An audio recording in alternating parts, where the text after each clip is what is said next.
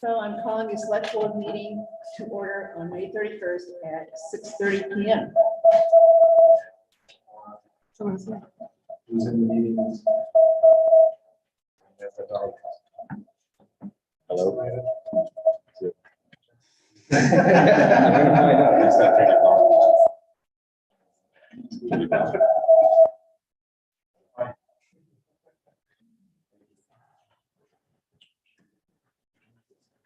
So this is the first in-person meeting I've been to in a long time.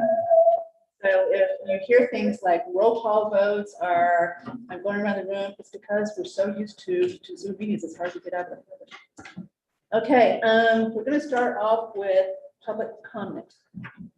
Is Liz here, Sam? I can't see who's in the audience, Zoom audience. So Chelsea, do you see Liz Kesselman? I do not see, yeah, I do see Liz Kesselman, yeah. Okay, Liz, assuming you can hear me, would you like to come over and speak to us about the taxation aid committee? I just moved her.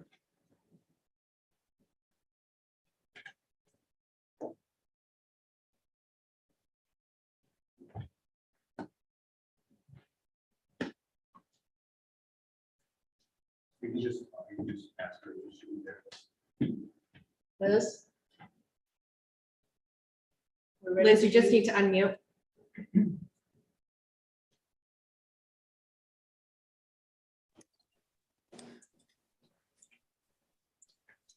Liz, you should be unmuted.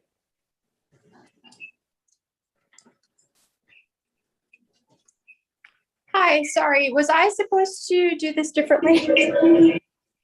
You're doing fine. So, hi, I know that you had a meeting this afternoon, and according to Mr. Stivers, you'd like to talk to us briefly about where things stand with the committee. Yeah, thank you. I'd like to. Let me just grab my notes. So introduce yourself first, please.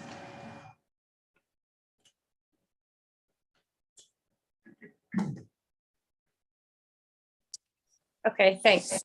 Hi, yeah, my name is Liz Kesselman. I'm chair of the Taxation Aid Committee, so I'm here on behalf of our committee. For those of you that don't know, the committee was born out of a Massachusetts regulation back in 2002, I believe, that allowed for towns in the Commonwealth to provide tax relief aid to seniors and disabled residents in the community. Our committee lay dormant for many years, but was revitalized in 2018. So we have actually been giving out tax relief for, this is our third year. So the reason why we're interested in talking with you all is because essentially the taxation aid needs to be funded 100% by donations. That's part of the stipulation. There's a small trust, and given that the need has been great during the pandemic, we would like to actually ask for consideration for some of the ARPA funds, because our trust just quite frankly doesn't have the asset level to meet the needs for what we would like to be doing. So just as a little history, the first year we gave out was 2020, fiscal year 2020. We actually gave out for 7 applicants, $750 each. There is a maximum of $2,500 that can be given to any applicant. In 2021, we increased our applicants to 9, and we were able to give $1,000 to each. And we met this afternoon. We've been in the process of trying to figure out what to do. We have 12 applicants this year, and we, in an ideal world, would really like to be giving out at least $1,000 to each of them. So essentially, with a trust that's very limited, it's a little over 30,000 in assets. We're in a position where we really would benefit greatly from any help from ARPA. And just to give a little color around it, the average age in town, or the average amount of time that our 12 applicants this year have been in Southborough, is close to 40 years. You have to be in town for a minimum of 5 years to apply, but it's been close to 40. These are long-term residents. 5 out of our 12 applicants this year, their Southborough property tax represents 40% or more of their income. So the need is very great. last year when we gave out our grants, we included in our letter other opportunities that one could take advantage of in the community. Jeff Klein from the Assessors Board is part of our committee. We've worked with the Senior Center. We're trying to get awareness of other ways because you can receive taxation aid and other things. Our program is very clearly defined. There's an application that we rebuilt to make it very user-friendly, and it's very transparent. We're essentially in a position of giving out as much money as we possibly can. So we'd really like consideration to help us with this year's giving. If you do the math, we're in a tough spot. We'd like to give out at least 12. It would do a major dent in our trust, but we'd actually really like to ask for any consideration above and beyond to help us for this year and for next year. I mean, I understand there's a big bucket, but we'd love to receive 20 or 30,000 to put immediately into the trust. The other thing is we are actively as a group, our committee is working on finding other ways to replenish the trust. A big initiative that we plan to undertake after we finish this giving cycle is to talk to some of the charitable organizations that serve our community. So the banks that have charitable foundations, and perhaps even greater Worcester County. Because you can see that we believe in this really strongly and the need is there, but with donations only, I believe you all received a spreadsheet from Brian today. We're taking in just a couple $100 a year. So we're not bringing in donations yet of the level that would support what we'd like to give out. And of course, we had pandemic, but assessments were going up. I'm sorry, are you looking at something on a screen? No, the question is, are you trying to do the 12K by June 30th? No, we don't need it by June 30th. We give in the November tax bill. It's applied to the November tax bill.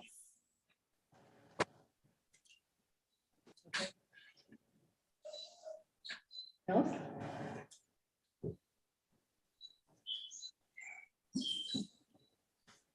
No questions here. Thank you, Liz. Oh, you're welcome. Do you have questions about the committee or what we're trying to do? Questions? No? None here. Lisa? Okay.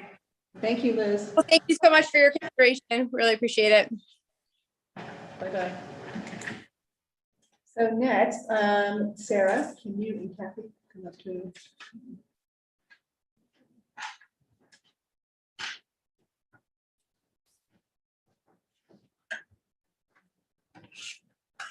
So for those who don't know, Sarah is the department head of the Youth and Family Services. For the past 4 years, there's been an award given to a deserving person in Southborough that is named after the former department head, Lori Sugarman Whittier, who was 30 years, 40 years, a long time. And then Sarah stepped up and she retired in 2016. So the award has been presented this year, and Sarah is going to tell us who received it and why. Yes, thank you. So as Kathy said, my name is Sarah Castle and I am the Director of Southborough Youth and Family Services. Our department provides mental health support, social services, prevention and education programming for the community. And today is May 31st. We were here to see you at the beginning of the month, and we're concluding Mental Health Awareness Month. And Mental Health Awareness Month is a time that we really try to be attentive to the prevalence of mental health conditions that exist in our communities, to support those who are experiencing mental health challenges, to promote services and supports that exist, and really to collectively work together to decrease stigma that exists around mental health and accessing services.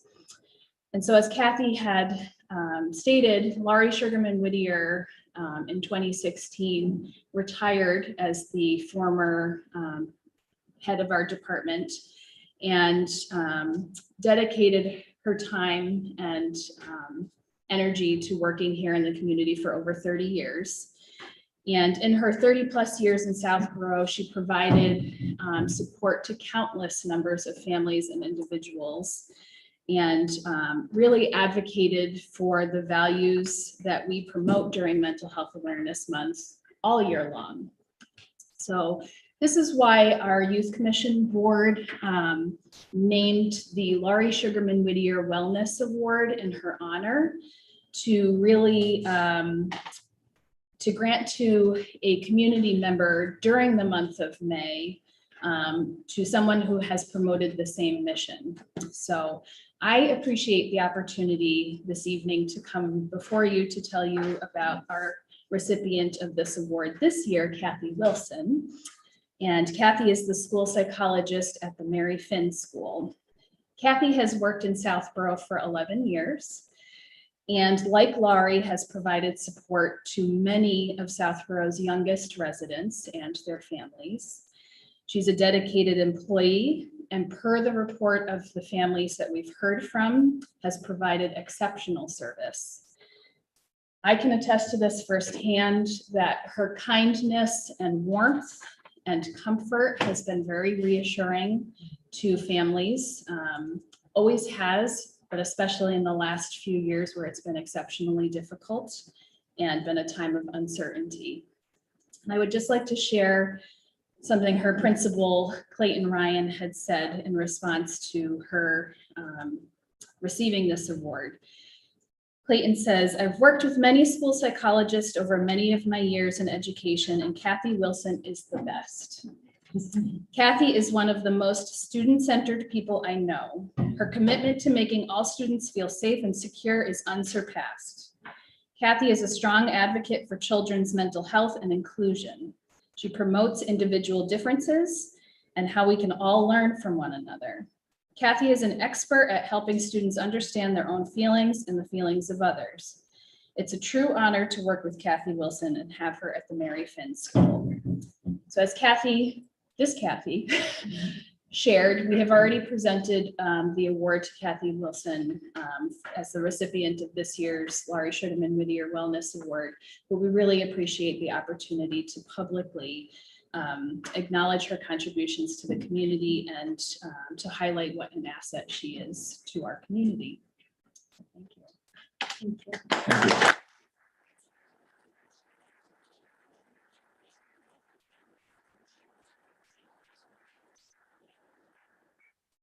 Wanted to thank you for inviting me in and thank Sarah and the Southborough Youth and Family Services and Southborough Youth Commission for this award.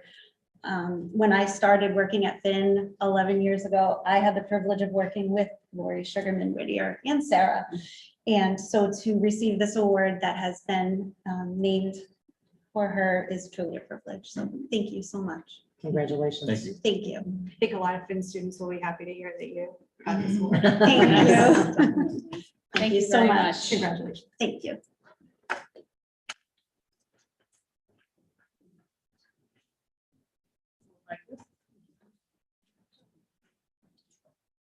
Grace, you're welcome to your community. So next on our agenda is to show our appreciation for Marika Winsett, who is leaving EDC on June 1st. So Tomorrow. Tomorrow. Not that you're counting. One more day, 4 p.m. So for those who know Marika, I don't know anyone who has said anything other than what a great employee she's been, what an incredible amount of time she's spent, and what all she's accomplished in a supposedly part-time schedule for EDC. So I solicited from people who know her very well, things that she's done over her tenure here. And it's a ton of stuff. So I can't read all this into it. We could be here for 20 minutes. But long story short, we have received a lot of grants in this town because of Marika's efforts. I mean, lots of grants. The tents that you see over at the restaurants, she helped do that. So there's just nothing I've ever heard that isn't anything but what a loss it's going to be for the town. She's going to Japan. She's offered to help out, I think, for a while, but I'm not sure if she's going to do that with the time difference. Somebody's going to be up late or early if they're going to make that work. But I mean, it's just page after page. So this is what John Wood says. Never felt like a part-time employee. Always went the extra mile. Continuously strove for collaboration across committees and boards, trying to solicit input.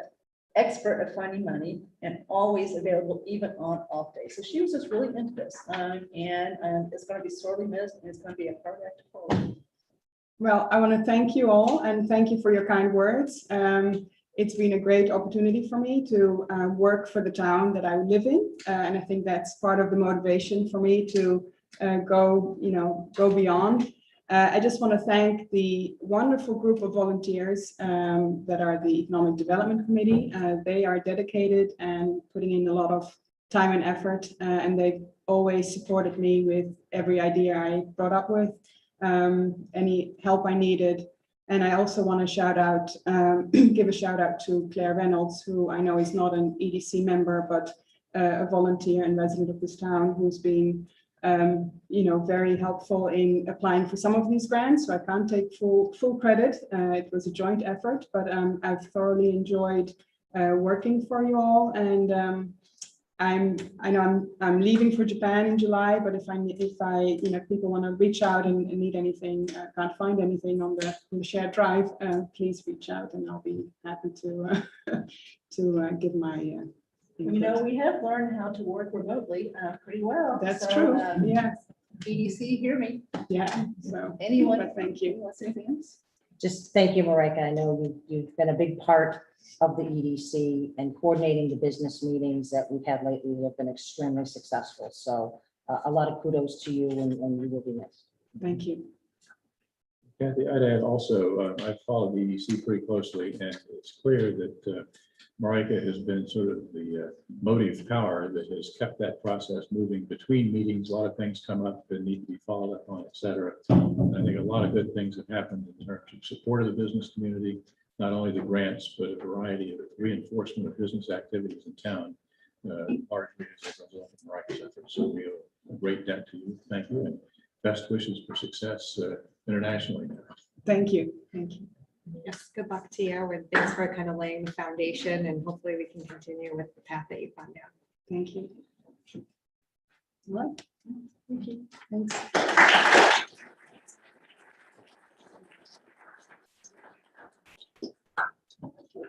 Sergeant McCarthy?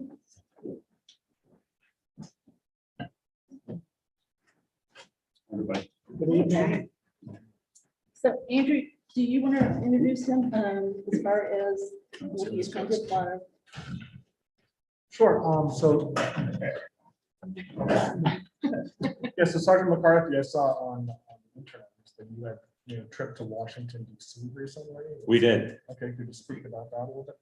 Sure. So a group of us from the PD try to go down every 2 years to Washington DC for National Police Week, which runs from May 11th to May 17th.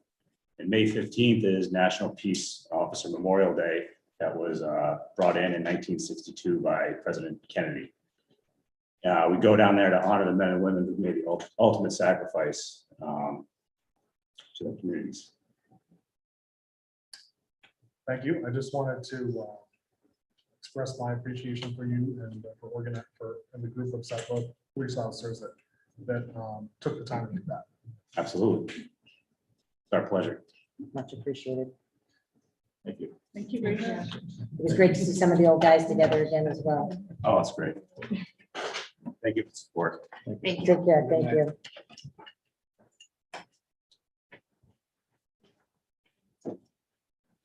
So next, we are going to start a tree hearing. Mr. Leroy, you want to come up to? Absolutely. The planning board's now in session. Evening. Good evening. So for those who aren't familiar with tree hearings, select board is charged under state law with the tree warden. So we're here tonight to basically talk about 6 trees that have been, we've been asked to talk about that have issues as far as either being dead, safety, et cetera. So we're going to run through these in an order that I think makes sense, and easiest to hardest. So the legal notice tree hearing, select board shall hold a tree hearing on Tuesday, May 31st, 2022 at 6:30 PM to discuss the removal of 6 trees located at 5 Stubtail Lane, 6 Sunrise Drive across from 65 Marlborough Road, and 2 Stockwell Lane. Trees range in size from 10 inch to 42 inch, consist of 5 oak trees and 1 maple tree. Each tree is posted. Any person wishing to be heard on the proposed plan should appear at the time and place designated. Objection to the proposed removals may be made in writing prior to or at the hearing. Meeting may be viewed by the public through a link located at www.southboroughtown.com/remote meetings. Any person wishing to be heard on the proposed plan should appear at the time and place designated. Southborough/. The way we're going to do this is we're going to hear from Mr. Leroy first. Then I'm going to ask the planning board if they've got a comment on the particular tree we're talking about. Then I'm going to turn it over to the select board. And I'm going to start with Ms. Braccio because she has been the person who has gone around and looked at all the trees with the planning board and with Mr. Leroy. For select board to make comments, and then we will ask if there are any comments from the public as far as objectors, et cetera. And then we'll take a vote as far as what we think should be the disposition of that particular tree. All right, so Mr. Leroy, we're going to start with, I think, an easy one, which is 6 Sunrise Drive. 6 Sunrise. Okay. 6 Sunrise Drive is a dead maple tree that was a resident request due to the fact that it was breaking apart. And the tree warden recommendation on that tree is to remove it and replant a new tree in the fall. Close to that location. That's your recommendation. Yes. Any board? I concur the trees. I just question whether it's on town property or not. Yes, according to the GIS, it's on town So property. he's saying yes, according to the GIS, it is on town property. So you concur that it's dead. So I'm going to start with Ms. Braccio. So this was not one of the trees I had actually walked with the tree warden with. I had driven by it prior, as you can see on the screen behind you. It was pretty dead, and I didn't think there was going to be too much comment on this one. So I concur with Mr. Leroy's assessment as well as the arborist that looked at it as well. Anyone else from select board have a question on this particular tree? So I'm saying no, no, Chelsea? Nope. Okay. All right. Anyone else for the public have a comment on this tree, an objection? You're looking. Do not. So I have just a process question. here. Yes. Okay, so I thought that at the select board level, these are appeals from a tree warden's determination about whether to take it down. Was there actually a written objection? Okay, so Andrew, when we put the interim policy in place. Okay, good. This was one of the things the board agreed to do, was to have all chapter 87 hearings come before the Board of Selectmen. Okay, So this is just following the process, the interim process. understood, thanks. Okay, so can I have a motion to support Mr. Leroy's recommendation to cut down this dead tree? So move. Second, Okay, 6 Sunrise Drive. Chelsea? All in favor? Okay, all in favor? I know it's tough. I going really back. am not. Okay, so 5-0 then, so that was done. Okay, Mr. Leroy, let's go to the tree at 65 Marble Road. Okay, so that is the dead oak. That one's pretty straightforward. Tree warden recommendation is to remove it. No objection letters were received. Okay, Mr. Trump, In general, it's dead. do you agree? Yes. 2 deads. Very dead. Lisa? Absolutely dead as well. Okay. Any other comment from the select board as far as this dead tree?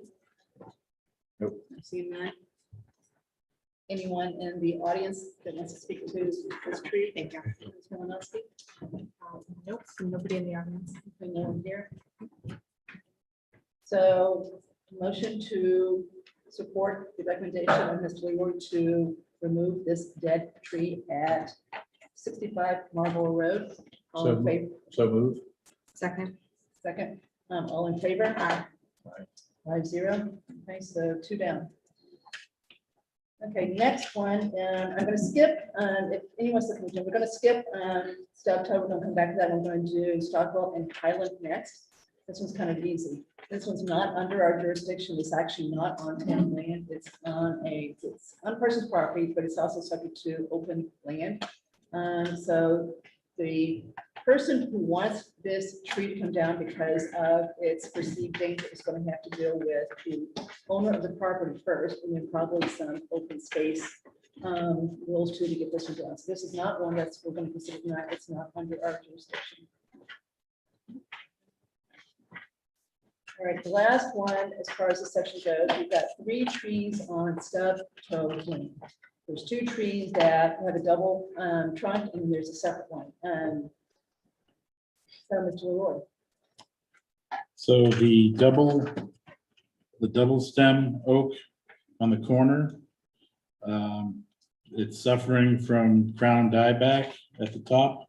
So it's beginning its process of dying. And the fire chief also weighed in on it, and he recommended removal for access of the fire apparatus down Stubtoe Lane, that tree poses impact, especially during snow when the road gets real narrow. So the tree warden's recommendation on that tree is to remove it. And I did receive an objection letter about that tree. Okay, so we're going to deal with these separately These two. because they actually are in different circumstances. Okay. All right, Mr. Trail. The 2 together? Yes. I concur with the others, but I would request that they not be taken down to the falls. Yes. So not taken down by the fall because of what? To the fall. Because it's nesting season. Question? And I concur as well, and Ms. Latrell had shared that concern with Ms. Galligan, and she did not foresee that as being an issue by the time it goes out and gets bidded and gets taken down. It won't be till the fall anyway, sometime in September. So we all did concur on this tree as well as the arborist. So select board. Well, a question first, so the tree we're talking about, is that the one like at the apex of the? Yes, it's at the corner. Right There's at the two. corner. Okay. the double. Right on the Double. road, yeah. Thanks. Any questions? I have a question. Yeah, I saw a fire chief's memo saying that he actually could get the tower truck in there. It was a tight fit, because it actually could be. But he did say that he recommended So, removal. yeah, I saw that part of it. Yeah. No margin for that. Yeah. No When- room for arrogance. When we do get a lot of snow, Understand. there's no place for that snow to go, especially on that road, because there are so many large trees that it gets really narrow. I guess I'm generally inclined to save every tree we can save until we really have to cut it down. So this is not totally dead. The general view is we want to try to save it, I guess. Given what I've heard here, I don't object to taking it down, but. Thank you. Is someone else? Okay, I don't have any questions. Okay, so now let's turn to any objectors as far as having this double tree removed in the fall. Mr. Maria? I don't object, Deputy Mayor 58 Flag Road, I'm speaking as an individual, not as a planning board member. I don't object to the arborist opinion, but I would ask that we put in a replacement. As a Tree City recommends that we use 2 trees, replace a large tree with 2 new trees for every tree that's taken down. This one looks technically live, although I guess it's dying or poorly. And so I would ask that we ask the homeowner, I guess, to plant 2 trees for each tree that's taken down. So Deb, I think if it were it's in the right of way, it would be the town, and I would be absolutely supportive of that request. Okay. The DPW, and I can't imagine they would have an issue with that either. And who decides what kind of tree? I would assume the DPW, but I'm sure they would be open to feedback. Would that create an access hazard for the fire department? Is there space to put replacement trees there? When replacement trees are planted, they're planted looking towards the future. not our roads meeting the tree, but where the roads currently are, the trees are then set back. So there's enough town roadway there to move the trees back a little bit, not have to go on private property. That's good. Okay, that's a good idea. Thank you. Mr. Barrington, I think you objected to these trees, if I'm. Yes, I did. Would you like to speak? Sure. Grant Barrington, 58 Flag Road. Yeah, I think that, personally, I think that we should, I think that we should wait for the tree to actually die before removing it. You know, I visited this particular tree and I saw that there were plenty of green branches, you know, filled with leaves on it, and there were a few dead branches on the top, but I don't see it as a particular imminent hazard right now.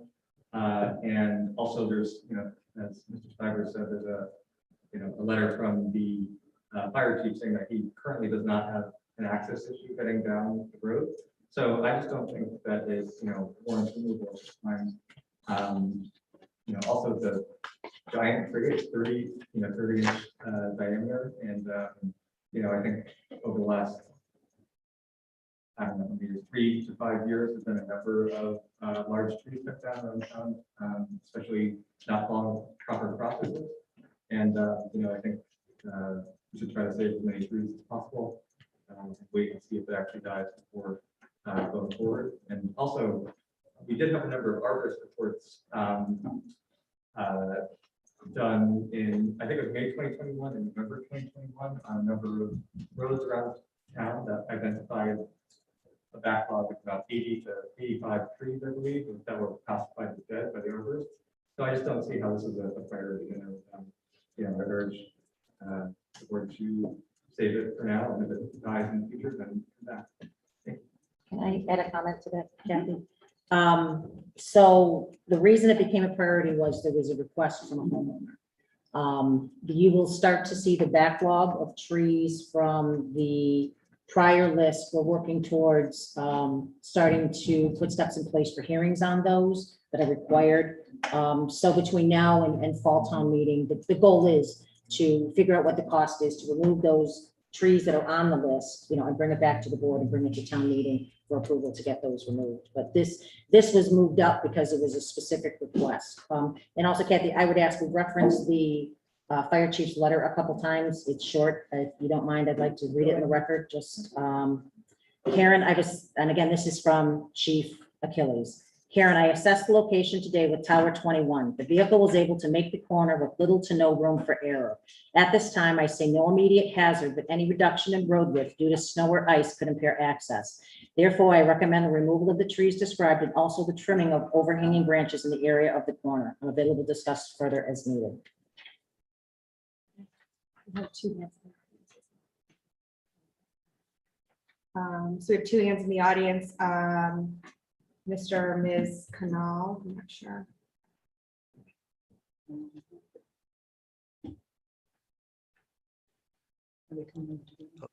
Hello, can you hear me, folks? Yes. Yes, okay, yeah. So I'm the homeowner, and I have to share my concern with Chief Achilles that when we do get considerable snow, it does actually create a bottleneck. So for a large vehicle like a fire truck to get by it could keep the fire truck from getting around that corner. And that's what I've seen over the last 20 years that I've lived here. So the previous person that opposed it said that it doesn't present a current problem. It does present a problem during the winter time. And I do agree with Chief Achilles' assessment on that. And just to be clear, these trees are in your yard. They are at the edge of my property. That is correct. Yes, Ms. Burns Fiore, I'm bringing you over as well.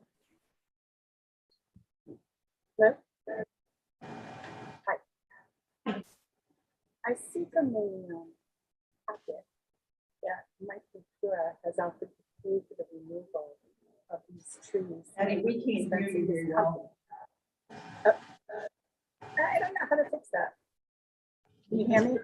Can't hear, Very well. yeah. Patty, we can't hear you, clearly. We know you're talking, we just can't hear what you're saying. What do I do? I am muted. It's garbled.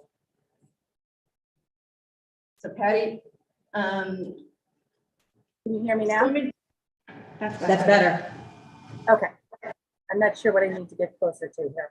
I'm going to be quick.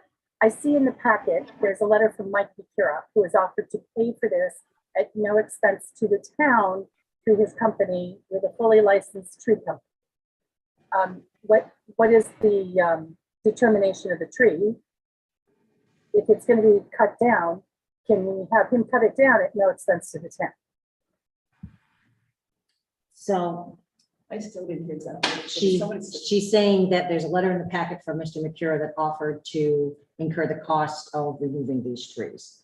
Patty, my understanding is, and Mr. Purple, you can correct me if I'm wrong here. My understanding is that that was when he had a tree company out there that was doing some work on his own residence, and unfortunately, that time has passed. So the burden would fall back onto the DPW as a right-of-way tree. Have you checked with him on that? Absolutely. We Absolutely. will check, and the letter's dated April 24, so it wasn't that long ago. No, we can It certainly check that. wasn't, and it didn't seem to imply that there was a time limit there. That was what I understood it to be, but we can certainly check. Okay, so Absolutely. Lisa, you think there's a time limit, and Patty? I you thought think there there's was. not? I'm just doing a literal read of the letter. It does not appear that there's a time limit. There's no downside in asking them. right? No, So we will absolutely. ask. Yep.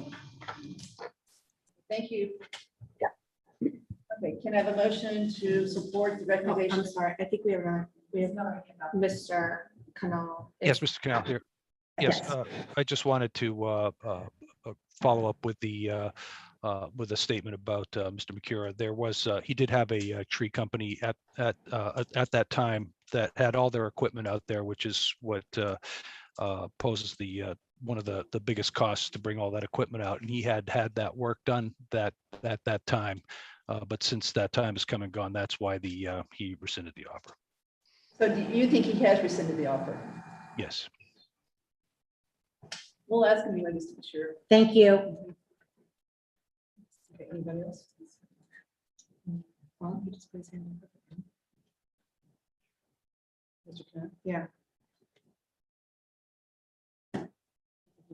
Mr. Canal, your hand's still up. I'm asking you to unmute if, oh, it's down. Okay, we're good. Thank you. Okay, can I have a motion to support the recommendation, Mr. Igor, to have the two trees taken down that are the 30-inch trees on Stubtail?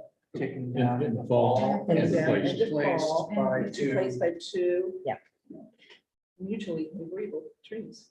So moved. Second. All in favor? Aye. So 5-0? Yeah. Okay, all right.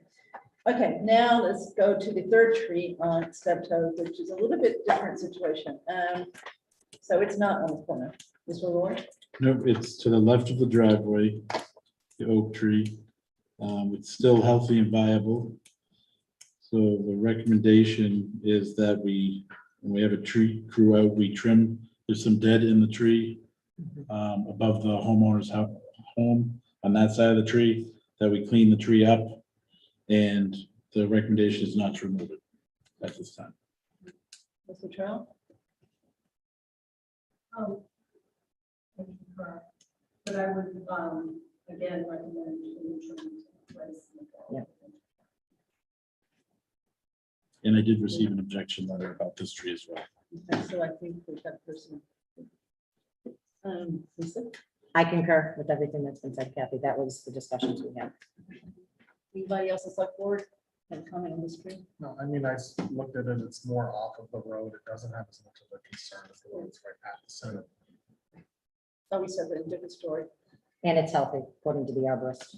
So overall.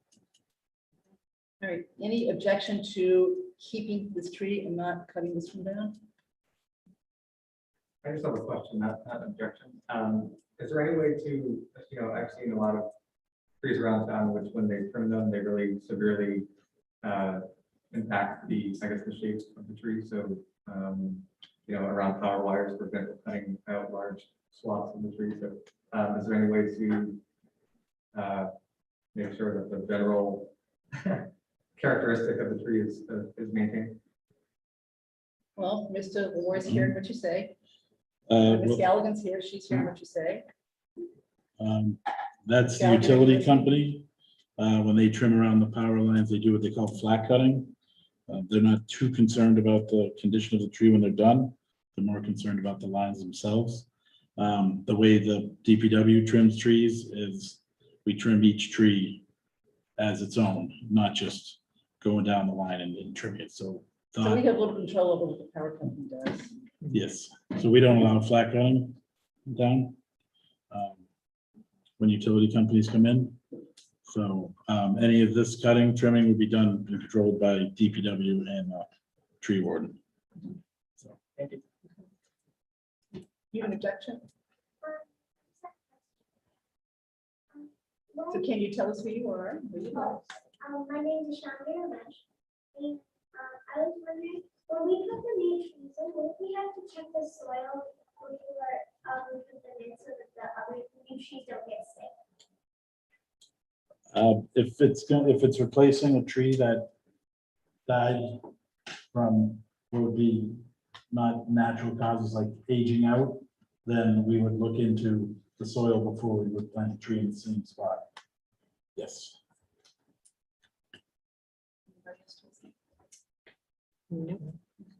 This is no more objection. So is there a motion to retain this tree? Let it live. With Trim trim in the fall as required. Trim in the fall, only in the fall. So moved. Second. All in favor? Okay, so we finished the first part of our tree hearings. Now we're going to go to the next part of our tree hearing.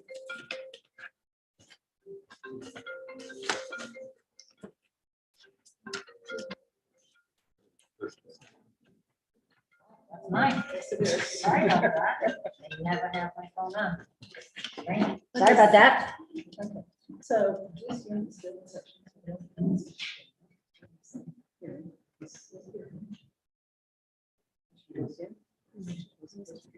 Yeah. Yeah, we should close Yeah, this. okay, but this is still going to be a hearing, it's not going to be an appeal. Okay. All right, so we're going to close the first part of our tree hearings tonight with the 6 trees that were on that. And we're going to now go and open a new tree hearing where we're going to consider the disposition of 2 trees that are at the corner of Flag Road and Deerfoot Road. And why are you leaving? I was gonna sit back here. I've already given my Okay, that's fine. thoughts on it.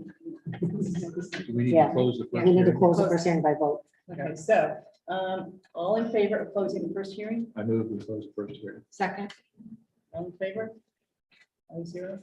Okay, now we're going to reopen or open the second hearing where we're going to talk about the 2 trees at Flag and Deerfoot. And this is a hearing. This is not an appeal. We will, so Mr. Roy has expressed his opinion at the joint hearing with the planning board. So I'd like you to still express your opinion before you Sure. leave us. May I ask a process question, Kathy? I'm Yes. sorry. So, Mark, was this hearing covered under the prior hearing notice? Did I miss that? The hearing notice that you read, I thought it was specific to the trees. That was specific to the trees. Was that you this, just- is this tree hearing? What are the requirements of this hearing? Is it just a posting or I just want to make sure we've met the Simply requirements? notification. Notification. Okay, I thank you. don't think there was a formal requirement. Okay, I just want to make sure that we've covered all bases. Thank you. Sorry, Kathy, go ahead. That's fine, thank you very much. Okay. All right, Mr. Roy, can you let us know about your opinion on these 2 trees? So the original hearing with the planning board was going off the original plan that I was given for the reconfiguration of that intersection. And it was my opinion that those 2 trees wouldn't survive the construction and reorienting of that intersection of that plan on that day. Okay, so it's not your opinion that this project could not go forward if those 2 trees were left. It's your opinion that the project would destroy the health of the two trees eventually. The original plan, yes. Okay, and now we've got a revised plan. Okay, that will allow these two trees to remain intact. Which I haven't seen in the plan. So far, so good. Okay, Ms. Latrell? Would you like to explain what the planning board did at their hearing? So the planning board questioned the necessity of this intersection because it was based on Park Central, which the comprehensive permit for that project has been revoked. And it hasn't been heard since 2018. So we just questioned whether this intersection A needs to be reworked. And B, according to Mass General Law, relocations of streets, the plans need to come before the planning board for a report. So we didn't see this until it came for a tree. Because it's the same road. No, it's a sort of road in town. Relocating roads requires. So the planning board's opposition is to the entire project, not necessarily just the two trees. Not opposition, we believe that it should be discussed whether it's still a necessity. We'd like to see that happen first, before the trees come down or not come down. Just a point of order too, I think it's important to recognize that a scenic road. So can you? Oh, sorry, Marty Houlihan, planning board member, 26 Clifford Road. I think it's important to also note that whether it's a scenic road or any road that requires a restructuring, regardless needs planning board review.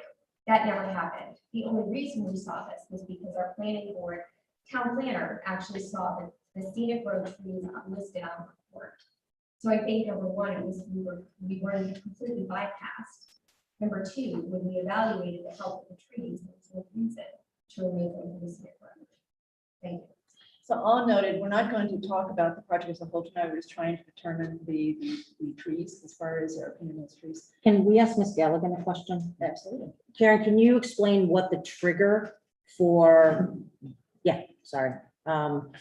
just so we understand what the trigger would be for the planning board review and report? So when we talked to town council about this before, as far as intersections go, we were told within the right of way, moving around the pavement, and I believe Mr. Purple can confirm this, is that's not something that's the planning board, because we're not changing the right of way, we're just moving around where people travel on it. So we did not think we needed to go for, this needed to go in front of them, in front of the planning board for that. This project itself, which I know we are going to talk about a little bit later, but it makes sense to bring it up a little bit in the appeal. No, we're going to talk about it now. This is Oh, okay. of that project. Is that this project was not because of the 40B. This project was brought forward because residents were concerned with the safety of Flag Road as it is and it stands today.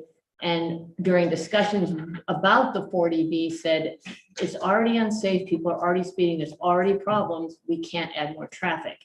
So we had the safety study done. The safety study was based on what was going on at that time. So the striping, the stripes on the road, the driver feedback signs, and that intersection. And when we had the court case and I had to go to court, they asked, what are you doing? Are you doing these things in the safety study? And this was something that we said, yes, this is coming forward. It's something that the town had allocated Chapter 90 money to already with the anticipation of doing. So it was a safety issue. It's intended to slow traffic, making them have to take a right turn onto Flag, like a 90-degree turn or a 90-degree left, take a 90-degree off of Flag, right or left. It slows traffic down on Deerfoot because it's at the curb. It doesn't just let you veer off. It's not It's not a fork in the road anymore. We've done this on other roads in town. When there were forks, we try to make it a 90-degree. We've done it right down there. And also made the crossing safer so that it's clear where the crossing is for the children trying to get to the Trotter school. But that's why this project was underway, and that's why, because of the fact that we were moving it within the same right of way, is why we didn't need to go, or on my understanding, we don't need to go to planning board. And it's, as they just pointed out, it's been something that's been out there since 2015 as a project. So there's a lot of interrelated issues with this project, truck exclusion, et cetera. So we're not going to, there's nothing that's going to be decided as far as going forward with the project. I understand you've got a contract. I understand you need an answer at some point soon. But all we're going to do tonight is vote on whether we support taking down the 2 trees or not. That's all we're going to try to do tonight. This other information is very helpful and will be dealt with shortly.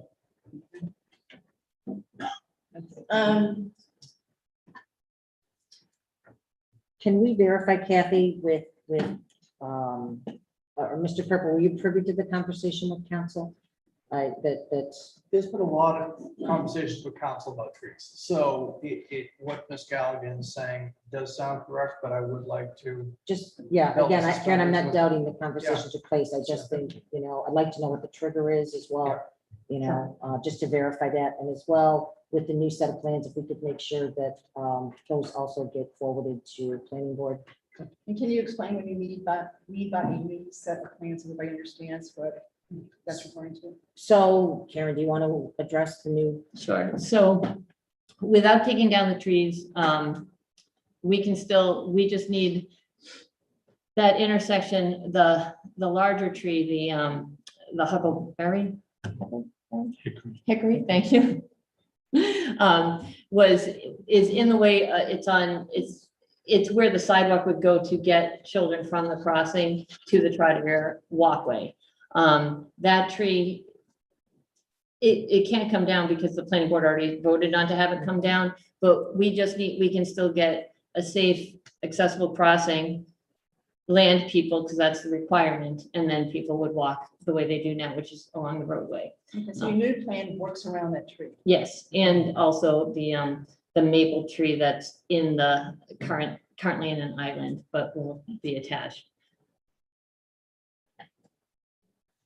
Okay, select board, any other questions or comments on this one? I've got a couple of questions, if I may. Go ahead. One, backtracking a second, the town council's opinion, is that from current town council or previous town council? Current. Correct, good. Second, if we proceed with the new proposal that you have, and I'm sorry, I just got that this afternoon, so I haven't had a chance to look at it. I did. In detail, but do we risk the same issue that Mr. Leroy mentioned previously, where the construction process would create a significant hazard for those trees' survival? Have enough room to give the trees room to thrive here. Well, where the trees are, they aren't in a very good spot for thriving as is. But the larger tree, the hickory, was right in the path of the sidewalk. So that's why that would have come down. If we don't build the sidewalk, it's still just on the edge of the road. And you can see the road actually kind of curves around it a little bit. It's not ideal spot for a There's tree. still risk for that. But it's in the same risk it was before. Okay. And the same with the maple, we're just moving the sidewalk further behind it so that we affect it less. Okay, thank you. Okay, just a little confused now, but so the town council is gonna get back to us to verify whether or not the revised plan needs planning board approval, right? Okay. And then, Report. Thank you. reports. Okay, thank you. Also, so I'm looking at the 2016 Flag Road safety study, and then there's a schematic of the project then, so it's 5 years ago, 7 years ago. And so it's got some dots showing in there. Are those proposed placement of new trees with the reconfigured intersection, or there would be new trees planted after Other ones were removed, are removed. I think they did show new trees on there, and like I said, it was a schematic. And we don't have new trees on the plan, but we do have a backlog of trees that actually planning has secured for us through other projects that we do need to plant, and that area would be a good spot for some, even that island itself, because we do need to, we need to find open spaces for some of these that aren't right on the roadway. So that's just a good location. But that is still just a schematic, so it doesn't look exactly, it wasn't done through with, like design standards. Yeah. Okay, and then Kathy, are you going, or you're asking for questions that are related to the appeal of the tree wardens? This is actually the hearing for it. We're listening Okay, to all right. Mr. Opinion. We've got his So- opinions. We're actually doing, this is the actual hearing. So could you also speak to what feedback, if any, you got from the most immediate abutters from this project?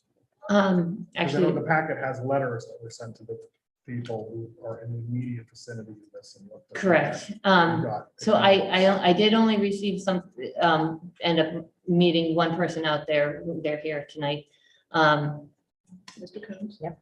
And the thing, at the time, I mean, I do think people want to see the traffic slow down on Flag Road. I think this does it. I think there's other issues that, you know, residents, a lot of residents want sidewalks, a lot of residents want the streets to be safer for bicycle and sidewalk, but the first thing we need to deal with is speed, and this does that. It might only affect the cars until they get to Orchard Road. And then at that point, they're back up to speed, but it will slow them down at the intersection. And that, you know, we do have a vulnerable group trying to get across the road there, going to truck. So we acknowledge there's clearly thoughts on both sides of the project itself, which we'll get to at a later date. So that's a fact. We know that already. So let's just continue to talk about the two trees so we get through that. Mr. Coombs, you're welcome to speak too. We'll get to letting people talk, but let's at least stick with the trees first. Okay, I think, I mean, I'm interested to hear what Mr. Coombs has to say. Before you make a decision on the trees? Yes. Okay, all right. So, Mr. Coombs, would you like to speak, given you are the person who is? So first, my name's Dave Coombs, 61 Deerfoot Road. We just think reminiscing here, where I'm sitting here. Remember my time with David and Bill sitting in maybe that much space, and it's so refreshing to see three women. Thank God, it was finally at that point, the same plan. Yes. So such a great change. I go back to pre-COVID. And I think about standing over there and speaking to not all the same select board, but some of you. And we're talking about the safety issue with Deerfoot and Flag. And you know, I'm a front row observer along with the choices across the street, you know, kids walking home from near an inch or people walking babies along the street. And the speed and the traffic is certainly a concern. And Karen, to her credit, took the ball and ran with it and developed this plan to try to improve the intersection. Now I have a picture on my phone I took Sunday of the tractor trailer that went by my house, past the hairpin turn sign, past the no tractor trailer, right hand turn sign, and went a little bit past the intersections. We had to back up almost to my driveway to make the turn. And the reality is, this plan will not solve the problem. It solves part of the problem. But the reality is, it's a police issue, it's an education issue for people. Now, maybe the neighbors go slow. I think kids, we have people going, commuting back and forth to Rhode Island from Marlboro, don't go slow. They just want to get the hell home to Marlboro, to Rhode Island. And the problem is, it doesn't solve the issue of people speeding down Deerfoot. Maybe they slow down 50 yards before the stop sign if there is one. Maybe they don't. But you know what? The people that take a right down Flag, they're going to go to the first or the second house on Flag before they hit the accelerator because they just lost time making the turn. To me, it's a huge problem. Karen's done a great job working with me and Amy. She's done a great job going, taking the ball, like I said. She's done everything she can do. We're not solving the problem.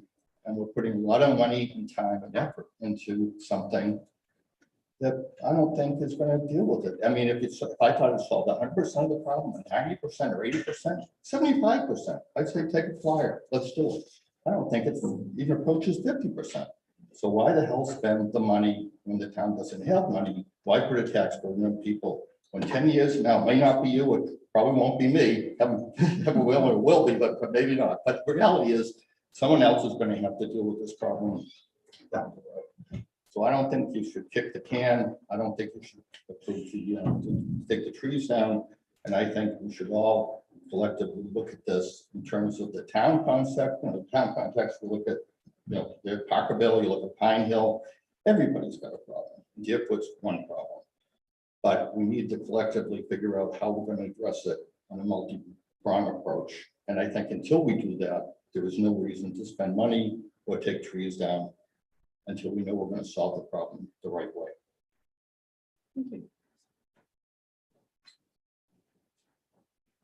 So Kathy, can I add one thing as well? So because this is based on an objection, the planning board has already denied the trees coming down. It doesn't matter if we say, yes, the trees are coming down. That's the point of the consolidated and joint hearing. So realistically, it's not before us tonight to decide whether these trees are going to come down or not, because it's not going to happen. There So if we wasn't- were to vote for the trees to come down, then doesn't you've got matter. a split decision that's going to have to somehow be appealed, probably to court. And you've got, two different boards saying two different things, so it makes it rather complicated. It does. But do we know that we are the appeal route for the planning board? I didn't think that was. We're No, not we're not. doing That's that. in court. So that's why I keep Court saying side. this, Yeah. we talked to town council today, several times. And this is actually our hearing. So Ms. Leroy has expressed his opinion, but this is actually the hearing, not the appeal. The appeal would take place elsewhere. If we were to disagree with the planning board, and then, someone wants to appeal either one, and then it would go elsewhere. So no, we're not the appeal of the planning board. So We know this is an that. independent hearing. We actually said it goes to court. So that's fact. Anything else, Andrew? Okay, just, I thought you had the, it would not go to court unless the select board were to appeal this, right? Well, if we agreed with the planning board for the trees not to come down, right? If you voted for that, then someone could disagree with that and appeal it to courts. If we disagree with the planning board, then you could have someone that disagrees with the planning board and take it to court. And then someone could disagree with us and take it to court. So it's rather confusing when the two disagree as far as what then happens next. But I think based on the new plans that were submitted today, correct, the trees aren't really an issue at this point. So So a moot point. it's a moot point. Well, In other words, the trees can stay, and if the project goes forward, the trees can Correct. still stay. That's a whole nother The whole discussion. reason the trees were going to come down is because of the project. Now there's a new project that works around the trees. So it does make it probably a moot point at this point as far as taking down the trees. The trees are healthy. There's no dispute with that. Maybe they're in a bad place, but she said, they've always been in a bad place. So we're not going to change that. But you still have the procedural issue of the hearing before you, where you need to make something correct, make some decision. But the planning board apparently disagrees. Well, I'm not sure why, but let's hear what they say. So you're all three. So Yeah, Mimi, can you come up, Karen, would you mind just so that we make sure it picks up order speaking? I think we're giving them what they want here, but So you keep calling this a hearing, but it hasn't been properly noticed, so I don't know how it could be a hearing. We have checked with legal counsel as far as what we were doing at this moment, and he said that we are on solid ground with this, with the notice that was given. Because it says in the agenda an appeal, it doesn't say hearing. Well, so that question, and on scenic roads, the planning board has jurisdiction. And according to our town council, unless he changed his mind, you can't appeal, the select board cannot appeal the decision of an elected board. And that's not what we're doing. Well, you're talking. No, I think she was about- saying, Mimi, if if someone chose to appeal the planning board side of the joint hearing, it would have to go to land court. We're not appealing. But if there was a citizen that, Well, she said if the select board and the planning board didn't agree. It's not clear what happens. The third parties could appeal the court. So maybe I'm just telling you what legal counsel said literally 30 minutes ago, because we pointed out this says appeal from here and not hearing. And he said that he believed we were on solid ground going forward with the hearing with the notice we did it. So that's all I can say, because he's town council. Unless anybody else has anything they want to add to Okay, it. so the question. So we're still going to vote. So there are legal hearing requirements, so I don't understand this. So the question is whether to affirm or deny his finding. Okay, Recommendation. all right. good. To Helps us to have a basically record. support or not support his recommendation. And Mr. Trell is saying, well, if this is a hearing, it has not been properly noticed. And town council disagrees with that. So you are voting to affirm Or not, the, or not. or not the decision of the tree warden, not the planning. correct, board. Exactly. correct, planning That's board's correct. decision is your own. Independent. That was unclear. So at worst, the select board could disagree. But that doesn't Okay. change the disposition of the trees. Nope. But it closes the So I would process. suggest the select board go ahead and vote, right? Because we're not And the going to second- solve, we're not going to solve the issue you have brought tonight, because we've got town council telling us one thing.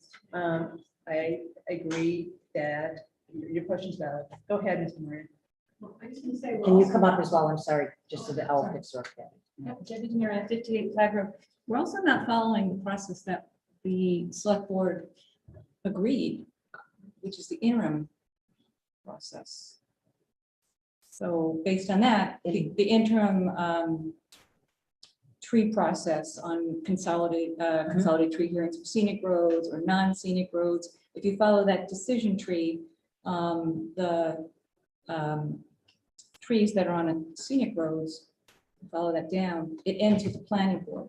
There's no further agreement or disagreement by the select board. It's the non-scenic roads that takes a different path, but we're talking about scenic road, and planning board has the jurisdiction. An appeal goes to court, it doesn't go to the select. So I think No one's saying that. the Yeah. point is on the objection, there were objections to the trees coming down, and under chapter 87, the board of selectmen has to hear the objection. And I think there's still a little bit of confusion, which is why we're trying to work out a process. I know, like I said, that Mr. Leroy, Ms. Galligan, Ms. Latrell and I are going to try to sit down tomorrow to at least create a framework that Mimi can bring back to the planning board and I can bring back to the board of selectmen. So some of these questions don't arise again. Yeah. It's crystal clear. Yeah, can I also make another comment before the discussion closes about the Flag Road report? So it was my letter that prompted Mr. Rooney and other select board members to convene a Flag Road Safety Forum.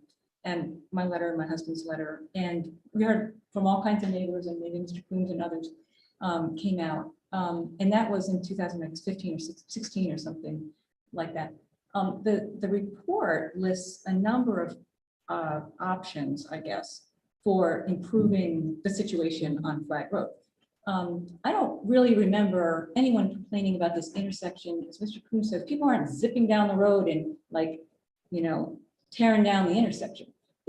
There's a problem on Flag Road, and Karen has tried over the years to assist with the putting up the signs, so you could get the feedback signs and that sort of thing. But there's like 10 other things that are mentioned in that report that haven't been tried. One of them is right out front, one of those berms or speed humps or speed bumps. It's all kinds of things that could be tried on that road. I mean, changing an intersection is not going to help the situation on the road. And I will just add that it's a scenic intersection. I don't, which is on the map from 1831. It's probably an old cow path. It looks like maybe it was. And so I don't see how or why the town would want to do anything with that intersection. I think what came up at the hearing as well is that there's no safety reports. I think there was a wayward truck that tried to go down the path to Trotter, and then there was the jackknifed truck. But that's possibly a truck issue, has been mentioned.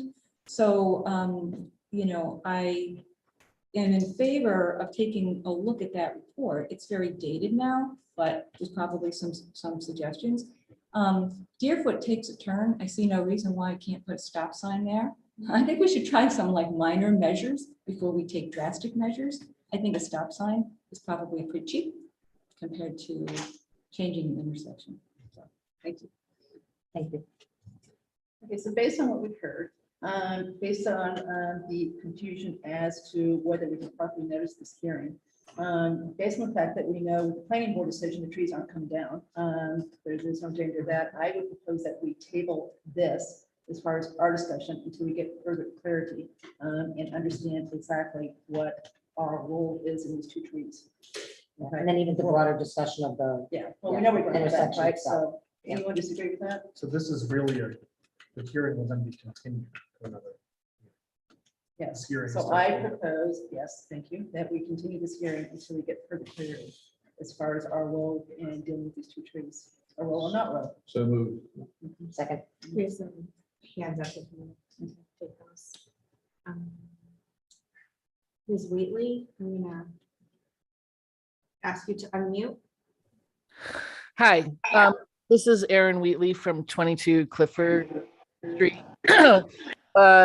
Pretty confused at this point, anything that's going on here with regards to the trees and the intersection and the town and the decision process of what goes to planning board, what doesn't. And I just wanted to state something that sounded really bizarre to me, that Karen said that if you're just moving pavement, you don't need to get approval from the planning board.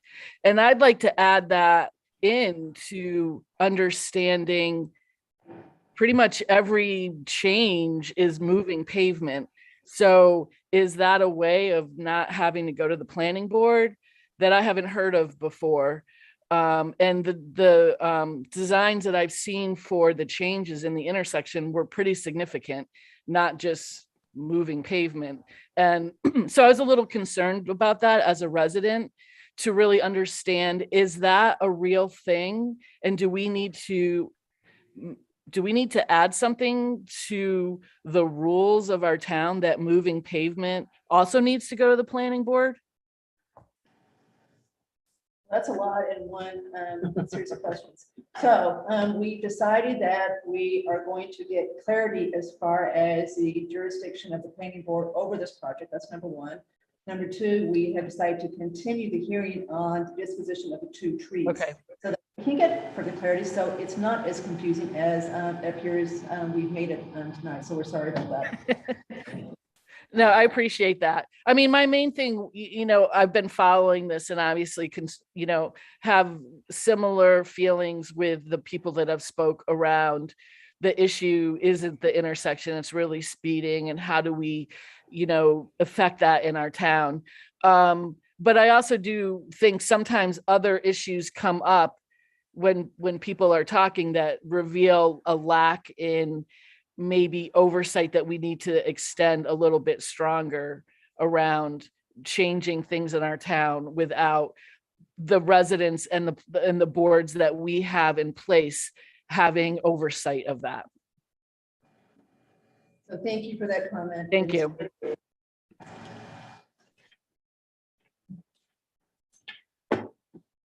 There's a motion on the floor. Yeah, there's a motion to continue. this then. I think there's nobody else that's it.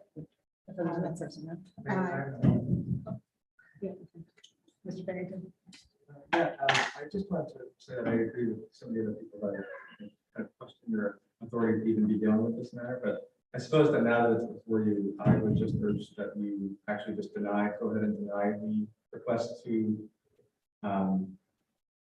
cut down the trees, and rather than continue without, I would Mr. Review to agree with the planning board, then keep the trees. Thank you for your comment. Okay, so we've got a motion to continue the hearing. Is there a second? Second. Okay, all in favor?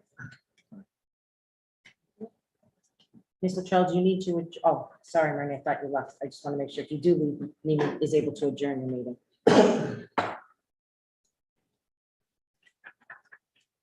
Okay, Ms. Gallagher, let's talk about updating these rules and regs. Thank you, Mr. Leroy, for Thank coming. you, Ms. Leroy. So Karen, can you come back to the, let's see.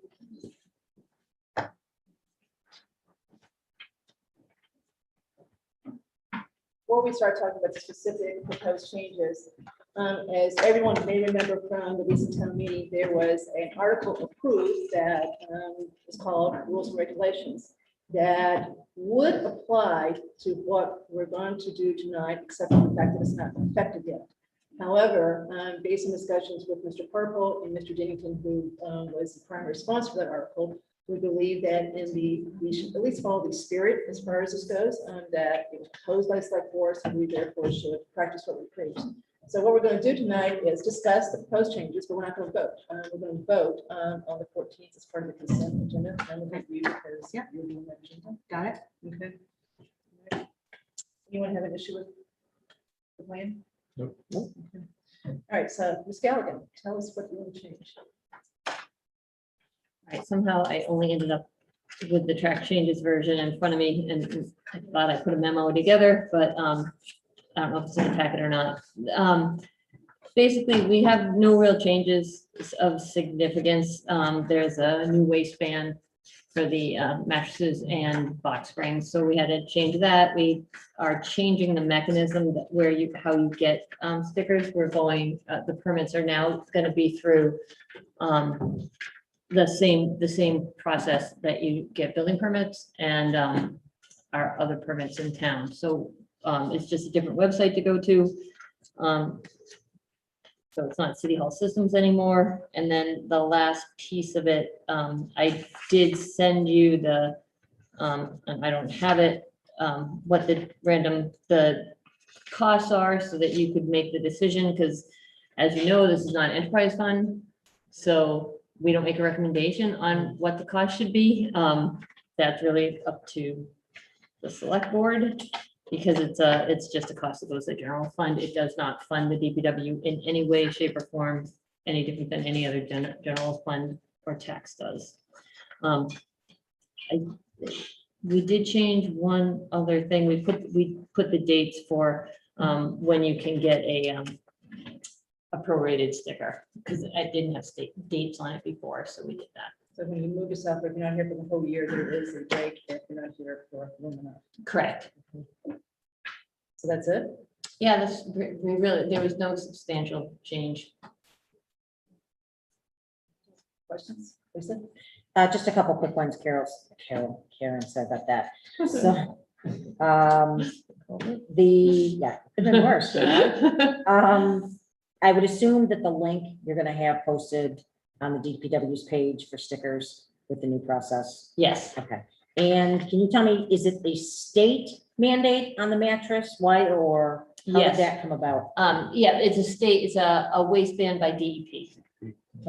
Part of So trying to get to a zero waste by. There's no way for a homeowner to bring any mattress or box spring, just to be clear, to the transfer Correct. station in any way at this time. Correct, at this Once time. is approved. We're looking into what can be done if, the same when we had to stop the CRTs. Right, it was sort of became do we do one big collection? Can we collect them at hazardous waste day? Can we do it once every 6 months? People just store them. We had, if anyone remembers, we did have like an Eagle leasing type box up with, and people were putting them in, and it just really was disgusting. People were taking them out too, I saw. Yeah, too, so no, I and would not be in yeah, favor of that. there were problems, so You're it's talking not mattresses ideal. now Or CRTs? Mattresses and box springs, yeah, there used to be a container that people would. Yeah, there so, anyway. yeah, it was, yeah. So, having them having them like at a hazardous waste day, I think is the So you're better gonna try to find a choice. solution for mattresses. And An outlet for option. people if they can't, if when they buy a new mattress, the old mattress doesn't go, which generally you can, depending on where you buy them, but a lot of times they'll take the other one out for them. That's it. Thank you. I had a question on and this isn't necessarily in the guidelines, but one part is, so I took over reviewing all of the free stickers last year and got some feedback from residents that they would prefer it be a staff employee that does it. So I've spoken to Melanie and the selectman's office to take that over. But one comment that had come up last year was, husband and wife both would like a free sticker. They're in the same household. So I think we just need to update if the board's okay with free sticker for the household and not necessarily one sticker per household. So there was a lot of resident feedback on that piece of it. Would that be limited to 2 per household or more? I mean, I think two would alleviate most of the concerns that I heard from. I just, we charge per household, so people are like, well, I paid for one, then I can get a second one without paying for an additional one. So that was just some feedback, and I would recommend that we have it go to the selectman office email account versus myself, which is on the application. Yeah, we did change it on the application. I thought that was all in the packet, but I didn't look at the whole packet. So that's already done. Printed it. Yeah, so everything, that's already been changed. All the mail-in stuff, everything's sort of redone because we didn't have anything significant in our if you guys want to change the process at all or change anything, that we need to. I think the only thing in these rules and regs are the limiting it to one sticker, and maybe we just increase it to two. That makes sense. Two need, 2 stickers for need. Yeah. Yeah. I agree with that, Chelsea, only because I know in my house, my husband has a sticker and then now he's traveling, so I had to get a sticker. So Right. you don't know the Right. situation. So that makes sense to me. Okay, so the process is going to be that we're going to notice this hearing in the next day or so. So we'll have 7 days met. And then when you meet on the 14th, it will be on the consent agenda to vote on unless someone pulls it from. Okay, makes sense? Sam? I have another comment question. Historically, the Public Works Planning Board has reviewed these and defined. Is that not going to happen this year? So it didn't happen because I realized it was the end of May and we really needed to get these out. So we've just been backlogged with too many other projects right Not that now. these are significant changes, but that. Right, no, and it's the same thing. They didn't meet for the budget this year either. It's just this year's been crazy.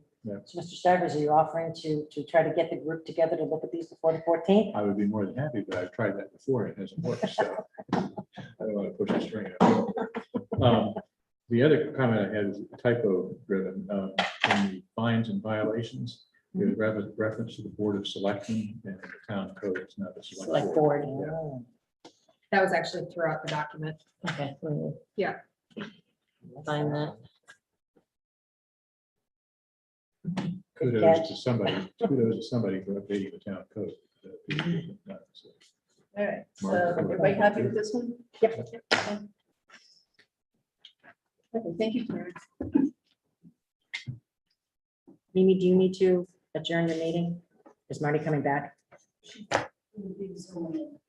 We're in 5 minutes. Okay, perfect. I just want to make sure that you're set and you're covered. Sorry, Kathy. Okay, so on to reports, so chair's report. So the only thing I want to do is try to get the schedule set for resuming selectmen's hours. But before we do it, I just got some questions, because I've never done this before, you guys have. When you've done it in the past, do you have many takers? It varies. It Not depends. many. Yeah, it depends. I mean, there've been times we've had 6 people and then there's been times No people. no people Yeah. or 1 person. But I think there's a value. I still believe there's. a Oh, huge I value agree, in but doing so it. what can we do to, what have you done to make sure people know about it? So reached out through various avenues, obviously through Facebook, using the Facebook groups. It's been shared all over that. The blog has done something on it as well. Certainly open to other avenues, maybe. The banner, thank We did the you. banner. Yeah, it just, All it right, so you made depends. a pretty- It depends on the pretty good time effort. frame, Kathy, of what's going on. Summer, we didn't ever really have any takers during the summer. Summer was tough. So, but at other times, prior, I think, Sam, to town meetings, Yeah. we've had people that just want to More. come and talk. So it just varies, Kathy. It depends on what, issues may be on the table. But we've 6 always o'clock is the time that Yeah. you chose? Usually, 6 or 7? gives people time to get home from work. And, we've always figured even if one person came, then we've accomplished what we set out to do. The people know that we're accessible and they have the opportunity. In my view, Sam has a lot of takers at the transfer station. Even if Saturday. nobody And I'm not even being facetious, Yeah. he actually does, Yeah. It may be some of the same Because people. they're there already, though. Yeah, I agree, they're there, but that's the point, they're there. But even if nobody comes, I think it's an important thing to do, because I think you Okay. got to offer, and then you made the Yeah. offer, and people are free to take it. Okay, so it sounds like there's consensus to restart it, and do we want to restart it, given what you just said about the summer, do we want to start summer or fall? I would think probably maybe the end of August, Kathy, early September at the earliest. Most So people would did you just guys start. hear what you said, to wait till end of End August? of instead? August, beginning of September to That makes restart. sense. Okay. Yeah. All right. Okay, so I don't see any reason to set a schedule tonight, then we're gonna wait till August, we know we're gonna do it, we'll put that back on the agenda when it gets closer, so we can get a schedule. And 2 people did it at a Two. time? Yep. Okay. All right, sounds like a plan, so that's my report. Okay, other members' reports, so I'm just gonna go, start with Andrew, I don't have anything on the members' reports. Mr. Stivers, Nothing there, thanks. Lisa. All right, so Eagle, Chelsea, I assume you're gonna speak to Mooney. Yes. Okay, okay, 3 of us were there. Eagle Scout ceremony, I just wanted to share with the board, I had the pleasure of attending Troop One's Eagle Court on the 22nd. From 2 to 3, there were 4 pretty impressive young men that had done some great things. I'd like to take a second and just acknowledge each of them for what they've done. Robert Stewart removed approximately 1,800 square feet of invasive Japanese knotweed and bittersweet vine, which is not an easy thing to do. And then created a 280-foot gravel trail from the street to a 6x6 viewing platform. He created that for SALT, which is a tremendous amount of work and a job. Michael Hurley created a meditative space at St. Matthew's Parish consisting of benches. He created a bird feeder, a statue, and plantings. Unlike other areas of the church, this one was created in a very accessible location so that there would be space for elderly and disabled parishioners so they could navigate. So that was wonderful as well. Chase Whitney renovated a room at the Pilgrim Congregational Church, which had fallen into disrepair and was being used for storage. This renovation included fixing walls painting, constructing a meeting table, whiteboard wall, and a shelf to hold prayer candles. The best part is this space is now used for education as a meeting space by the church and non-church organizations. So it created another meeting space, which again is a wonderful thing. Last is Will Purcell. His project was to improve the Shrine of Mary outside St. Matthew's Parish. A long pea stone path with cobblestone edges was created to connect the road and the prayer area in order to make the site easier to access. Also, the shrine area was refurbished and new planters with plantings were installed on the site. So kudos to these 4 young men. It was pretty inspirational to hear all of the amazing things. I'd also like to commend the leaders. Some of these leaders don't even have kids in Scouts anymore, and they've continued on and they've continued to mentor and inspire the next generation. So I kudos to Troop One, and it was an honor to be there on behalf of the board. Lisa, could I add one piece to that? Absolutely. Unrecognized largely, I think it's Mr. Stewart's amazing accomplishment as part of his project for that boardwalk. He managed to get the equivalent of a graduate degree in dealing with town boards.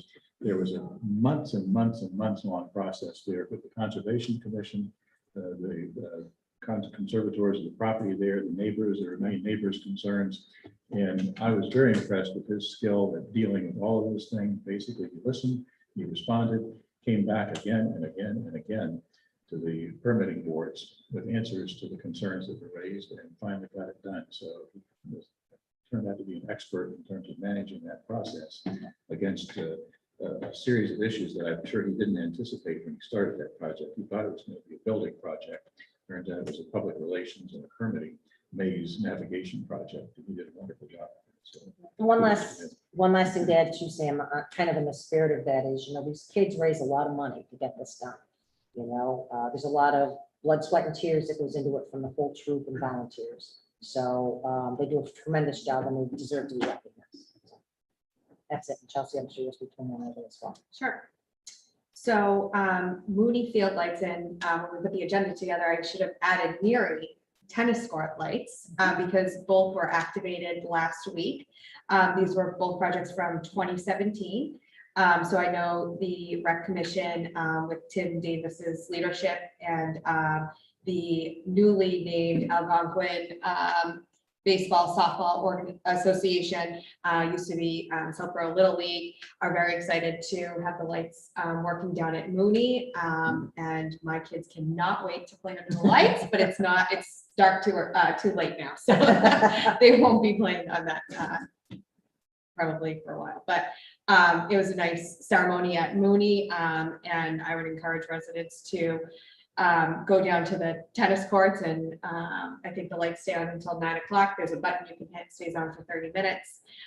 So that's exciting. So congratulations to REC and the baseball softball Can I organization. add one thing to that? Sure. So in looking at some of the things we've learned from prior light projects, I think the way that they've gone a little bit over and above, that the lights are on, I believe, a 15-minute timer.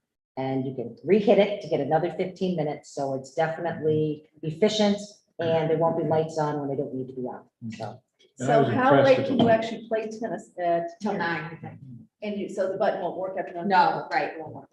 But I was impressed at the control of light scatter from all of those lights. Yeah. They did Yeah, a great they were- job technically versus the old style floodlights that Yeah. light up the entire neighborhood. Yeah. Still, you can see them, but it's very, very focused on the playing fields, which is great. And I should give credit to the planning board for working with all the different stakeholders to make sure that it works for the neighbors, and it's a, good neighborhood feel over there. So it is amazing to see how they look. It was, yeah, you have to drive by. It was nice. Well, the guy that actually led the effort at town meeting back in whatever, 16, 17, was a guy named Paul Seacrest. His wife's a good friend of mine. And unfortunately, his kids have kind of aged out, so they're not going to play there. So they're not going to, but they went, he went, and they sent me a picture. And you could see perfectly how focused those lights were just in that picture. That's what he said. You believe how little light scattered, which of course was a big concern back at that town meeting, is the light going out to the neighbor's yard. So it's Come a long way. Yeah. Yep. So that's exciting. So there you go.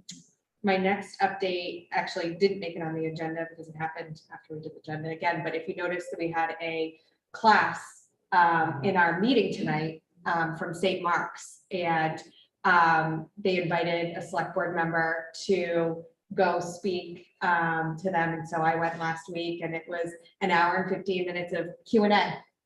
And I absolutely loved it. So at the end of their semester, they do a 2-week class, and they picked government civic class. And I really didn't know what I was walking into because I didn't prep anything. And it was great. It was so nice to see young men and women asking questions about what's going on in our local town. And I thoroughly enjoyed it. And so as we were talking, we started talking about how prepping for meetings and et cetera. And I walked through our agenda for tonight, and they said, oh, we're going to switch our day around on Tuesday and come. And I was like, great, you should. And it was so nice to see them get engaged and, listen to what we had to talk about and see true government in action. So just want to give a shout out to them for participating. Be nice to hear what they think now. Yeah, I know. So I told them I'm going to come back and get them to tell me what we should do on our next agenda. Give them a test. Yeah. And my last update is on Memorial Day. So we had a beautiful ceremony yesterday morning. It got a little warm towards the end, but it was really well attended. Lisa and I got to march in the parade, and it's just a really nice event to show gratitude for those who kind of gave up the ultimate sacrifice, right? And it was just beautiful. And, I just encourage us to participate in those kinds of events because they're really meaningful and it, really hits home on, what freedom is. So it was beautiful. So. If I could add 2 minor points to that. We also did have a associate member of the board, march with us as well. Mr. Malinowski walked all the way from his house with his mom and then marched in the parade. I don't know whether he regretted that or not. By the time it was done, it was a lot of walking. And I think people appreciated seeing that, Brian Schiffman used to do that with his kids. They would march in the parade as well. So, and I will just say that Ms. Malinowski's speech representing the board was very heartfelt. And I really, truly think people understood based on an experience she had within her own family of this. So Chelsea, thank you. Thank you for sharing what you did. And you certainly touched a lot of people on the other side. Thank you. It was an honor to do it on behalf of the board. I heard Mr. Galinda was there too, and was not, that uniform he was in was not his uniform, it was his father's Yeah. uniform, so that's kind of important too. Yeah. Mr. Purple. So I don't necessarily have anything, but I will note one thing today with Ms. Munsip attending tonight. And Ms. Hale still sitting in the room. The one-stop application, grant application was filed today. This is the same project that the town attempted last year. Had a lot of good feedback, if I recall, on the application. It's just too many applications, not enough money. Again, this is looking to address economic and housing opportunities for Route 9 and looking to deal with that with the corridor issue. Look at some zoning code issues for the business highway, industrial zone areas along Route 9, and providing recommendations for recodification of these areas to reflect the economic housing opportunities identified. So we did get notification, everything was successfully received. We'll find out something in October, November as to where we stand with that. All right, moving on to the consent agenda. We've got A through F. What does anyone want to hold from A through F? Okay, we've got F. I want to hold B. I want to hold D. And I want to hold E. Sorry. I have some amendments to the minutes too. Okay, so A. So the only thing that's left is C. As usual. Yeah, yeah. You gotta try, right? Okay, now, do you guys normally just go ahead and approve the one that's Yeah, left? And then vote? Okay, all right, so do I have a motion to basically approve the 10K from Facebook? So moved. Second. Okay, all in favor? Aye. 5-0. Okay, start at the top, minutes. All right, so we've got several to go through. So we'll start with April 12th and see if there's any edits. Sure. Again, the minutes are very good. Very good. On line 158, I think there should be a period after renovated.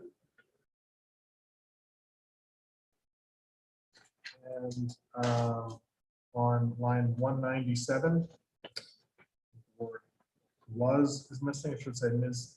Malinowski stated she was comfortable.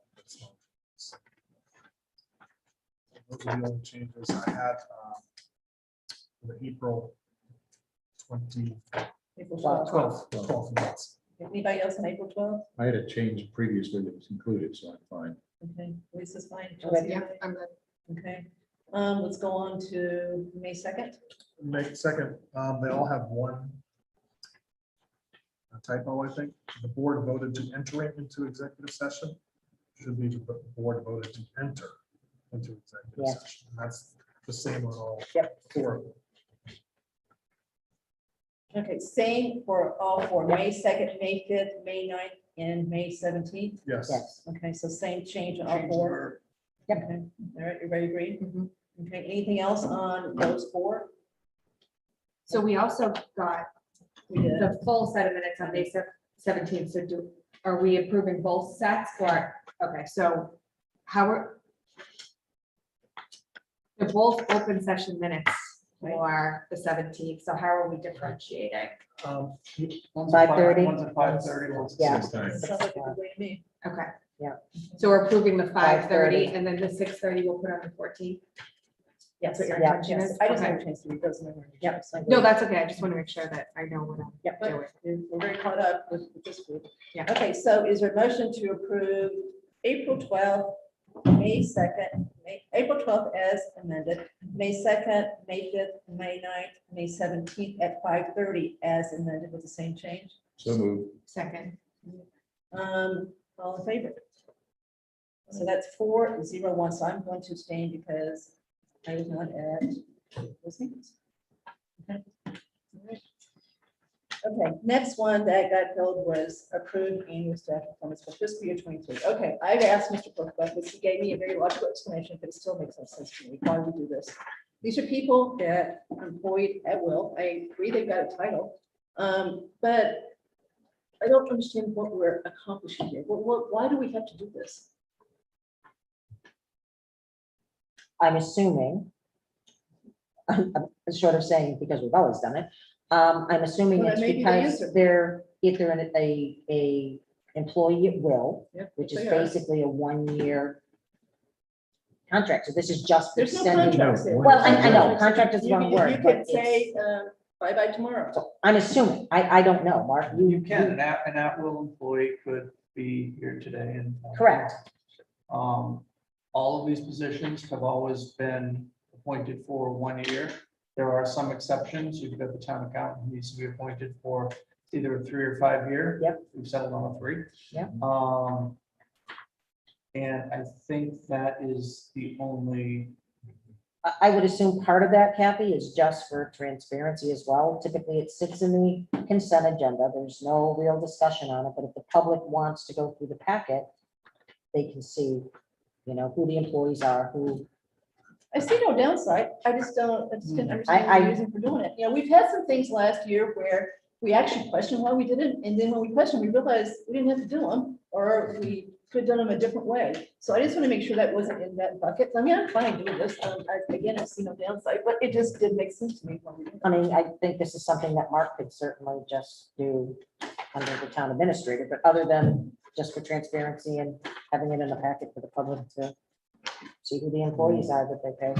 I like having a packet. I mean, I hire people as well, and there's no term for that appointment. Typically, maybe municipal hiring is different, but, And maybe it is. Maybe that's what I'm missing, because I agree. I in don't know the- either. but again, I like publishing who they are periodically, so that. But you also- it's simply transparent. Okay, so no downside. I'm fine. I'm done. And also like the alternate building inspector, like they're paid Changes. through the revolving account. Yep. So they're not necessarily like regular payroll Showing up anyone else. potentially. And then the chaplain, like he has a role, right? But I think then you just know who to reference. Yeah, but you don't know that, you can't tell how someone's being paid here. That's not on this. So again, I don't want to waste a lot of time on this. I just thought I was going to ask why we do this. I move that we approve the annual staff appointments for FY 23. Second. Good move. All in favor? 5-0. Okay, check it out. All right. Okay, next one is summer nights. This one's really simple. The reason I tell you is that my question is, do we send thank you letters? I don't care how much the money is. There's like, 5 to 10 on here. Do we send thank you letters when we get donations as a matter of course? So I would assume recreation does that, Kathy? On this one. Yep. They definitely Yeah. do. Okay, Yeah. what about other donations that come to us that is not rec? Do we always do that? I hope so. So for example, Like about an item ambulance? C, Okay. yes. So, items like that, the annual donations we get from, things that we do send thank you notes tomorrow. But an ambulance fund we get periodically, do we send it for those? I believe those come from the fire chief. Yeah. Yeah. I- Just so If we you look know. at the donations on the summer nights one, these are companies that have done this year after year after year. They are extremely supportive and they should be thanked. Okay, so. And they are, and I think during summer nights, and there are signs acknowledging them as well at summer nights, Kathy. So I can't imagine that recreation is not, that's probably standard policy on this, because some of these are a lot of money. Okay, Andrew, you make a motion on this one? I move that we accept the donations for the Recreation Department's annual summer nights event totaling $6,500. Second. All in favor? I do want to point out that with that donation, without St. Mark's participation, donation fireworks would be very difficult. Yeah. So Maybe we could collect mattresses and have a bonfire instead. is the chief still on, Chelsea?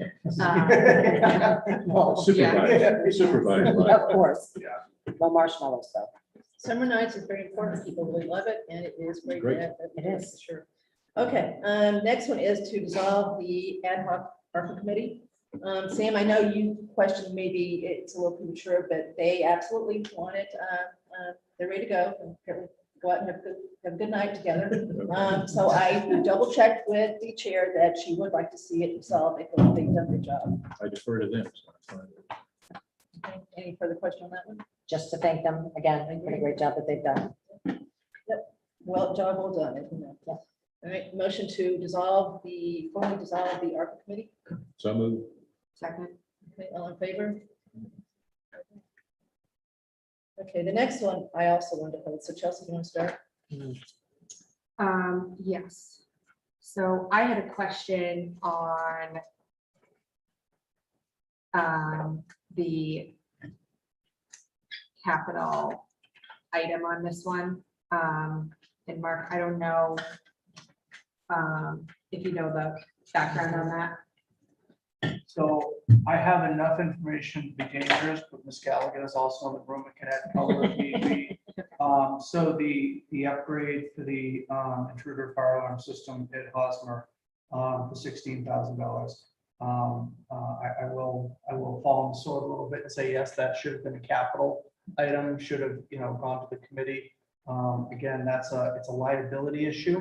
And I believe that, expediency was the first thought.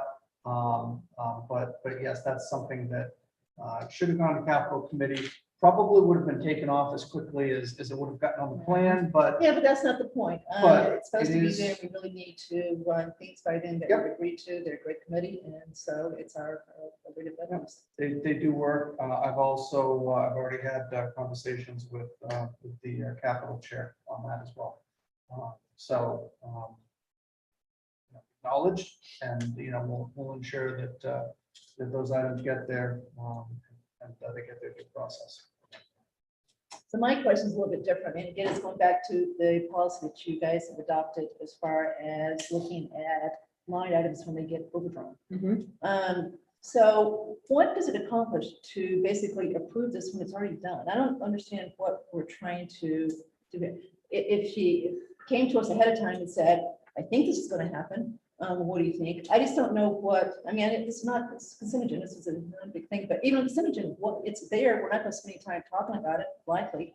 So what are we accomplishing by looking at the fact that a couple line items have gotten overdrawn? They're done, it's spent, we can't change it. We should be getting it ahead of time, not necessarily afterwards. So I think You're asking her to tell, you think we should get it ahead of time? yes, we should be, Yeah. and that's why it's usually on consent, because it's like, this is coming and we're gonna be over on this. That's usually what happens. So this was more of an anomaly that Yeah. we got it on the back end, but it's to be proactive, and that way we're not sitting at the end of the year at year end going through the budget and saying, why were we so over on X line item? So that way we do it throughout the year and have it monitored so that it's not a big surprise at the end of the year, and so that we're aware of it before it happens.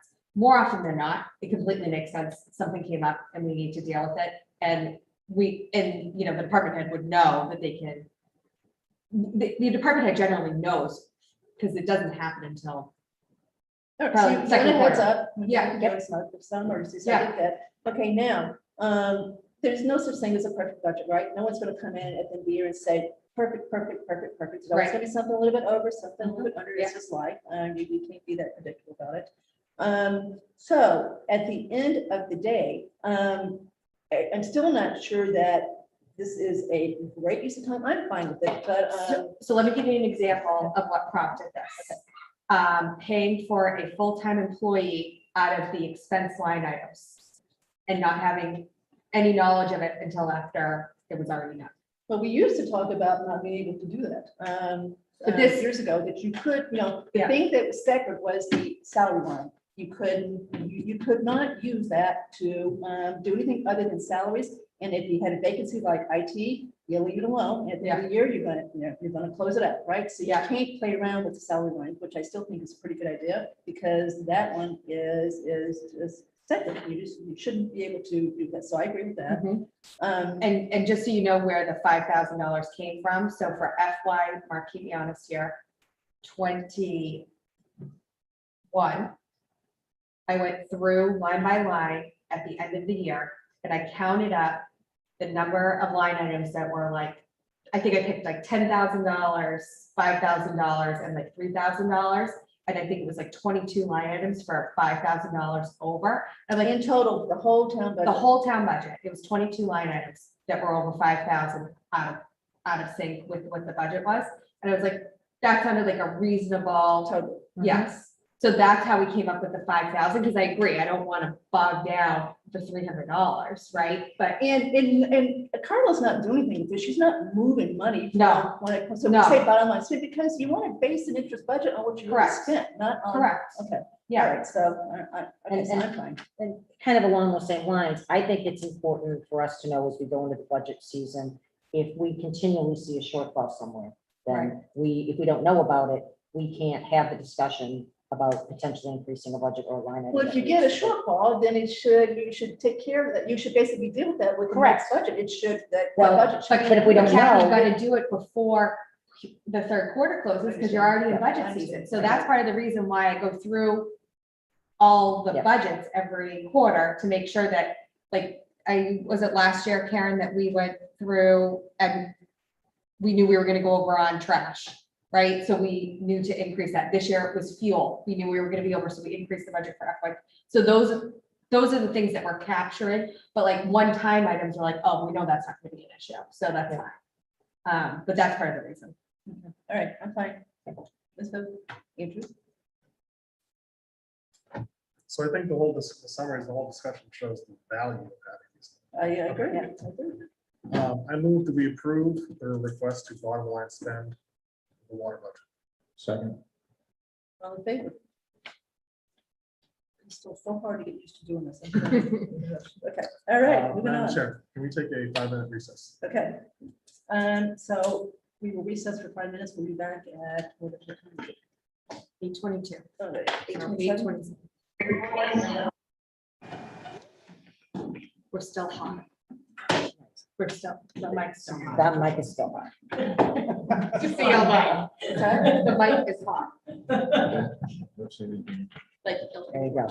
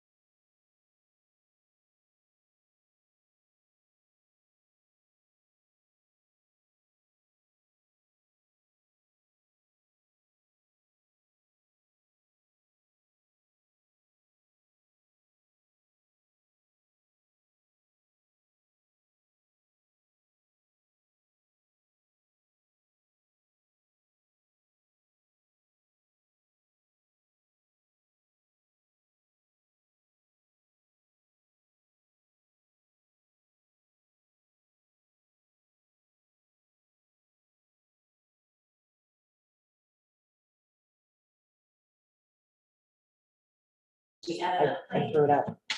Okay, so we are going to reconvene. Yeah. So now it isn't. Okay. You just did something else. Everybody. Vanessa, are you ready? Oh, she did it. Yep. Okay. Okay, so we have reconvened at 8:28. Okay, so first thing on the agenda is Mr. Purple, Juneteenth. Thank you, Madam Chair. So, as you know, past town meeting, the voters had passed amendments to the SAP bylaw and approved funding for successor agreements with 3 union agreements. All of these had an effective date of July 1st, and all included changes which recognize Juneteenth as a holiday, a paid holiday for employees. This was something, that was at the table for all negotiations. And Juneteenth is also recognized federal and state holiday. The holiday this year, June 19th, falls on Sunday, and the state is celebrating the holiday on Monday, June 20th. Superintendent Martineau, I've had a couple of conversations with him. The schools will be closed on Juneteenth. They are celebrating that as a paid holiday. Students are off, teachers have a paid day off. Many communities began celebrating a holiday last year. They're continuing to do that this year.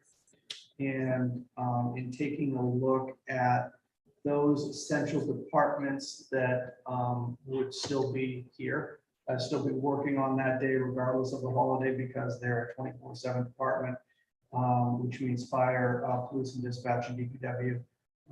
It would cost approximately $11,500 if we were to offer this holiday to our employees. And I have talked with all of the department heads responsible for those departments, and they could do that within the existing budgets. Therefore, my recommendation is for the select board to approve Juneteenth as a paid holiday for Monday, June 20th, for all town employees, all non-essential services be closed on that day in recognition of the holiday, and those essential departments that remain open, those employees will be paid for the day, for the holiday. I think, the cost of doing this is minimal. This is kind of a bridge year, because next year we'll be having a discussion. It's in all of the agreements, it's in the bylaw. And, I think that recognizing the holiday and the short financial cost is worth the effort. That's my recommendation. Mark, what's the actual day that it falls on? Falls on Sunday. It's June always 19th. June 19th, always, it's a Sunday. Right. Just wanted to be So this sure. time it'll be the 23rd week. So you're observing Monday versus Friday. That's correct. Okay. So that's we're my following, question. so Okay. I would suggest, so it is a federal and a state holiday. Yep. So federal holiday is the 19th. The state is celebrating it on the 20th. Okay. So the school department is following the state recognition of the holiday. I would suggest that moving forward, unless there's any issues, that we continue to follow the state, for the holiday, whatever day that happens to fall on. So. Interestingly, I didn't double check this, but Superintendent Martin said that the state, if it falls on a Saturday, is going to recognize it on Saturday. It's not going to be Friday.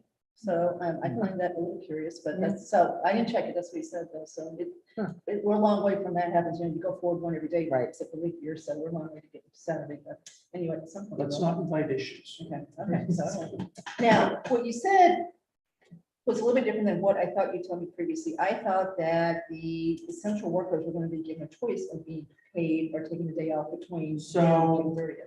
In talking with, so some of the departments, if it is a contractual holiday, they have the option of being paid for the day or banking the day and then using it at a later date. Now, anything that is banked can't be carried over from one fiscal year to the next. Because the holiday is on June 20th, it's only 10 days left. However, it is the time of year when people like to take vacations, like to use the bank days. I think it's simply going to add more confusion and more coverage issues. And therefore, considering that, this is the board's decision this year, because it is not, in any agreement, in any bylaw, that you simply limit it to a paid day for those essential employees and not add to some of the other contractual issues regarding holidays that already exist. So I think it's very important that we do this. This is a really important holiday to this country, right? As far as what it's recognizing. So I think it's great that we are doing this before. We have to do it next year, so I'm glad we're doing it voluntarily. And I think it sends a really important message that's important. So anyone else have questions? Anyone disagree with what Mr. Purple's proposal is? No, but I do agree that they get paid for the day, and Mark and Tyler just need to make that clear. Right, like, is there some sort of side letter or something like that? So I will make that clear in what goes out to the departments. I'll check with Labor Council to see if she Yeah. feels that a side letter is appropriate. Again, it's not something we're gonna have to revisit next year, Right. because next year it's already in the contract. And it'll become, at that point, it does become a paid holiday as listed, and it is open for either getting paid for the holiday or banking the day. Right, that's next year. But that's next year. So we're just trying to address it this year, which happens to fall 10 days before the new contract takes effect. All right, so motion to approve the recognition of Juneteenth, this June 2022, based on Mr. Purple's recommendation. So moved. Second. All in favor? Thank you. Thank you. Okay, next one, setting the date for the special fall town meeting. To refresh everyone's memory, but probably doesn't need refreshing. One of the things that happened at town meeting, because we were looking like we might end up meeting the third night, is that Ms. Malinowski approached the planning board, who graciously agreed to postpone Articles 27 and 28, if I remember right. As long as, 27, it's not 28. okay, so Scenic 27 roads. is trees. Yes, Okay, They so agreed to do 27. trees, but then I think 28 was also. indefinitely postponed. Yeah. I totally Okay, so agree. 27. As long as the select board at that point agreed that we were going to have a special town meeting and they would go first, they have the first article.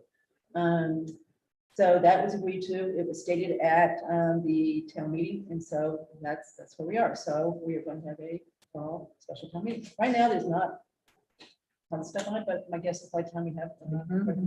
Okay, so did everyone get the email I forwarded you from Mr. Haggerty, who has gone through and looked at Trotter as far as availability, looked at holidays like Yom Kippur, and has come back with his recommendations as to what dates he would recommend. He's ranked them 1 through whatever. We checked with Mr. Semino. He is fine with these dates. We checked with Jay Kellerman. He is fine with 2, 3, 4, 5, and 6, but not 1. Mr. Purple and I talked, and we both agree that maybe 1 is not a great one because it's right after Heritage Day, and therefore, if there's any scrambling around that needs to be done, there's no time to do it because you're off on Monday, then Tuesday's day of the meeting.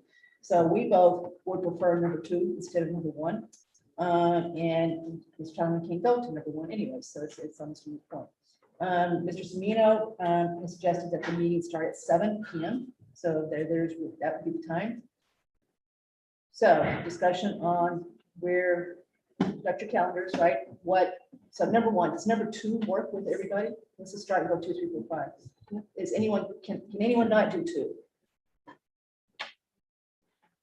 And just to be clear, that's October 13th, just so the public knows. And can I ask a question about these dates? When Jim was putting them together, there was no consideration of Saturdays. I understand after the 22nd, it doesn't work. I had heard, and I believe from Ms. Malinowski, that she did not believe Saturdays at that time of year because all the sports going on would be Fine, a real good choice. I just want to make sure that we're cognizant of the position and the vote that was taken a couple of years ago at town meeting for a Saturday. That's all. But as you know, the group that promulgated that, their concern was sports, and that's why Correct. they wanted it early. So if there's Correct. lots of sports going on, so I think we probably will make them have to do it. So that vote though was really about the annual time. right? Yes, it was. It was, Same but I thing, think you it know, was They were trying to still- find a time that the sports really hadn't started in full force. I just That's want to why be we picked- respectful. Yeah, I mean, I think if we were talking about November, Yeah. you Okay. know, that would Fair be maybe in between. I just, See, my part is November, because we did November last year, right? We did. Well, we'd have to be much later in November, but yeah. It really, I thought was too late, because you're already encroaching on budget season, right? It Yeah. really, you know, Agreed. you don't know how, at least I, on advisory, was so relieved when May was the town meeting date. I mean, I don't see how we were gotten done the last week in March. And so right now, we think that the annual town meeting is gonna be March, that's what the bylaw says. You know, who knows, right? What COVID does, but right now, we've got to assume that the regular town meeting is gonna be March. So if you do November, you really are starting to push against it. My other comment on the 7 PM start, are we doing all of the intro things that we do at annual town meeting or no? We didn't do that at the last special, but didn't do a lot of it because of COVID, right? And so they were trying to make it as truncated as possible can. So I don't know the answer to that. I don't know what.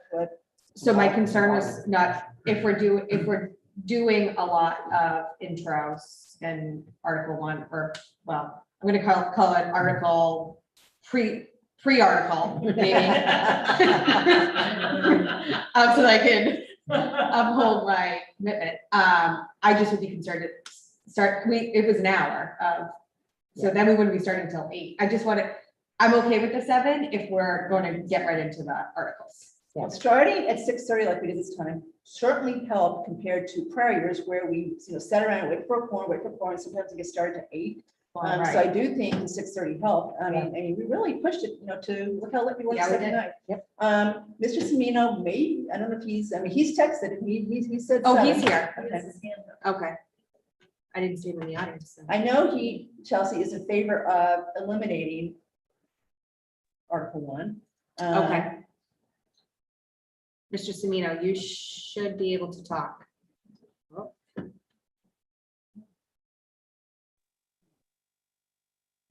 There you are. First of all, I don't know if you guys can hear me. I don't see you on my phone anymore.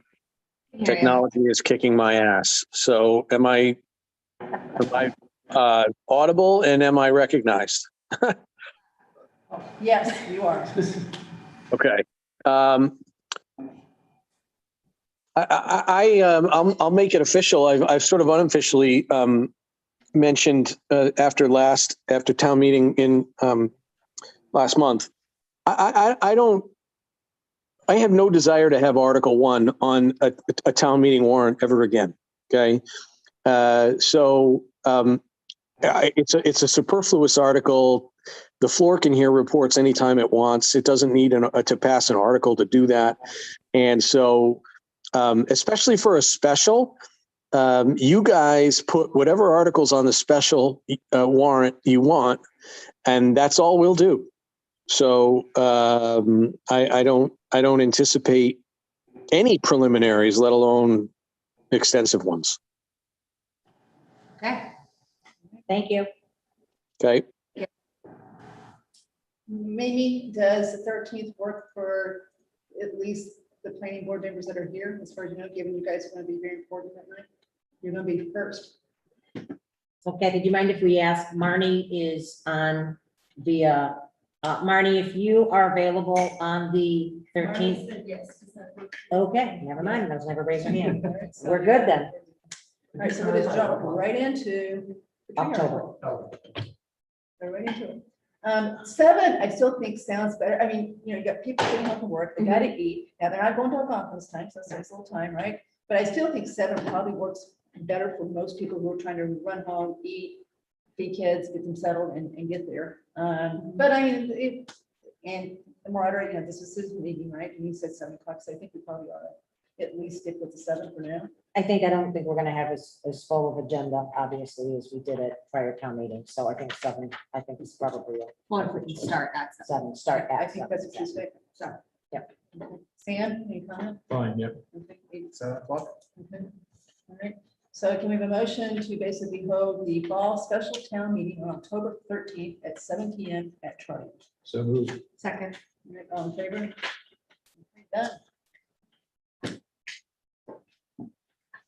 So can we come up with a proposed schedule for when everything needs to be in for a warrant? and Opening the warrant. All of that. And we better do that pretty soon, because nobody's not, it's gonna be on, it will flood past, right? Yeah. We've got one meeting, we've got the 14th, we've got one meeting in July, that's not the planning meeting, we've got one in August, right? And so we ought to at least do this no later than the July meeting, right? Right. So maybe July. Yeah. Okay. Yep. Anyway, next, discussion of the ARPA committee recommendations for expenditure. So if you now could share your screen with that. Yeah. So I brought with me the total report that, yes, that Andrea presented to us. I've got that if anybody wants to refer to it as far as some of the details here. So all this is their numbers. I haven't changed any numbers. I've just reordered things. So the bottom line, if you scroll down to the very bottom, so you'll see is the $700 that's left after the recommendations. And they did make the adjustment that we asked them to as far as the max that could be spent on the consultant. So they took it out, for the most part, out of sidewalks. Okay, so it does now, so it basically spends pretty much everything. So what I wanted to talk about tonight is, are we ready to start talking about some of the recommendations? I'm not going to get through them all. This is going to take a while, and I don't think we should get through them all. We've got a while to spend this money. New things may come up that we want to use ARPA for. But I thought there's probably some things we really should at least start thinking about. There's one that is time sensitive, which is the senior center. And then maybe, so I try to order those in a way that made sense time-wise. You guys can disagree, we can move things around, but at least it's a starting point. So Kathy, are you going to acknowledge the email that we got from the chair of Capitol regarding which one? Wanting to vet the 4 projects per the capital planning policy. Yeah, so we're not approving,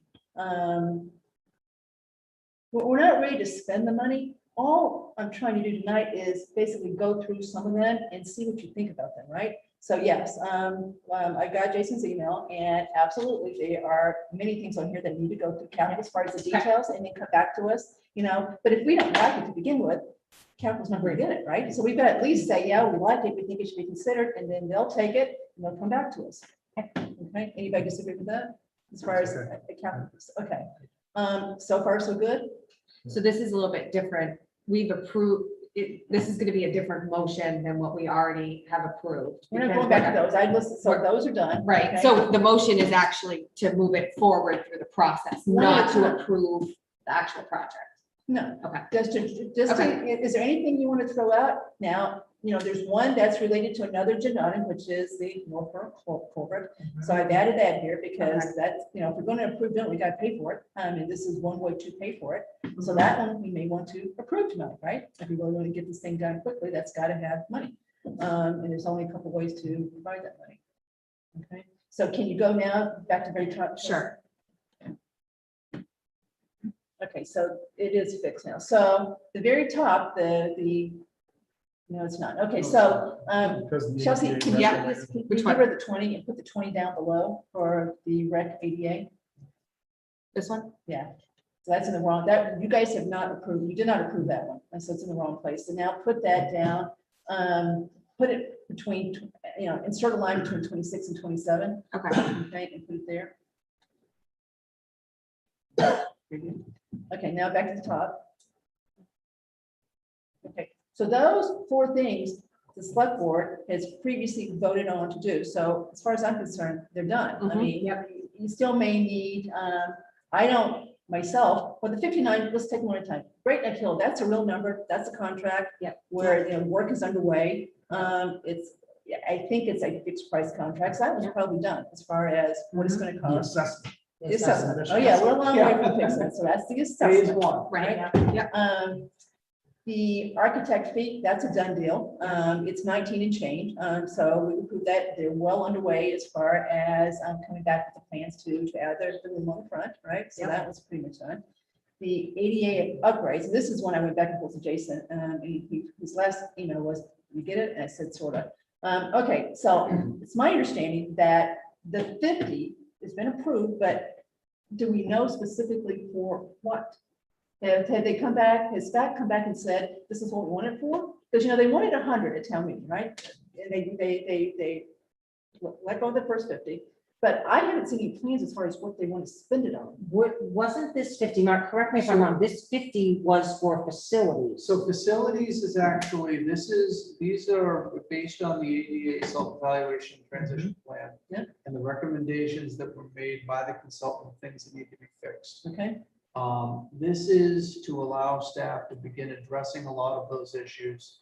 I can kind of boil it down into mostly signage and door handles. Yeah. And bringing those in compliance, table heights, counter heights, you know, a lot of those issues, you know, looking to address, and seeing how far that money is going to carry us. So this is under John Parent's purview. Correct. Okay, and does he knows he's got $50,000? He does. And it's now his decision how to spend it. Is it kind of like the 100,000 for his? It is, as long as it adheres to some of the items that were brought up within the.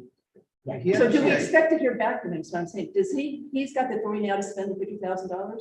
Okay. He updates Mark pretty regularly. So we on can, what yeah, he's so doing. what he's been doing is been taking the plan and making updates and then noting what items have been completed. For example, there was something that was done outside of the $50,000, but there was the money that was approved for the painting and the carpets and everything to be done at the library. There were some issues that were identified in the ADA plan for the bathroom. Well, when they were painting the bathroom, they took care of those issues. Okay, so therefore, you know, those issues are no longer, you know, things we have to concern ourselves with for compliance purposes in the plan. So, so these are items that staff will be able to do. Hopefully, you know, that 50,000 is not reflecting any labor, because again, we'll do them in-house. It's simply going to be buying the signage, buying the handles, and taking care, you know, buying any materials that are needed for staff to make those corrections. Okay, so check. So check, and happy to, you know, maybe, you know, after the summer, we can have an update as to where we are with the plan. Again, it's a living, you know, the one thing we need to, and I remember when select board member Healy, although he probably referred to the selectman Healy, you know, sat here and we talked about this, you know, it's like, well, maybe we should just, you know, take a bond for everything to try to get this done now. It's a living plan that we're going to continue to take things off of, continue to add things to. And, you know, so I think it'll be good to see progress, you know, on the plan. That's the goal, to continue to move forward on this and not let it stack. And Kathy, this is outside of some of the upgrades that John has already made and costs that have already been realized from the plan and things that have already been done, that he was able to use things on staff on. Well, I've got great faith in what John Parent does. He seems to always come, you know, do things for a lot less than we thought. So good for him. Okay, next one is the Board of Health, the funding that Select Board approved before town meeting as far as the additional cost of the director's salary for fiscal year 23. It's a really round number, but Chelsea, I assume it's right? Yeah. Okay, all right, so that's done too. So Carl will take care of that as the year goes on, to make sure we cover that. So those four look like they're done to me, right? Okay. The next three are just the admin cost of the ARPA grant, and I think we all agree on those. Yep. Okay, all right, so moving on. And so the 49,000 though could be broken out between, I think there's some from CARES, potentially some from FEMA, and then if we don't spend it all. So the 49,000 is worst case scenario. It's a cap. Yeah, right, because we have a max, that's the max contract, but that doesn't mean that we'll spend it all. Okay, now what do you mean, because this is ARPA money. Yeah. So what do you, if that's the max contract, what do you mean FEMA and CARES? So there, and you can keep me honest here, but there's some portion of the contract that allows for the consultant to do reviews of our FEMA application or our reimbursement to FEMA and double checking and making sure things are ticking and tying and just having a second set of eyes on anything that goes to FEMA as well as CARES. So we, for our CARES submission, had the consultant do, and I say the finance team, do some overview of the submission that was going. Okay, but it's not that you're saying that we can take some of that and throw it over to be reimbursed from CARES. You're just pointing out that some of that money's been used for that purpose and not all reviewing the law, the ARPA, as far as how to use that. No, but I believe that we can include the money, the time that was spent on the I would. FEMA application as a FEMA reimbursement Okay, as that's what I'm well. asking, That's what I'm because that- saying, okay. yeah. So I'm saying this is worst case scenario, like, let's say FEMA denies. Yeah, it. but until it's done, so we leave it there for now. Yeah, leave it there for now, but I'm Mhm. just saying, like, that's not a set in stone number. Well, we definitely should do exactly that. Yeah, Again, that's what for she's the- doing. Potential liability. Right, because we don't have the reimbursements. Yeah, but I'm focusing on what Chelsea said. Let's try to get some of it Yeah. reimbursed through CARES and FEMA. And Carla is doing that. Okay, good. Yep. Okay, so now we get to the new stuff that we might want to consider tonight. Maybe you've got something else on your list. So this is just my first shot at this. I have no pride here if you want to move things around and say, no, we're not ready for it. There are things on here that definitely are going to go through capital, so we're not trying to say go. We're just basically looking at these and seeing if you agree that we're ready to start having these looked at. Okay, so the first one is, I think, the most time-sensitive one, and that is the addition to the senior center. The number may be high, but John Karen, I talked to him this week, he said, maybe not, with costs going up as fast as they are. We'll know soon, right? So he thinks it's enough. He does say that. But you know, inflation's still 8% year over year. I heard a story today about paper being 5 times what it used to be.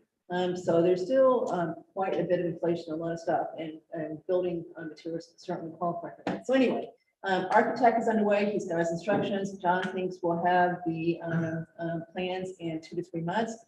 He thinks the bid will happen really fast and the building will happen really fast. So by this time next year, we should have a nice new room. Okay. So I've heard that lumber is going down, actually. Good. So I would like to go with a lower number on this, especially until we get the architect work done. Well, what's the downside of just leaving it 3? We're not gonna spend all this, right? I mean, we're a long way from having it all spent. Well, we're gonna have the number in 2 or 3 months, right? So let's just change it when we get the number. And I hope you're right. I hope lumber's going down. I hope it's 2 as a person. I'm fine with a 380 because I think there are other things that are inflating as well. So Well, what it's hard about to know. furniture? What about landscaping? Is that, I mean, I don't know if that was all in, so there may be other things you're gonna have to buy too. Well, So those I are just say parts. leave it 380. And then, just like the 49, it very well may come down. John said, he suggested leaving. So he did say, he suggested this because, you know, he just doesn't have any insurance prices right now. But I hope you're right, Chelsea. I hope it's less, and I hope it comes way down by the time you start. I'd rather go with a smaller number, and then if we need to revisit, then I would rather do All right, that. so, Andrew? Okay, I'm looking back at the ARPA committee's presentation. I thought they had a higher number for this. They had 400 in total, and 20 of that is the, Oh, that included the architect.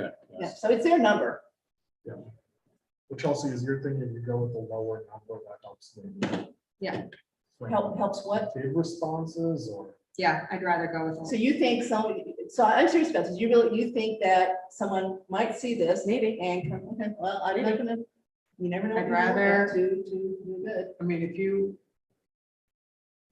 That can go either way. I mean, if you have a couple, just like 1 bid or 2 bids, and somebody is looking to see if, well, you know, look, I've got pretty much got a full dance card for the summer and everything and that, but you know what? I'll put in a bid. I know what they're looking for. You know, and you know, that may come closer to the number that's out there.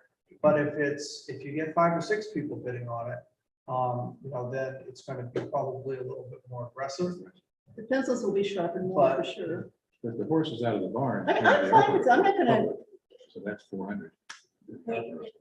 if we lower it, if the consensus is to lower it, then you can always put it back in. If that's, I mean, And we're gonna then know the fund answer to that. this in a very short Right. period of time. I think of the message, the ARPA report may be out there, but I think so will the discussion tonight on this. And I would be fine with lowering it, but not potentially utilizing that money anyplace else. Right? So if you look, the biggest chunk of the money is still left down there. Remaining ARPA is 2,000,001, right? Yeah. So, Right. Yeah. and again, you guys may want to pick up some of those tonight. Those I think are the ones that are going to take more discussion. Yeah. So I mean, I tried to take some I tried to pick out what I thought were the easier ones and the ones that might be time sensitive. That was, it was either easy or time sensitive. I mean, I'm fine, Kathy, with taking a position on the senior center tonight to move this forward, but I would like to see that number. I agree. I think we need to do that one, just to know that the money's sitting there. Okay, so Chelsea, what do you want the number to be? 325. Okay. Sam, 380. Andrew? What's your number? Pick a number. So what was the basis for the 325? That was the original, that's the amount that we're carrying in the capital plan. Correct. Okay, and, okay, so The how capital old is plan that from- number? So that's That important. number is capital, The capital- I mean, fall. Yeah, Fall of 21. Yeah. when it was supported, But yes. you're on capital, so it's Correct. fall of It 21. was the fall of 21 when we discussed this and discussed supporting it as it moved forward as well. 325, I know at that time, there was also talk about what the number may be, but 325 was where capital left off. But it's still a pretty loosey-goosey number, right? I mean, there's no, we also don't have a bid, we don't have plans. Correct. So it's still a scientific, Yep. Yes.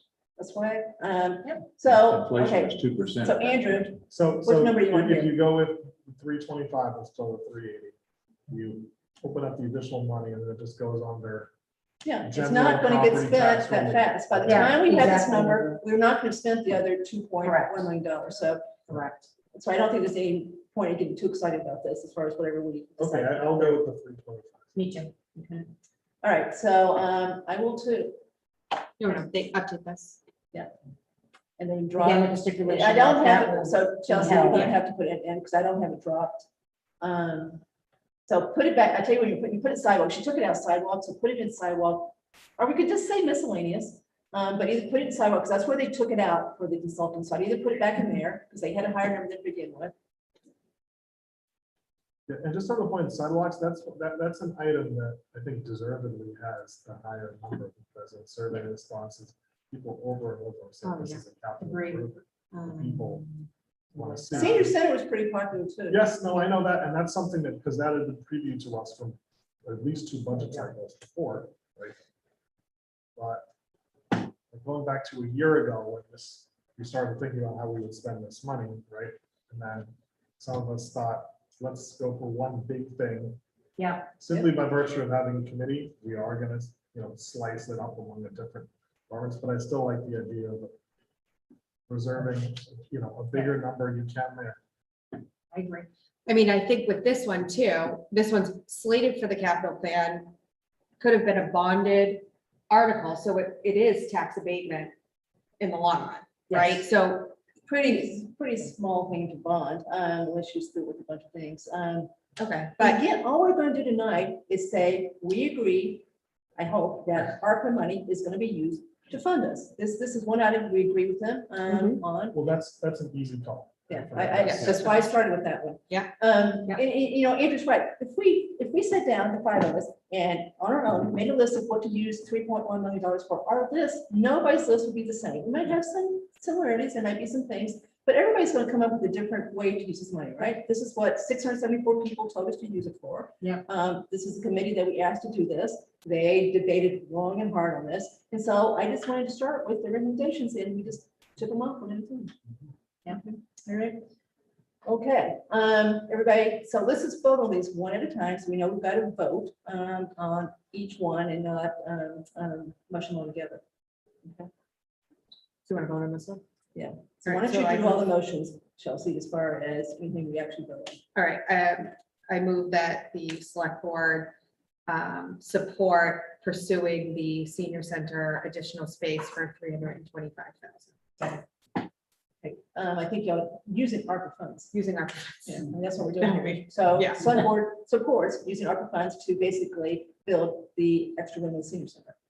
But this, we still want it to go, so there's still a process though that has to go Yes. through Yes. capital, so We I, just know how it's gonna be funded. That's all we're saying. okay, We're I gonna just fund want it. to make sure that my motion is not I to can just go keep out and saying spend the that. money. We know that Okay. capital has a whole lot to do All right. before we actually, Yeah, we okay. agree. Capital's been very involved with this one. Yeah, I know. They will, I think they're gonna continue to shepherd. Yeah. us, so. Okay, Okay, so we're not gonna bypass capital. We I just second said we agreed it's gonna be funded by ARPA. That's Yeah. what the motion is, okay? All right, do we have a second? I second. it. Okay, all in favor of using ARPA funds to fund the senior center addition? So yay, 5-0. Finally. One point I want to make, not to belabor this, and who has made this recently? Someone's done the same thing. You know, with the school research subcommittee, you know, we did 2 demographic studies. The first one was with a entity called NASDAQ. I wasn't surprised at the results as far as school population. I was amazed at what they're projecting as far as the senior population. 1/3 of this town is going to be seniors in the next few years. I mean, 1/3. Yep. So we really got to focus on seniors. That's when we do our planning meeting. That's one of my items, is to really make sure we're really thinking about the seniors in this town, because they're truly going to explode as far as numbers go. I don't Okay, think I've next got one. anything against that from anybody sitting here. Okay, who knows about the next one as far as what is intended for rec-related ADA upgrades? Mark, we had talked about this briefly in the past. It has to do with drinking fountains. No, or so fields? What is it well, specifically? This is what I think. Okay, go So, ahead. Well, I heard drinking fountains too. Yeah, when we had talked about this, I think a large portion of the self-knowledge transition plan recommendations dealt with accessibility to and around our fields. Yep. And there was a conversation about this at Capitol, and actually, Mr. Schoner from Capitol was assigned to work with me. And when we had a moment, we're going to convene a discussion with the member from SPAC, the rec director, a couple of other people, and take a look at putting together accessibility plans for all the deficiencies for the fields that were identified, so that we can be shovel ready to put out these improvements. Maybe we want to make the decision to put them all out at once and have one contractor addressing these, or if we want to do them piecemeal, depending on funding opportunities, whether it's CPC or potentially, an MOD grant. So I believe that is what that money is for. That makes sense. Yeah, makes sense. Any comments as far as what Mark said, as far as approving the concept of using $20,000 of ARPA money to make sure things like fields are ADA compatible? Makes sense, right? Yeah, I'm supportive. This was one of the larger expenses within the plan, was getting the field up to date. Yeah. So Okay. this is a small price to pay to start the process. Yes, it sounds like there is good agreement. So Chelsea. you wanna make a Yeah, motion? so I move that the select board support using ARPA funds for ADA upgrades under recreation. Second. All in favor?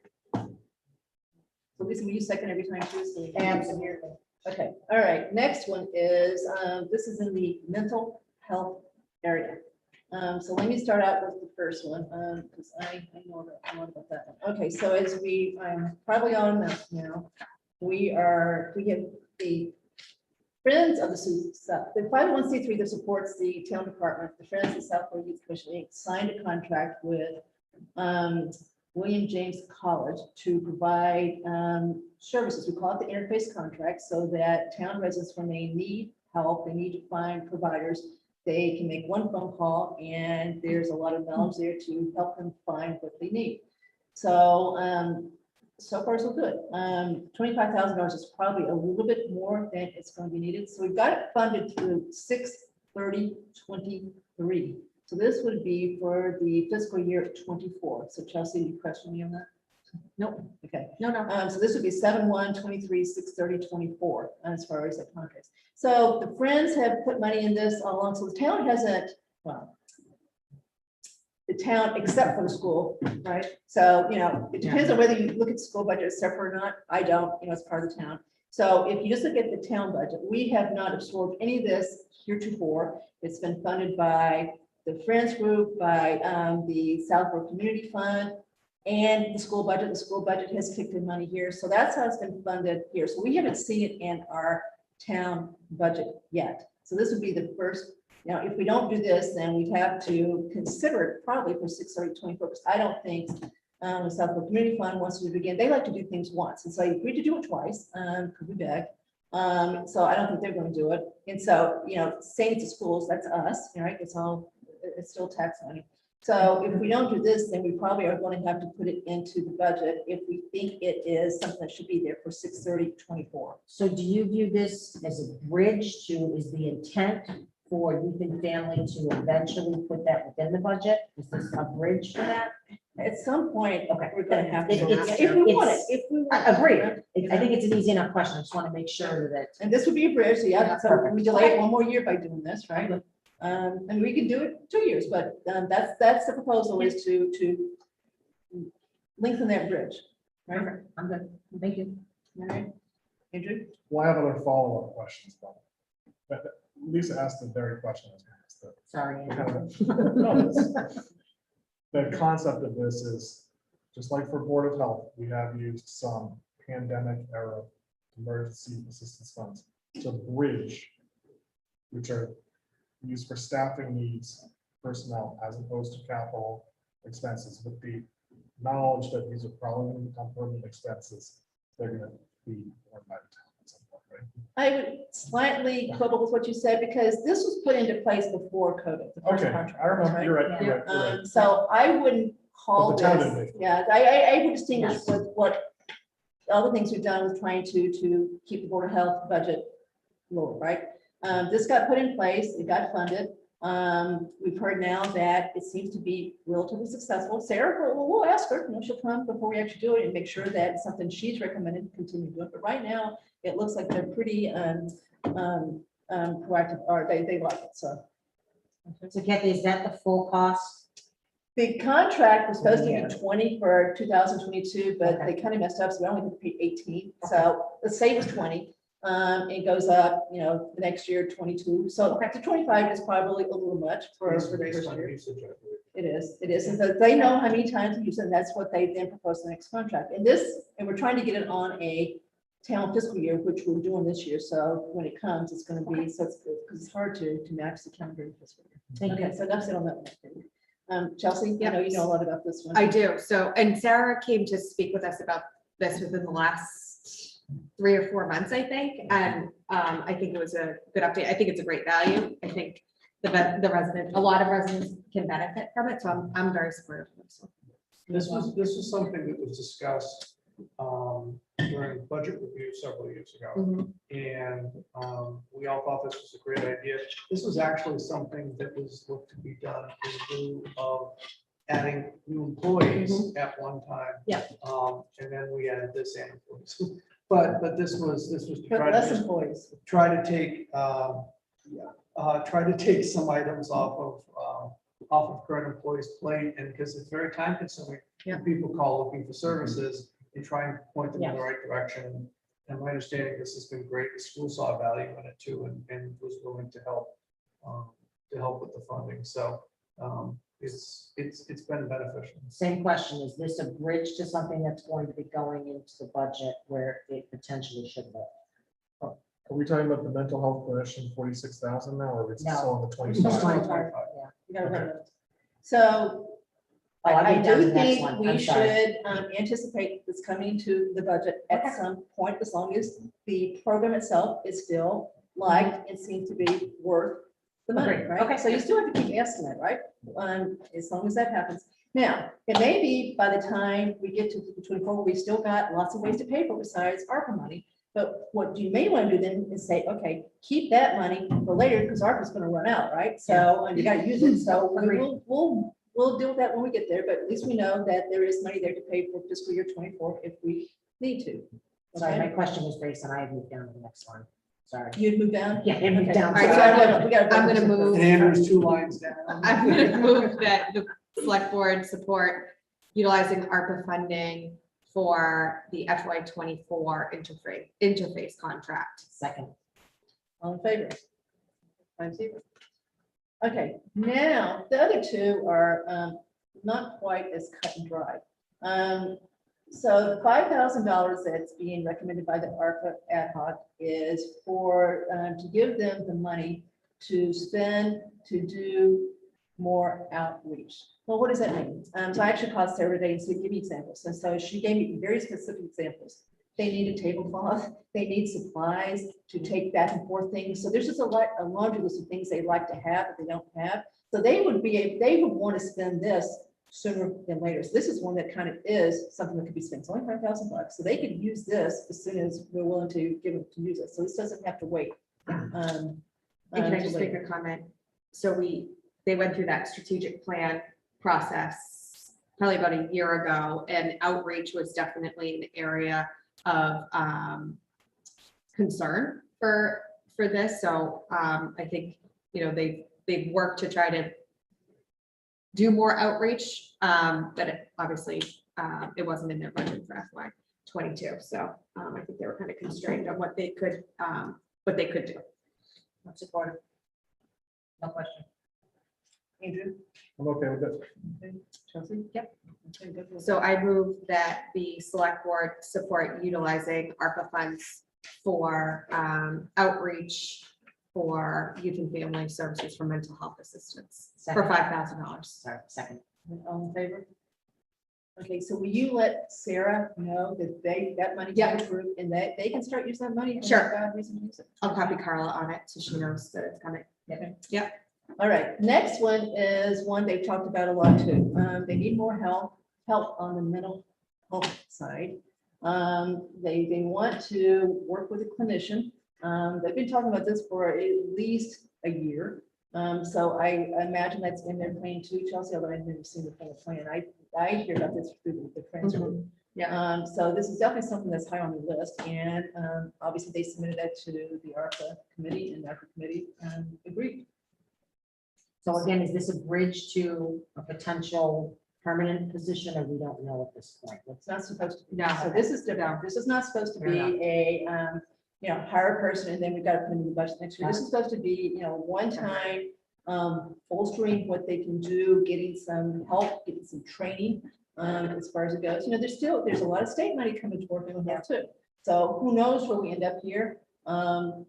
So no, this is not intended to basically end up in the budget. And So this is it a 1 year? No, this is for 2 years. 2 years, okay. Yeah. Okay. So this is a contract service. I think Yes, so. part-time. She actually called today and said, who called her and questioned?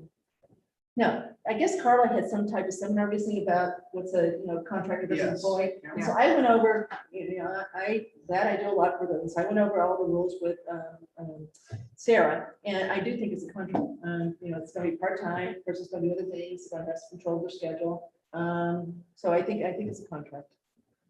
So my one concern about this is, are we actually going to be able to find a resource to do this? That's right. So That's we can my, find- That's right. And she's worried about that too. So Right. all we get, we can provide the money. We can't, what can you do to make sure? So she's concerned about the same thing. So. But she's got to have the money first before she Yeah, can start no, I- working. But no, she's concerned that it's a hard position to fill. so on the dates of, so this is for FY23 and FY24. I mean, I'm assuming it's not going to happen in FY22, Right. although if we approve it tonight, it could. But FY23 and FY24, if they don't hire it, let's say within the first 6 months of the year, I just want to make sure we're not, like, are we okay with spending 46,000 in 18 months or 12 months if it's not until FY20? Like, are we setting parameters around this, or how? She said she thought December was the better timing, and I don't know if she's saying it to say this really need time to figure out exactly how to structure this, but she thought that they're a few months away from truly being able to execute this. Took some time to find people too. Yeah. Well, that's what I mean. So is this 46,000 assuming that it's not going to be a full 2 years, or when? I'm just trying to understand this. So I'm supportive of this moving forward to start the process. Chelsea, you're the liaison for Yeah. youth and family. If I would be happy with Chelsea just coming back and updating the board Okay. on the I progress. agree. So I don't think we can go much further tonight. Let's Yeah. just, if we agree, we like the idea of supporting this, that they really need help, that this is a real big need. Let's just do it, and then we can always fine tune the number. So basically what we'll be doing is kind of just reserving this number. Yeah. Yes. Yeah. Because. Yep. I mean, I definitely looked at that and thought, okay, that's something that looks like it might become a permanent expense, and then maybe it just makes sense to have the discussion about this included in the budget, right? But here, I understand you're talking about this basically would be something that would be in the contracted services line item, but it's split over 2 years. Correct. Yep. But we're just gonna get some more information to clarify. It's I been don't know made that clear, it's- we're not looking to add a position. Okay. You know, they had their assistant added a couple of years ago. They've had a lot, if you look, you know, they've had a lot added to that department. So no, we're not trying to add another I'm position. not even against adding a position, it's just going through, as we're about to begin, the whole budget cycle for FY 23. That's really appropriate place to have 24. a discussion between advisory and the select board about adding positions. You know, and I agree with that, but I think that was the point of this, of the ARPA funds. This is technically lowering the tax rate and giving us the opportunity to see in a 2-year period if it is really something. I think in a year from now, we're gonna have a better idea if it's something we should really be considering as we move forward. And the as well. need that It's a very was good point. exacerbated by COVID, you know, so the constraint, you know, the department request for this type of service went up quite a bit during COVID. So this is something that does not overlap with schools. No, right? no, Schools it does have its not. own budgets for mental health services, et cetera, et cetera. Okay, so I'm gonna move that the select board support utilizing ARPA funds for youth and family services mental health clinician for $46,000 to be spread over 2 fiscal years. Second. All in favor? 5-0. So the minute taken, responses to the meeting, that's how much it is. Yes. Okay. Next is the signage to denote the new Southborough Historic District. I went back and looked, I assume, I mean, that's a very specific number. So I assume they've got a quote to do this, but without the signs actually signed, I'm not sure why it was so exact, but it is. This is one that should go through capital, right? So we agree with that as far as coming back and saying, this is what it should look like, this is what we recommend, we like it, we got a good vendor, whatever. So we're not trying to design them tonight. We're not trying to say go. We're just saying we like the idea of spending our money on signs to denote the new historic district. I'm supportive once it goes to capital. And is this for one sign or is it gonna be Surely not. just one? Hope not. Okay. Really, surely not. Okay. Number, yeah. Yeah. 26,000 per sign, surely not. This is only electric billboards. Yes. Uh-oh, planning Okay, board, just don't wanna say make that. sure. Those aren't allowed. That's a no-no, Sam. Planning board will approve, I'm sure. So no, I'm supportive of leaving this on there and letting it go through the process. Okay, getting- so getting make the more motion, information. you know, subject to capital review. Yeah, okay.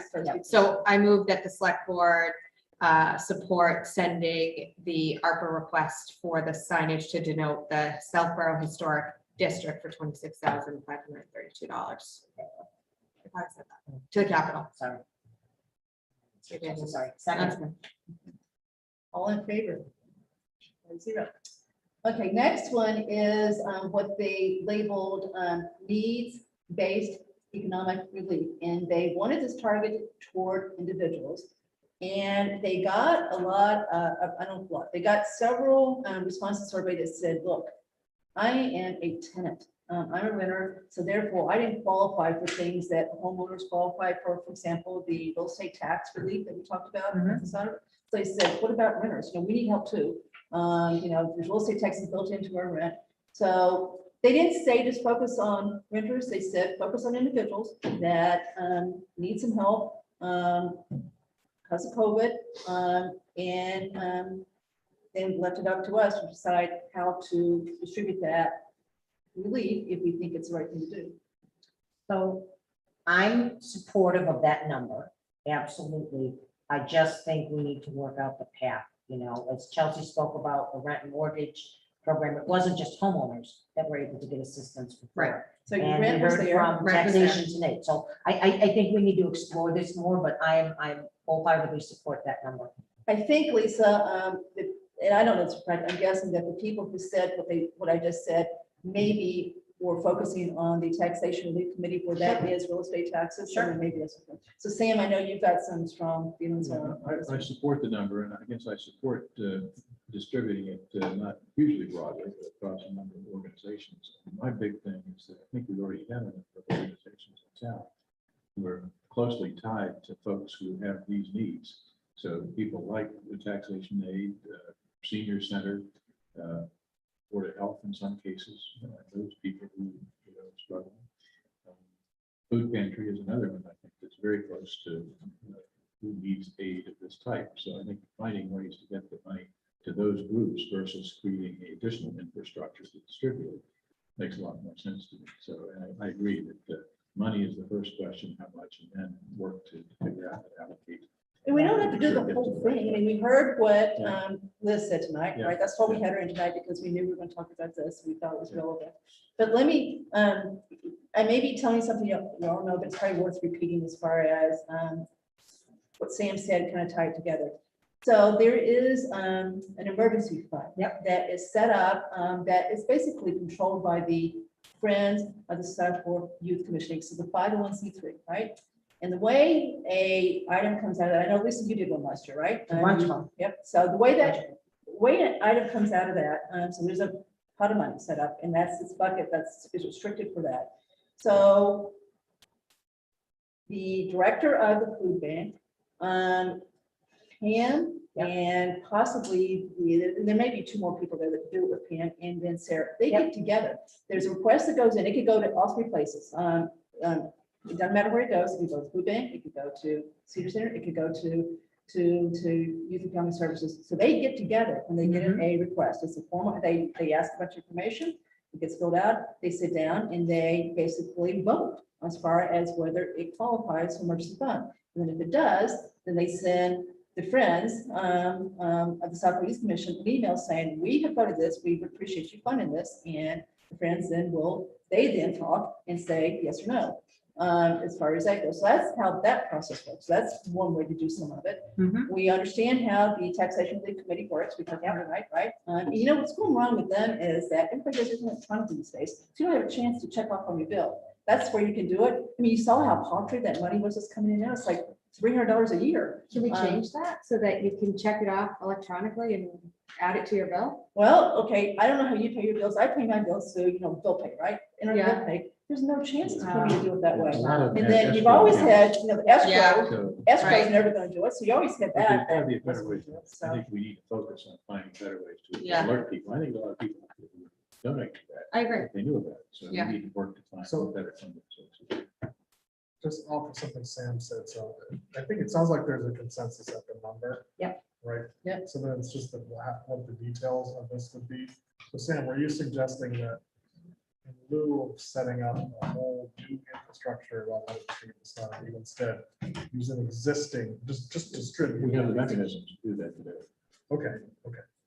So just to give some perspective, I only have my numbers on 8 applications that we did for rent and mortgage, but I think we did 12 altogether. So it's $42,000 that we have allocated. So I think this would be a good question for the consultant to say, do you have anybody that's put a framework together for this kind of program? I just think that whatever we do, we just need to be consistent.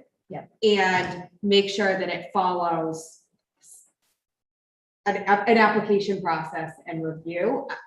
I think if we were to break it up between the taxation, I don't have an issue with breaking it up between taxation and then an actual process to capture others. I just think that we just have to have a process. And I think if Jennifer's seen, I mean, we could just follow the rent and mortgage program. It was lengthy, and took a decent amount of time to review. Maybe But that's over with, right? it's over with, but there was actual, it was based on income and the number of bedrooms that you had. And so there were certain criteria that then qualified you for a certain amount per month. And then we made the decision on what the cap was for the number of months that we would help them with. But I think if you're gonna, one point about the rent and mortgage allowed people to stay in their home. And I think that was a key point during COVID. And I think that came at a time, and I'm grateful that this board was supportive of that, because we changed lives. You're here. You know, and that's what this should all be about. So I agree. I think I wouldn't even be adverse to upping that to 75,000 and maybe working through 3 different groups to be able to, you know, find the best use of that money. And I think the other thing that we just need to be cognizant of is that, and I think it was pretty clear with, was it Liz that spoke at the beginning of the Yes. meeting? That the money essentially gets allocated in that fiscal year. I think with the emergency fund, because we can't put this money into an account that then might not get spent, right? Like, even if it's sitting in the emergency fund, I think it would I have. think you can. We should check on this, but I actually think you can.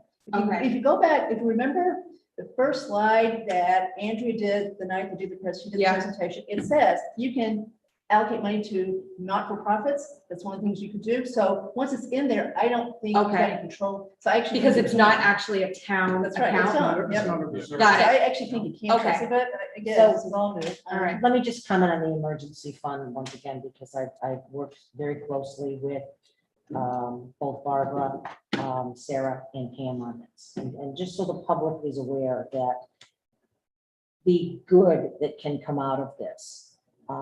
You know, everyone's aware we've had a couple fires in town, and I'm going to use those specifically. I was able to show up on the scene of the fire within hours of it happening and give that family a gift card to be able to go and get the things that none of us think about in the face of tragedy, to go and get clothes that don't smell like smoke, go to get a toothbrush or deodorant without having to stop and think about it.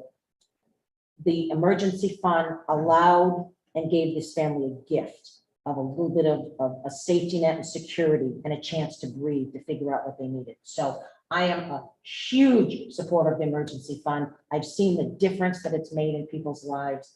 And I think that's one of the great benefits, and we're fortunate to have in this town for somebody that finds himself in need.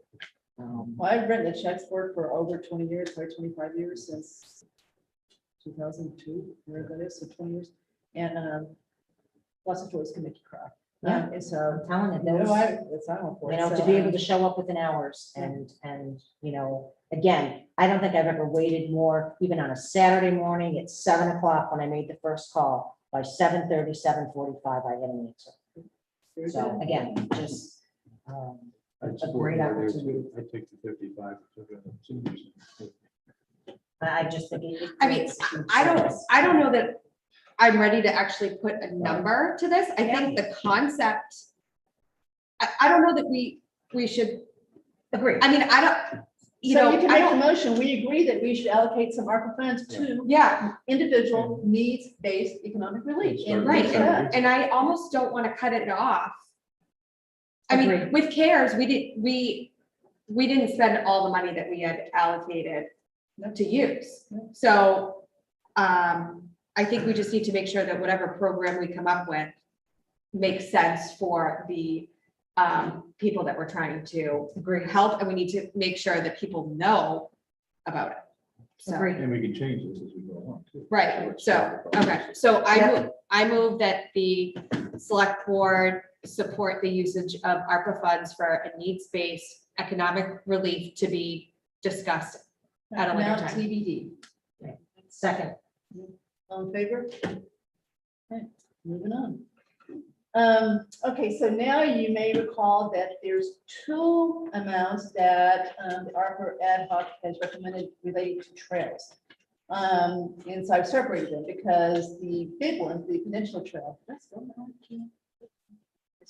Anyway, Peninsula Trail is, they have applied for a large grant, and they will hear yes or no for that really, really soon. So we'll then know what to do with that one. So that's why I put that one below, for not tonight, especially we need to get that answer first.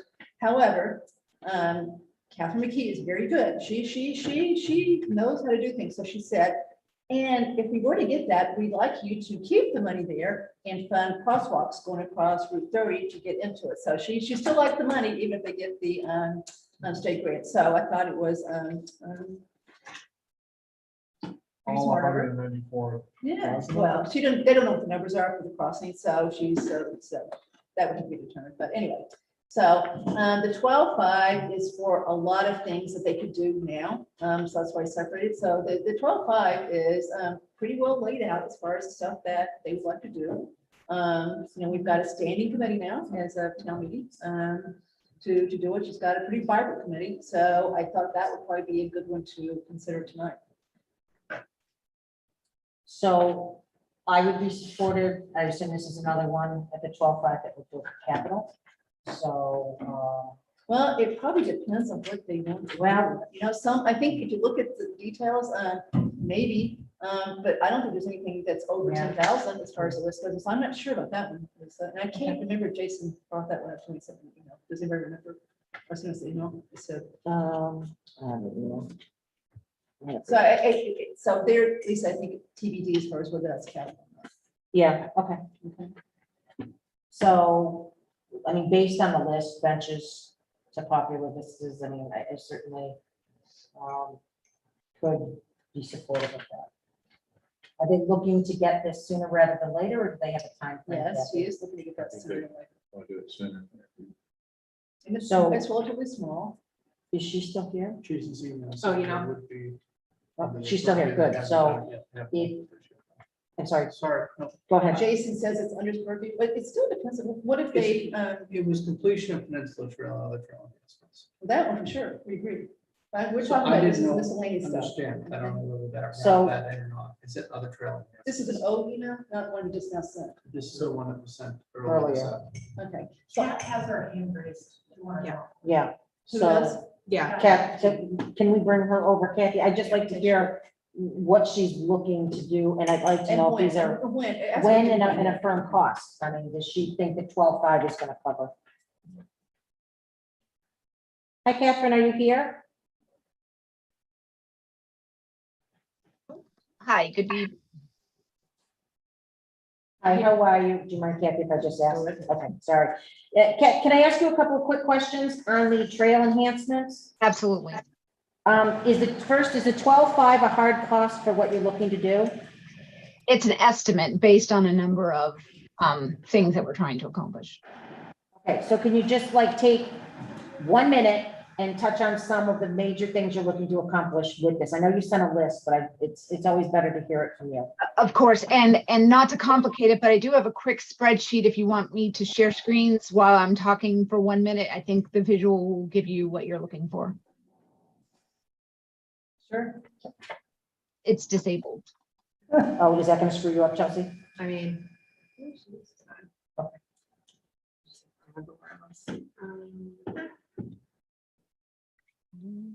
Great. Let me know when you see an Excel spreadsheet that says preliminary budget. Everyone seeing this? Yep. Yeah. Okay, great. So essentially what the 12.5 would, it's broken down here. So we're looking to have a shed for our tools that we'd like to buy also with this money. Boardwalks, between 4 and 6 boardwalks, bridge, small wooden bridges, nothing fancy, 1 to 3. Interpretive signage, just a few, I'm estimating 3 here, single post pedestals, and installation cost, and then trail building, spelled wrong, but trail building consulting fees, that would be for the boardwalk and the bridge, and a contingency of 15. So that's how the 12.6 is broken out. None of these is for like one specific site. It's gonna be spread out over. Correct. Okay. So shed, where's that going? So that's a TBD. I want to consult with DBW. The committee's talked about it needing a place to be able to house our tools. Currently, it's in my garage. So it just depends. It depends on where there's an opportunity to put something like that. Would DPW allow something like that on their property? If not DPW, what are some other alternatives? So she says that, everybody brings their own tools in, so this would help them, not bring their own tools. I just think this is an easy one too, and this is not capital. Right, and I spoke to Jason actually specifically about capital, because I understood the Peninsula project we had put forward is above the 10,000 threshold. So my understanding after speaking with him was, unless he wants to see this, and we'd be happy to consult with them if they want to see it, so that we're using funds properly. But because it doesn't meet that $10,000 threshold, unless you consider it collectively as one. Sitting here on Capitol too, I just can't believe Jason is want to have a say over spades and trials and things like that. They've got plenty on their list that they've got to deal with. So I mean, I don't want to speak for Jason. I mean, he is in the audience. If we want to bring him over and if he has a different opinion, I'd be interested to hear it. well, but- he's hearing what I'm saying, so I would think if he All right. disagrees, we're gonna see his hand shoot up. All right, Jason, if you disagree, just raise your hand. Or he's dealing with that time, so. That's true. So Jason, Okay. sorry. Oh, his hand's raised. Okay. So Catherine, Lisa, you want to ask a second question as far as she's ready to go? She could spend it tomorrow? Yes. Yeah, so I think she kind of addressed that, Kathy. I think she's Okay. looking to. All right. Thank you, Catherine. You're welcome. Thank you. I don't know how Should to. I quickly bring Jason? Is he there? Yeah, he's there. He's raising his hand now? Oh, there you are. Yeah, I know I'm not following instructions, but I think I just wanted to go on the record. These are clearly not capital items. The capital policy is $10,000 for an individual item or a collection of related items that sum to greater than $10,000. So this document, That's not a collection. this document was not in the packet, right? There was a PowerPoint that was in the packet, which I think had the total number, right? So I think we're all in agreement. Okay. Yeah. Thank you, Jason. I was going to say that, but I didn't want to speak for Jason. So. Okay. Anybody disagree on this one? Chelsea? Nope, I'm good. Thanks. I'm So good, yeah. Chelsea, motion? Yep, so, oh, hold on, I gotta start sharing again, sorry. Thank you, Catherine. So I move that the select board support using ARPA funds for the Southborough Trail enhancements for up to $12,500 For immediate release. for immediate release. Second. All in favor? Okay. So Catherine, you got 12,500. Thank you very much. Thank you. I'll see you soon. Yep. We want to hear about Peninsula Trail as soon as you hear. You will be the first to hear. Thank you. All right. Okay, now we're going to come back to Northborough Road when we talk about Northborough Road. So I just stuck it up there in case that's what we end up doing, right? Yeah. Because we do need to talk about it tonight, so it was time sensitive. Now let's go down to the next section, which has got the real big numbers in it.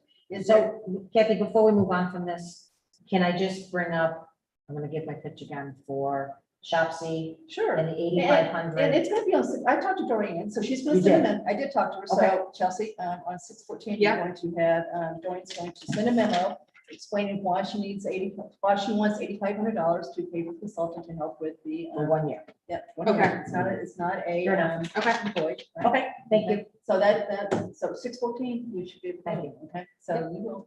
So we'll update the spreadsheet for that. Perfect. Right now, let's go to the next section, which has the big numbers in it. Okay, so you got Peninsula Trail, you got the National Grid property that Sam would like to see us buy. You've got a, general amount of money for IT, 250-80. You've got, the biggest number is sidewalks. You've got the hazard pay that's been recommended for police and fire. You've got the kind of catch-all bucket where we can basically decide how to use it for things that would have basically been paid for by the tax levy to try to keep the tax levy down. So we've already used a chunk of that was 500. So we've already used a piece of that with the stuff above, right? And then we've got the second year of the subsidy for the Board of Health director. And so I think that's the right number now, Chelsea. It was a little bit higher, but I think it's been adjusted to the right number. Okay. And then we've got the possible need to add on, I really hope not, please let this thing go away, $6,500 to add for the vaccination staff. Yeah. Okay, so is there anything on that list that anybody wants to actually talk in detail about tonight? Or, I mean, these are big things that we're going to need a lot more information on. Yeah, I agree. Right? There's, Kathy, Yep. this is kind of borderline of talking detail about it, but just an idea. So for the National Grid property, right? This is something, if you want, this would be money to acquire that, property, which would need to be approved by me, right? Yes. Mhm. So what about, I mean, if we wanted to use ARPA money for this.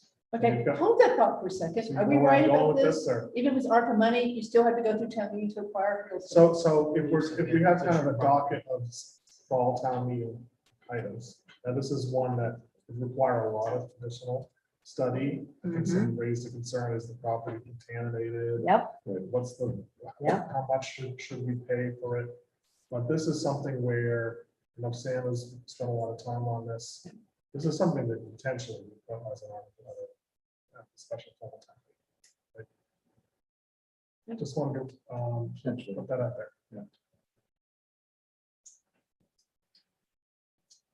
Yes. And then because really there's no point in our decision whether or not to spend the money or not.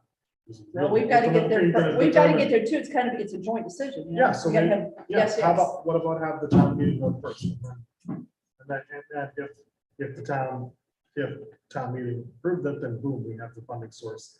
You would basically effectively be allowing the town meeting to take this vote. Are you? Well, I think you gotta say ARPA first, because you gotta have a way to pay Nope, for it by the okay. time you get to the warrant, and you Yeah. can't, and they don't have Yeah. anything to do with ARPA, so I So- think you gotta do So ARPA for first. like, sometimes, we vote to authorize using free cash for what, right? Okay, so this would basically be to vote to let us use ARPA funds to fund this purchase. Right. The fact that we're So using we said ARPA. ARPA, we like ARPA for it, and now do you guys wanna do it, So I have two comments Okay. on this.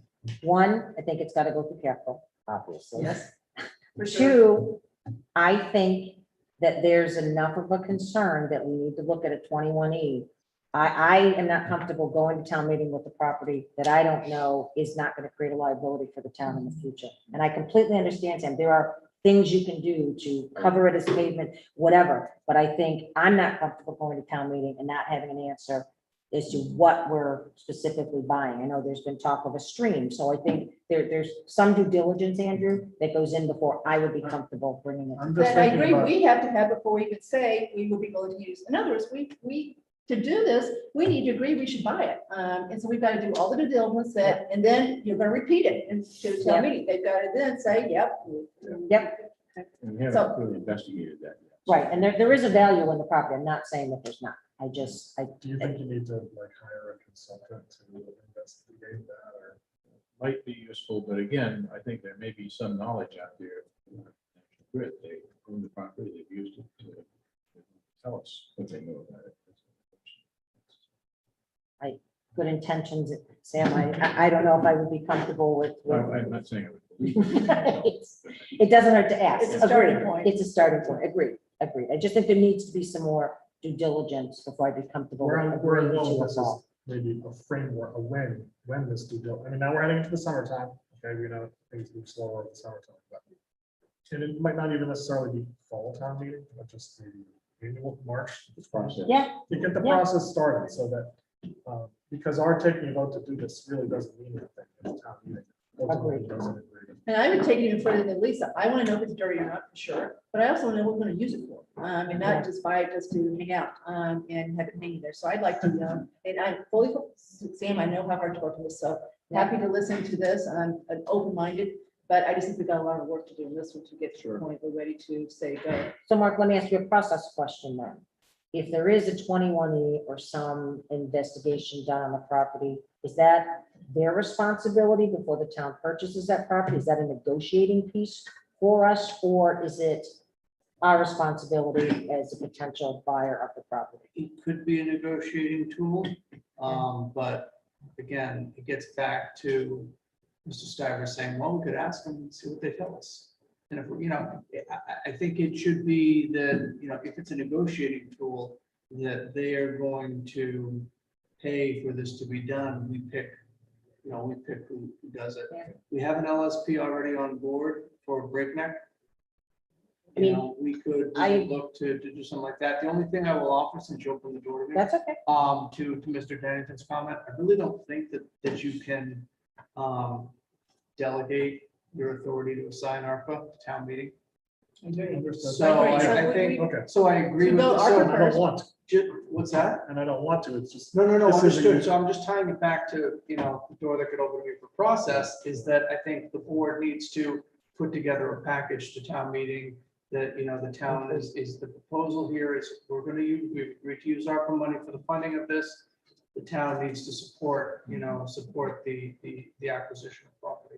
And I think too, Sam, I'll just say this and I'll stop, but I think Sam has probably heard, depends who you ask in town. Some people will tell you nothing has happened there and it's good, and then others will tell you a Absolutely. story, Yes. so. And some people think there's something that's going on there, and I think it's worth investigating to figure out, is it anecdotal, or does somebody actually know, have done a study, et cetera, but I think it's useful to get serious about investigating this. And if see you what's there. knew exactly what you were going to do with it, and you knew we were gonna stay above ground, Yeah. and we were gonna pave over it, and we were gonna, there is some, there's, okay, we could pursue something like that. But there's also been discussion of going subsurface as well, and, with potentially maybe an underground wastewater treatment or doing something along those lines. If there's any indication that we're gonna be looking, that we're not quite sure what the use is gonna be to, what Ms. Cook had said, we need to understand about this, then I think we need to do all the due diligence we need to do and be able to answer those questions. I mean, Kathy, I would be comfortable with leaving this as our work in progress list, and kind of going from there. Yep, me too. The 1, 2, 3, 4, first 5 are clearly capital, just to be clear. Next one's not. The next one could be, depends on what we spend it on, right? And the last 2 aren't. So that's, so the first 5 definitely will be going through capital before we. Okay. So you don't feel any of those within this group are something that we need to act upon now? I put this together and I'm just your I didn't opinion. think so, but I'm one Your of 5, opinion. so that's what I'm asking. Is there anything you want to move up and consider tonight that's in that big group? I think that the website upgrades is something that that's another thing, anytime the town does a survey, it's some consistent feedback, it's better usability of the website, et cetera, et cetera. And I think, I don't know, Mark, when was the last time we had like a major upgrade of the website? It's just like, it looks like the same basic structure. Since I've been here. Yeah, since I've been here too. so. But I've heard conversation in the MTC that there is a difference of opinion in terms of do we actually need There new is. investment there or simply learning better how to use what we There have. is that conversation. So that's why I would be comfortable saying, leaving this number here, I'd like to hear from MTC, I would like to hear from Jay. Yep. Yeah. And So I and agree I don't with- know if this number Let's have a is right. fall Mark. meeting. Yeah, Let's have a right. fall meeting to discuss all things IT. So I will mention one thing with website, been talking with SPAC. They do have some money in their budget. They'd like to use it for training and understanding accessibility issues of the website. It's been difficult to try to get those answers from our website, from our host provider. But there is a piece of software that layers over the top of the website in terms of accessibility, in terms of language, in terms of readability, screen readers, things of that nature, and also being able to do a report on your website telling you where your deficiencies are and what you need to do to fix them. SPAC would like to spend that money that they have in their budget to address accessibility issues.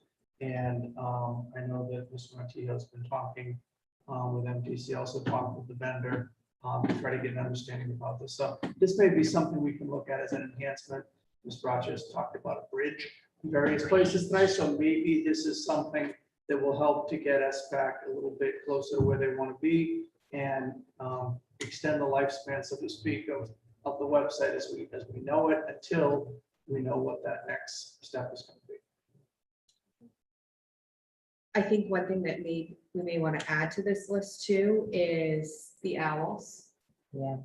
So we Cost have, of the owls. yeah, so well, we've purchased 2 from the IT budget for this year, which was one of the examples that we went probably into Salaries. or consulting I'm line. expecting a really big. Yeah, well, pullback in that- this that was how department. much? 3,000. Yeah, I know. Okay. But you We- could, you we could bought owls 3. within the 250 to 80. Oh, we bought 3. Yeah. So we're ready to install in 3 different locations? Oh. Oh, I guess I missed. Wow. So maybe we don't need any more, but No, I think we will be good because we can provide, again, the portability of them. Yeah. Is extremely helpful as well. So if we can have one that lives here, one that lives in public safety. Yep. One that lives at the community center. Yep. You know, Yep. I think that would, Okay. you know. Okay. That's the plan. Then maybe we consider a fourth as far as being able to utilize it at the library, the library, like exactly. like Float. a Mobile. float, yeah. Yeah, we may want to consider that, I mean, for. The issue is still Yes, going to be if exactly. we're meeting back in person. We don't have enough space to accommodate everybody when they want to accommodate. So Yeah. it's the physical space, not so much the recording pieces. And again, at some point, and I noticed it tonight when we were doing this discussion, and Ms. Braccio was talking and everything and that, if you looked at the picture on the owl, you could just see the back of her. And she's doing this and everything and talking. So it's hard to, this is, you know, I've talked with Mr. Montijo. I think we're likely going to go back to, you know, a large TV on some kind of a stand to bring in, so you can see, so the board isn't going to be inconvenienced with turning this way, and we can have something where you can see people who are participating virtually. The Is it a sun kind was way a of- problem for a while too. Yeah. Is that a kind way of saying I look like cousin It? With No, the it's hair and the just hands? that, you know, it's just that, again, you're facing the I know. screen because you have to look at the screen, but you're trying to talk, and the owl just knows where the voice is coming from. No, that's great. Yeah. So did you guys see the email I forwarded you that Jim forwarded to Yes. me? So it looks like we end up maybe being able to do remote all the way, and I assume it's not typo, end of 23. It is. That's what the Senate passed. So Fingers anyway, crossed. That's gonna be a tight timeframe. If there's any hiccups along the way. So the Yeah. House didn't put anything in, conference committee, the governor vetoes. And then by the time it comes back and is for consideration before the close of the fiscal year. As long, if it goes through without any issues, then I think, you know, I think it might get. all right. As with everything with the legislature, it's a time issue. Okay, so are we happy with where we're gonna leave this now? So this will be our working spreadsheet. Yeah. And we'll keep. Go ahead, okay? And we'll come back to it after discussion. Yes, so we are gonna come back because we, you know, if we decide we want to go forward with the culvert, that's when we'll be. Be so patient. We're gonna get to it, I promise you. Okay. Okay, so next one. Pretty cut and dry. So Sam, you chime in here too. So Sam especially, and I some too, have been wanting to add a pavement management system, or at least consider it for a few years. Sam was on advisory when we first started talking about it. So Sam's done a lot of work. He's called Scouts around Lexington in particular, and believes that there may truly not only give you a system where you can see where you're going to do roads and tells you how to do roads. You got a nice report that shows it, that everybody can see. So when you want to know when your roads do, you can go look at it. But it could save some money too, because it tells you maybe, and Karen, feel free to chime in here. It may tell you how to do things in an order that you wouldn't even thought how to do. So it gives you, you know, it's almost artificial intelligence-like as far as how it does things. So all we're doing tonight is basically asking for the select board to support the investigation of this. We're not finding it yet. We haven't decided. So Capital is going to do this investigation. They'll come back to us as far as what their research is. They've already started making some phone calls, but they're looking for us to basically support the actual work to investigate this.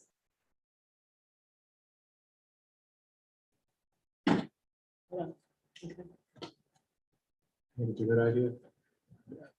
It sounds like a good idea, and just the timing of it sounds very well timed because of the, you know, new line put in the warrant that of the line item for roads, that Capital would have a meeting that would talk about exactly which roads, et cetera. So it sounds like the timing was looking into this is very good, right? Well, you remember the citizens petition that was concerned with managing the road process, right? she wanted advisory to write a report, and we convinced her it wasn't gonna do good to write a report after the fact. You know, yeah, we can write a report all day long, but it's gonna be after the fact. So we asked her to trust us that we were really gonna work on a process to truly try to improve the management of the roads in Southborough. And this, to me, is a pretty good step toward that goal. Any ballpark about how much money you were talking about for this? Yeah, Sam? Premature. Difficult to know for sure, but with the initial assessment process, I've seen estimates for like $20,000 to $40,000 for the initial assessment. So just say 50, Lesser just to amounts keep a number in your head. ongoing. But the real issue, you have to do the assessment, and then it tells you how to spend for the different levels of treatment to pavement. And again, it's budget independent. The model can tell you if you've got $400,000 to spend, here's how you should spend it. If you've got $800,000 to spend, here's how you should spend it. And here's what those expenditures will do to your overall road quality index. It calculates an index from 0 to 100, a terrible condition to perfect condition. And so basically, it's math that suggests how you spend this money to get the most value from it over an extended period of time. And there are always startup issues here in the sense that you start with roads that are in a variety of conditions. Now there are some that need to be repaired totally at this point. And so it takes a few years to work into this process. But Lexington did it over a period of half a dozen years or so. And I talked to the city engineer there who says they save money, and it takes a lot of the debate out of the road budget process because it's an analytical tool that says, here's where you should spend your money, and makes it more objective in some ways. And the public seems to support that view. So again, worth investigating has been my theory. Capital seems to be this. So again, Karen is the one Yeah, to I will. point of the spear here. So Yeah, I just want to talk a little bit about it because I've been looking into this because this year was the first year where it came down to, well, what if we borrowed $5 million and how do you want to spend that? And when you get into it that way, it's difficult for one person to keep coming up with all the different scenarios based on what's going on. right. However, before, when it's like, look, we have $450,000, what you're gonna get, you've got 2 million, what are you gonna do? We only have 67 miles of road, it's not brain surgery, we can do it. You do let roads that are bad, if they've already gone bad, they've gone bad, you're trying to maintain the asset cheaper, right? Every 7 years, you wanna be doing something.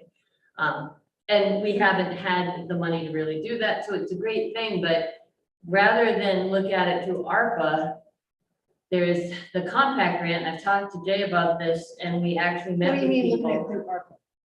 Well, I don't know what, I guess you're not talking about ARPA anymore. I lost track of you guys a little bit, but rather than spend it, we can do it through the compact IT grant. And what we need to do when we do it is have it, make sure it's on our ESRI program, that it also upgrades our GIS because that needs to be upgraded. Right. And through the compact grant, you can do all that. I know. I Did we mean, get the compact grant approved last time we asked for it? So we've never asked for this. We did get it for fiber and you can only do it every other year, but we didn't do it last year. So like I said, I talked to Jay and he didn't have something else specifically that he was looking to get it for. So that's great if we can fund it the way, but the point is we should do it regardless. And so we can. well, I think it's worth looking at and trying to get it that way because, and it's all. Yes, you can go and you can put it out to bid and you do a pre-qual, right? And you have to do a qualifications-based bid and all that. We have engineers though already who have the programs and can do it. But if you do it through compact, they only have to, you can use a Mass DOT approved plan. Okay, but first, we're and you don't have not to trying go to do through- the details now. We're just saying we approve capital to investigate this. Well, and come maybe, all back to right, us. can you approve it for them to investigate it as well as through the compact grant? So that, because to get the funding source makes sense.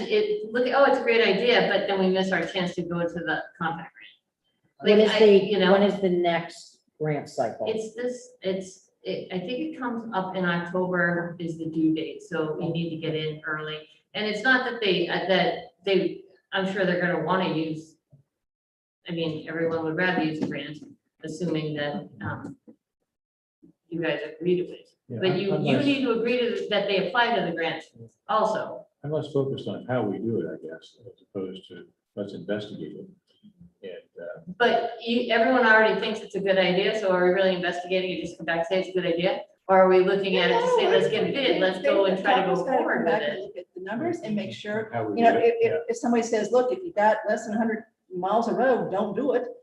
So no, they've got to come back and say, this really does make sense. There's apparently a company in Ohio that is maybe the leader in this. I know you think, BHB is worth looking at, but we've got to look at this and make sure it makes sense. They need to vet it and talk to towns and come back and say, yes, and they can get this done for you. And it does, whatever we have needs to be turnkey, and it has to stay turnkey, because we only have one person in the department. Karen, I'm sure Capital is gonna talk to you about. Oh, this anyway, I your agree, it's input. just, I think So, it needs to be stated in a public meeting that we don't have the bandwidth or the people to maintain it and do it ourselves. That's another reason why we haven't done it.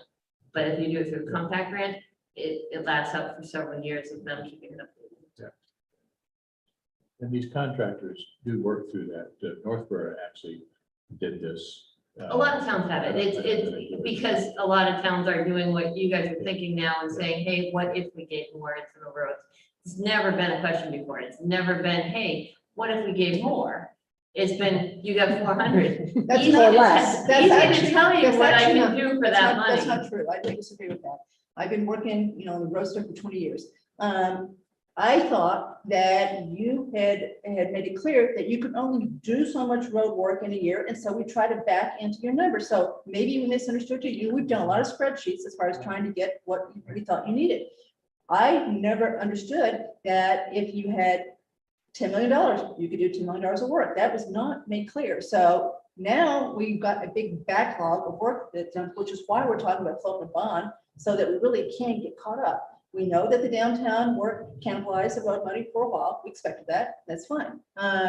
But now we got to get caught up. We've got a lot of people who are saying, look at my road. And it's right. I've seen the list that you put together as far as what needs to be done. You got some numbers on some, and you got some big projects with no numbers, and you could add that up and get a pretty big number. So we just don't think we can chip away at this like you used to. And this program would help really put this Oh, together. the So, program would and help, then- absolutely. It's just, it still comes down to, and there's a lot of needs in the town, and there always have been. And roads aren't gonna be, they don't stay great for long. Every 7 years, you wanna do something. And the through streets are old cart paths, right? That were paved. They don't have a good base. They don't have all that. That's why they cost more, whereas these subdivision roads, they have less travel on them, and you don't have to touch them as much. So everyone drives on the big road, on the through streets. Everyone, they have the most problems because they've got the worst base, and that's what everyone sees. But if you really go and you look at the subdivision roads, most of them are fine, right? So that's part of the problem. Everyone thinks that all the roads are bad, but it's the through streets are all bad, and they need a lot more work. And yeah, this program would be great for that, to say, all right, if you're willing to invest 2 million into a road, or, whatever, 700 into one road, great. Because they need drainage to make the roads work. And that's really where we stand, is everything is now really more of a project than a maintenance. And I believe you can work those programs to be project-based, not just maintenance, Right, because yes, you can, yeah. because we need projects on our roads. We've only ever done maintenance, and that's what the huge difference and why we have problems on these through streets. But the planning board roads, the ones that have been built, they all have drainage. They're appropriately built. So it's a different process. But that's I'm why sure I just the want to say capital the and you are compact gonna work grant very will make a closely big with this, difference. Right, Lisa? Yep. So the motion is to basically ask capital to investigate the software that would allow us to have a road maintenance program. Can we put the caveat on there, though, that we would ask Capital to do it in the time frame of the compact grant? Okay. In time to basically apply for the compact grant for this fall. And investigate the opportunity with the compact grant. Are there things about that would somehow make it less attractive for us in terms of the how? I think is an important aspect too. So capital do that too, come back and look at the grant and make sure it makes sense, okay? Mr. Malinowski has hand up a motion. Comments or- Chelsea? Your husband? Shutting down. Let me over. You should be able to talk. Okay, thank you. I just wanted to make sure you weren't limiting us to the community compact grant, because I think the idea with bringing this forward is we've been tasked in this fiscal year to bring a plan forward in community compact. You know, if you have an October timeframe, it's going to take months for them to review it. Then we're not going to have results, and then we may wait for nothing. I know that happened with the servers last year, and I imagine with all of Mr. Montijo's needs, we shouldn't hold him up from potentially applying for something else. So we should all consider it, I don't think limiting factor, but it sounds like the motion will accomplish that. All right, so why don't we talk to Jay and see if he's got anything else on his list that would be a better idea for the grant. Ask capital to go forward with the investigation and don't necessarily let the investigation hinge on this grant. Let's just get this done as fast as we can, the right way. And if the grant works out, the grant works out. If it doesn't, you know, we're talking $50,000. We're not talking $1 million. Fair enough. How's that sound, Jason? It works.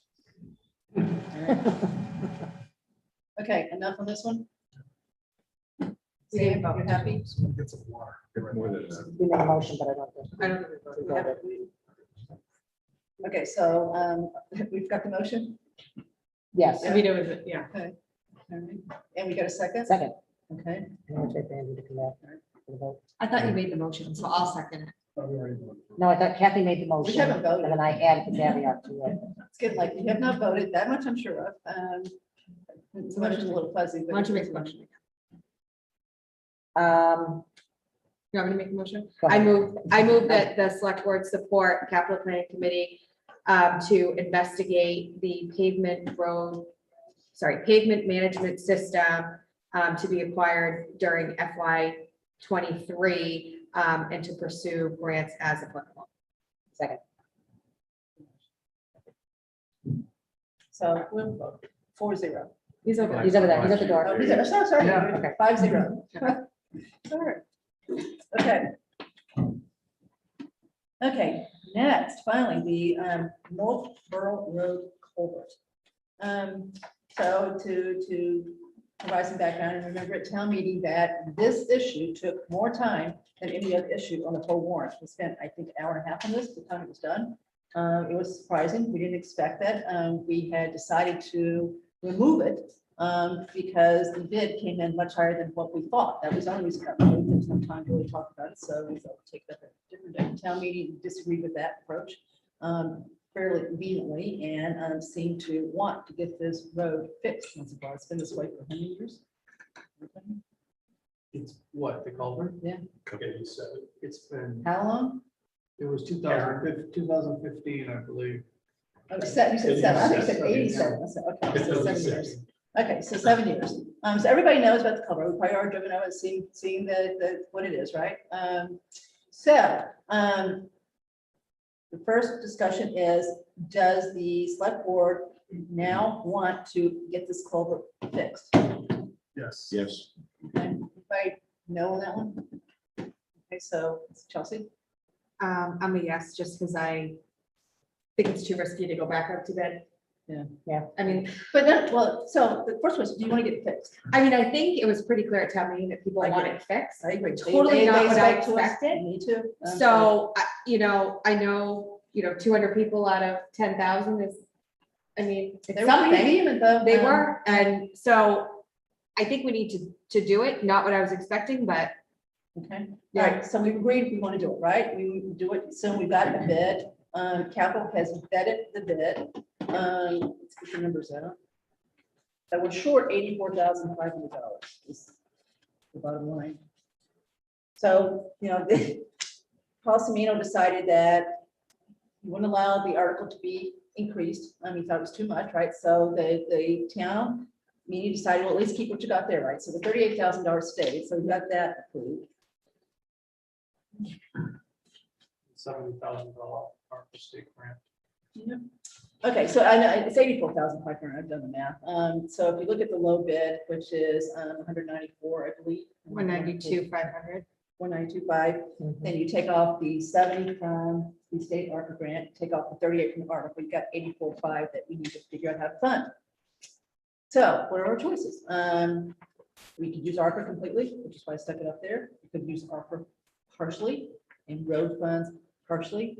Other than that, I don't have a choice. I don't know what else choices we have. So anybody else have a way to do it? Capital talked about roads and 2 different road funds in ARPA. Well, there's not really. Okay, so there's road funds, right? It comes from the state and we've got our warrant. So it's still. It's, Chapter 90 and road yeah, maintenance. but it's our road funds that are Yeah. available. So I'm not sure it matters where it comes out of as far as We're 90. talking about FY 22. Well, the money is there. Remember, the road money accumulates, it, you know, it doesn't get closed out. So there's enough money there. And Karen's sitting here listening to this until she would tell us that we were wrong. So we know there's about $1.5 million of road money going into 7/1/22, right? The year we're about to finish. So that's what we think our starting point is right now as far as total road money between Chapter 90 and the warrant money that's accumulated. So there's money there to do this. Now, we also know we're behind with road projects, so as far as I'm concerned, every penny for the road money should go toward other roads and use. So I'm voting for ARPA to be used for this completely. I don't know what you guys think. I really think knock it out with ARPA. I think use ARPA and I'm in favor of using ARPA for just because, Mark, I think back to when this thing came up and we put in for the state money, and then our time work was get it before the flakes start falling. And that was last summer. I mean, last winter. So I'm just impatient to just get it done. Yeah. And apparently the contractor's ready to go, Karen. Is that true? He's kind of chomping at the bit to get us to say yes or no. I haven't talked to them very recently. I think they wanted to do it last time I did, so yes, but. Would we need to separately have something on the agenda about to accept the bid or? No, you've got a discussion of bid award tonight under an item that the board may vote on. So. you have a Okay, so we're vehicle- good to, You have a vehicle tonight to move this forward in terms of funding and process. And, you know, we've got a bid that's getting stale. so And, we, yeah, so the action to take would be we would move to accept the low bidder for the North Borough Culvert project and to use $84,500 town ARPA money to make up the funding gap. it sounds like a motion. Yeah, I did. 845. Yeah.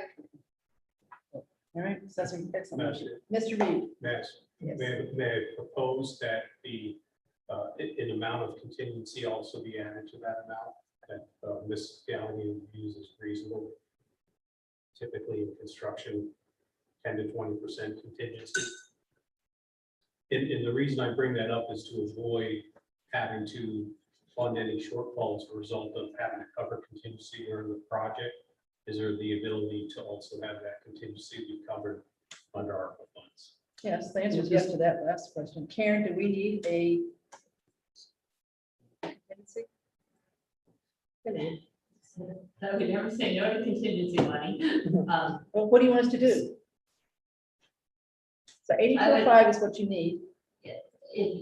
Award the bid and then maybe do it up to another 5%. So this work's gonna be done this summer, right? While the water level's low. Yes. So I think it would be prudent for us to not spend every penny of ARPA until we see some of these things flush through. So, I mean, I think we can always, I would rather just do it for the bid and then come back if needed. So this is approved 84.5. There's still more ARPA money. Yeah, so we got, so we can always, so don't worry, it will not get done because of not having enough money. But thank you for the thought and the suggestion. 5% sounds little. It's just merely pointing out that we're taking funds from that's been allocated for road improvements and so forth that's sorely needed. Having to cover the ARPA funds. Okay, so I think we've got it covered. Can I ask Karen a question? Yes, of course. Karen, am I reading the bid documents properly that the low bidder actually had a substantially higher price in there for the box culvert concrete form than another bidder who had like $45,000 cheaper box culvert there? Do we know why that is? Is that strange? No, I don't know if anything was laid out in that email that narrowed to us, but Maybe we suggest the low bidder check with the higher bidder to find out who his supplier is. I don't know. It is amazing how varied these bids are. Yes, but it's interesting. that's where they put the money. Yeah, it depends. You'll see some bidders will put the money in certain places and some in others. And, you know, the other thing too, and I think Ms. Mellon, you had said this about putting this back out to bid. If we had 1 or 2 bids, I'm not sure that that's you know, it shows you what you've actually got out there. We had 20 people, you know, pull plans for this and 5 actually submitted that. So, I know we can't cherry pick. I was just curious if there was a reason for that. So let's keep moving on. yeah, they're always, I mean, whether it's a vehicle or a culvert, it's all there. Okay, so the motion is to award the low bid to Kinnepick Corporation for $182,500 and to fund $84,500 of that low bid from ARPA funds. So moved. Second. All in favor? 5-0. All right, Karen. Poor Andrews did all the work on the motion. Huh? No, you did fine. No, he did. Just flushed it out. He did the original motion, he got it all set for everybody and then. Moved it over the fence. So I'm trying to move. It's it just a along. joke. Okay. Yeah. All right, so- Before you leave the topic, I just Absolutely. I guess just one query about the schedule that is of interest to me, and that's also what stands behind. Do you live in the area? Yes, ma'am. I actually I'm sorry, live can we on- just do name and address and if you don't mind going to the table? Sure. I just, the people at home can't hear you.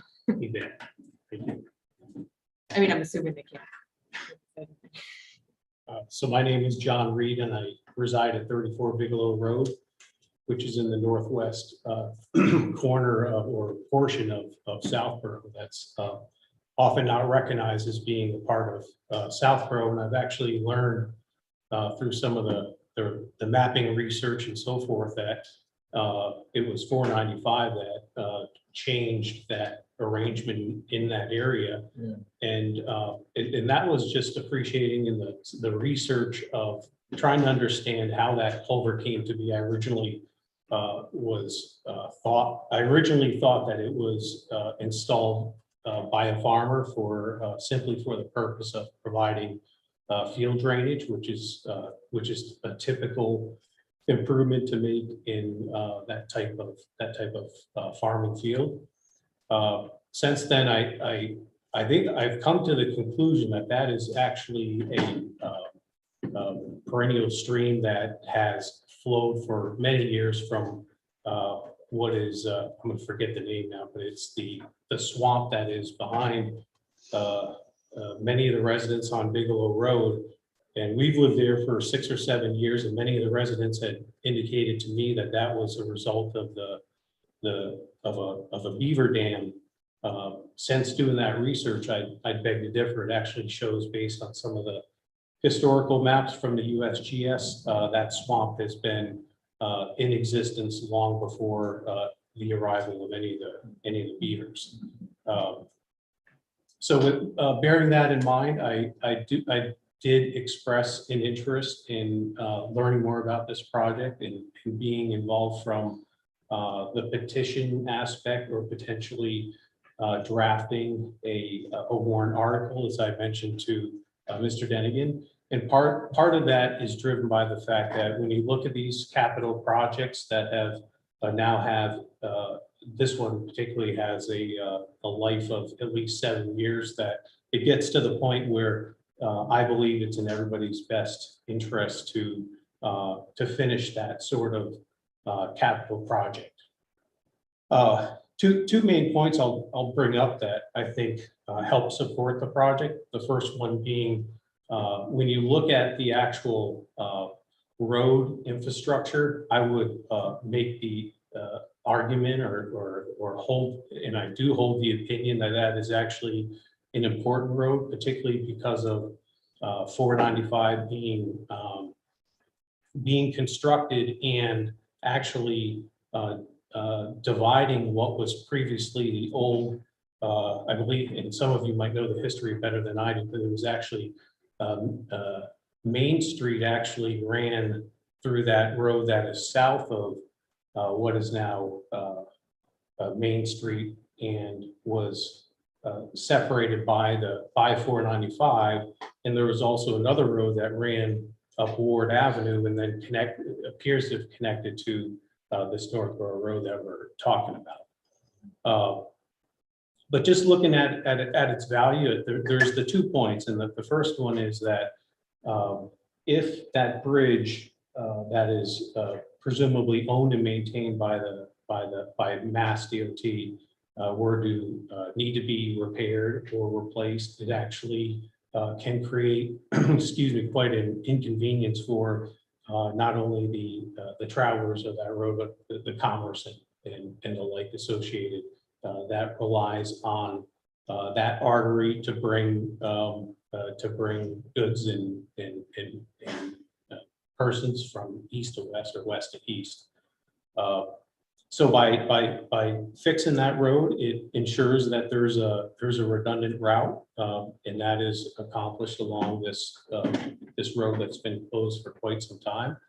And besides that, the other example that I'll use in this, and I've actually been a bit surprised that there hasn't been more of a vocal support from public safety, in that there are a number of residents that live. There's not just during the town meeting. One thing that I took exception to was a mention of there's one person that is inconvenienced by this detour. I would beg to differ, and I'd encourage all of you, when you travel along Northborough Road, and pay particular attention to the young family that moved in there. And every time I drive by that house, I look at those 2 kids.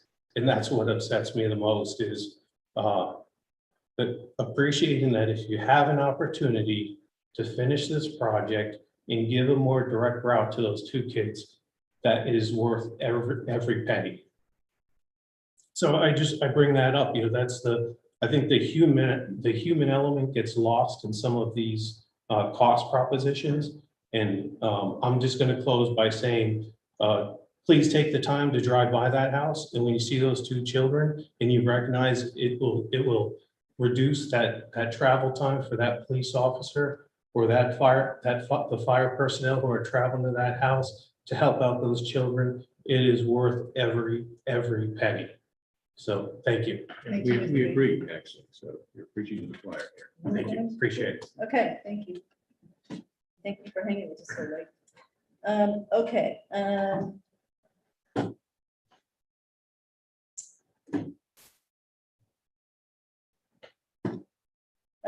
Next one is the discussion of the St. Mark's Street project, park, etc. Next steps.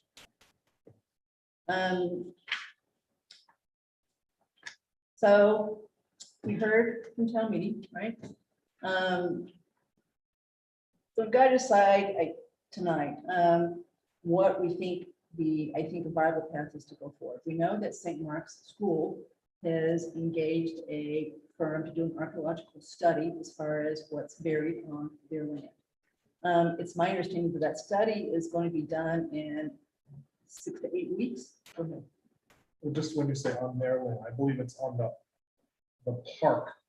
The area on the plans would show the proposed park, but not the area that's to the north of where the. Correct. Okay, so that clarification. So I agree with that. But the study sounds like it's going to go, if it goes as planned, fairly quickly. It's not a year, it's not 6 months. Anything you've heard, Andrew, that would disagree with that? So all I can do is throw something out, and then you guys respond to it, and we've got to start someplace, right, as far as coming up with what we're gonna do. So one way to approach this, to try to basically draw more people in this process, satisfy more people, end up with a really nice park. I mean, I think we can all envision a really nice park there if we continue doing this, right? I mean, I've got in my mind what could look like. Is to basically stop work at this point and continue to stop work, wait till the study is done. And then from that study, at least decide then what to do with that piece, right? So if you break it into two parts, so you got the park, this one from the park piece. And then separately decide whether we want to go forward with the work from the road north, right? Which is not impacted by this study, in which no one has expressed a concern that there might be something that is precious buried there. And then to clarify there, you say from the road north, you're really just talking about the completion of the road where there's gravel and drainage put in for the road. The part north of the road is really not our concern. When you say our concern. The town's concern. But we gotta get the, but the road's not finished, right? Okay, so I'm talking about what we're supposed to do from that road north, when we're still supposed to at least do work with the new parking lot for St. Mark's. Well, that's the agreement, right? We're not gonna pave it, but we've got to still do work there. So we've got some work to be done north of there, including finishing the road. So do we want to stop the whole thing for now till we get the report and then make a decision as to what we think should be done, depending on what that report says?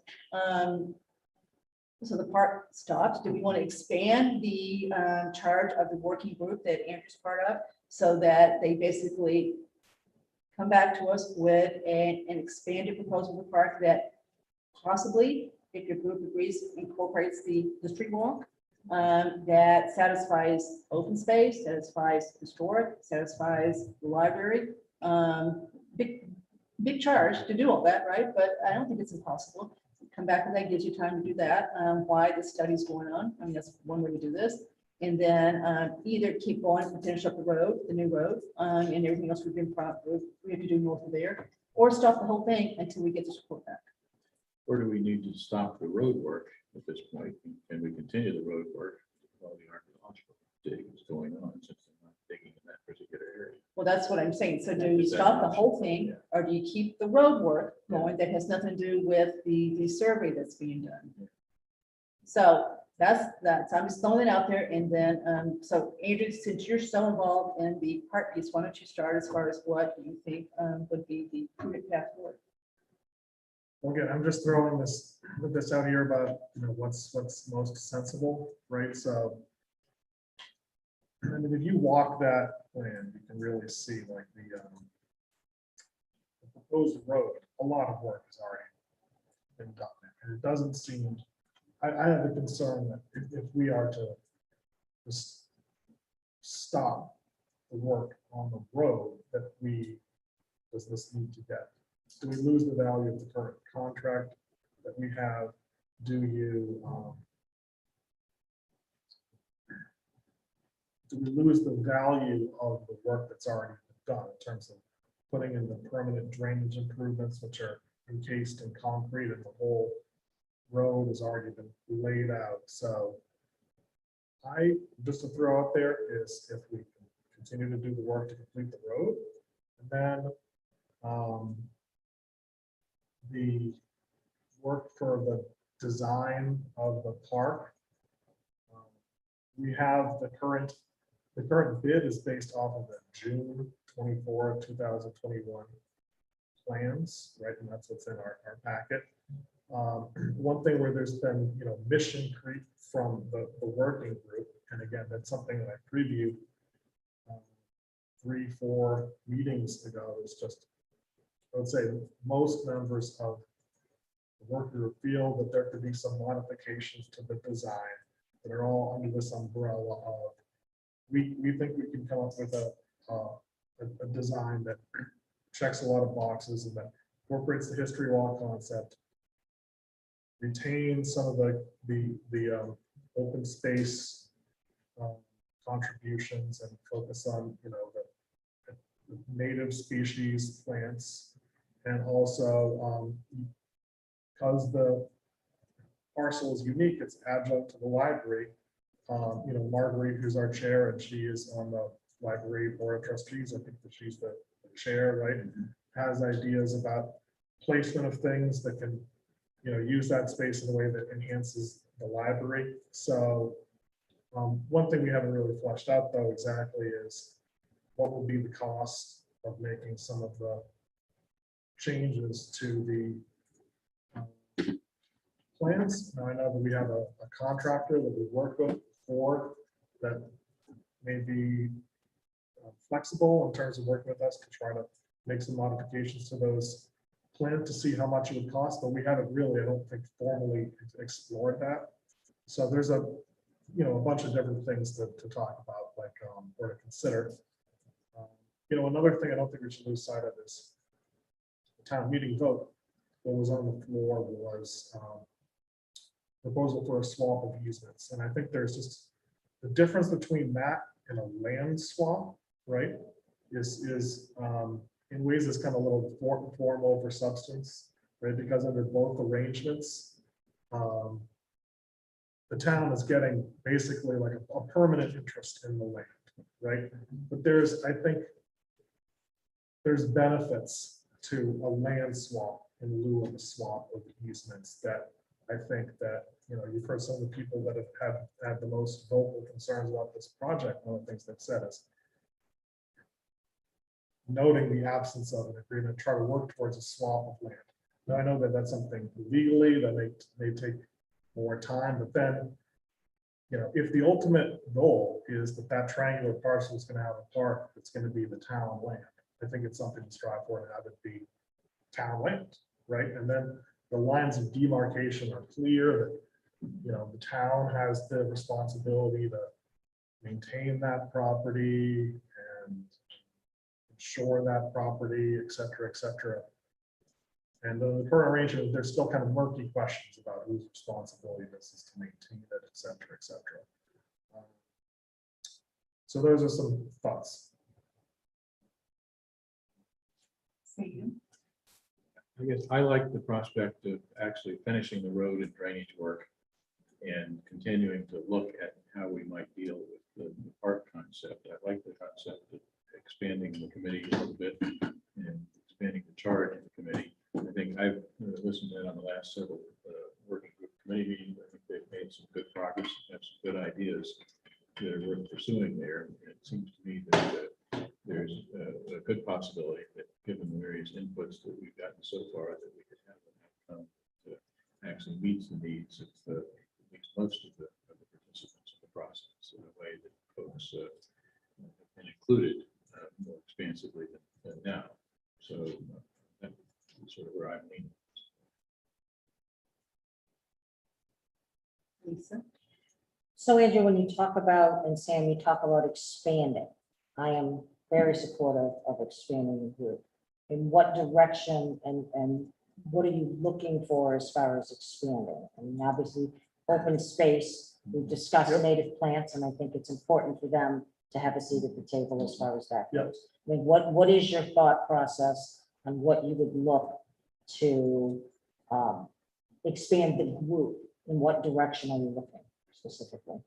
Okay, you know, Margaret, I see Margaret has her hand raised, so she might be able to answer this question too. But I mean, specifically, I know Freddie is one of the attendees, and I know a concern that she's had, and I think that this is a valid concern. Is in December, we had a public meeting where we said, here's the charge, and it was pretty narrow, right? It was to fill the circular, unfilled circular space. And now it's gone off into, and that assumed the other design elements, including the open space, was going to be fixed. Okay. I still want to have the, you can envision the plants for this having a lot of plantings and native species, etc. So I don't really have a great answer yet. Is it that, you know, there's currently 7, the charge has 7, there's only 6 appointed. and the last couple of meetings, we really only got regular attendance of 5, is that appointing a couple more people? Is it having dedicated slots of different boards? Because that's something that we talked about really in the first iteration of it. Yeah. And I think it was just a close vote, and we decided to go with, the all at-large concept. Yeah. So, I mean, the 3 key constituent groups I think of are open space, historical commission, library, and then also Bill Signs from the ADA Yeah, committee. which I think is very important. He's been excellent, he's not just focusing narrowly on the ADA, he's been a facilitator. Yep. Controlling, I think, very creatively about ways to. And again, the thing that I keep thinking of that's exciting about the space is just its proximity to the old burial ground. I'm thinking about the charge for the tricentennial in 2027. Project seems to be moving pretty slowly, but still the modest goal that I kind of foresee is that by the tricentennial of 2027, if this is a town park that celebrates parts of the town's history that haven't been recognized before, I think that's something that a lot of people can get behind. And just to Sam's point, if we say complete the work on the road now, and then there'll be some tweaks to the plan to try to get a little more consensus on the park. I think that the park work is less expensive than the road work. But again, this is just fine. Okay. At least I found that historical has actually weighed in very constructively during the committee meetings. As a matter of fact, I think they have a lot to offer. And they seem to be willing. So. I agree, Sam. I'm curious of the makeup. I think it's important to, if it's going to be expanded and it's going to encompass potentially a redesign of the park. I mean, some of the key things for me that from day one have been handicap accessibility, for mobility challenged people to have a place to go in town, which we know doesn't happen. Even our fields aren't that way.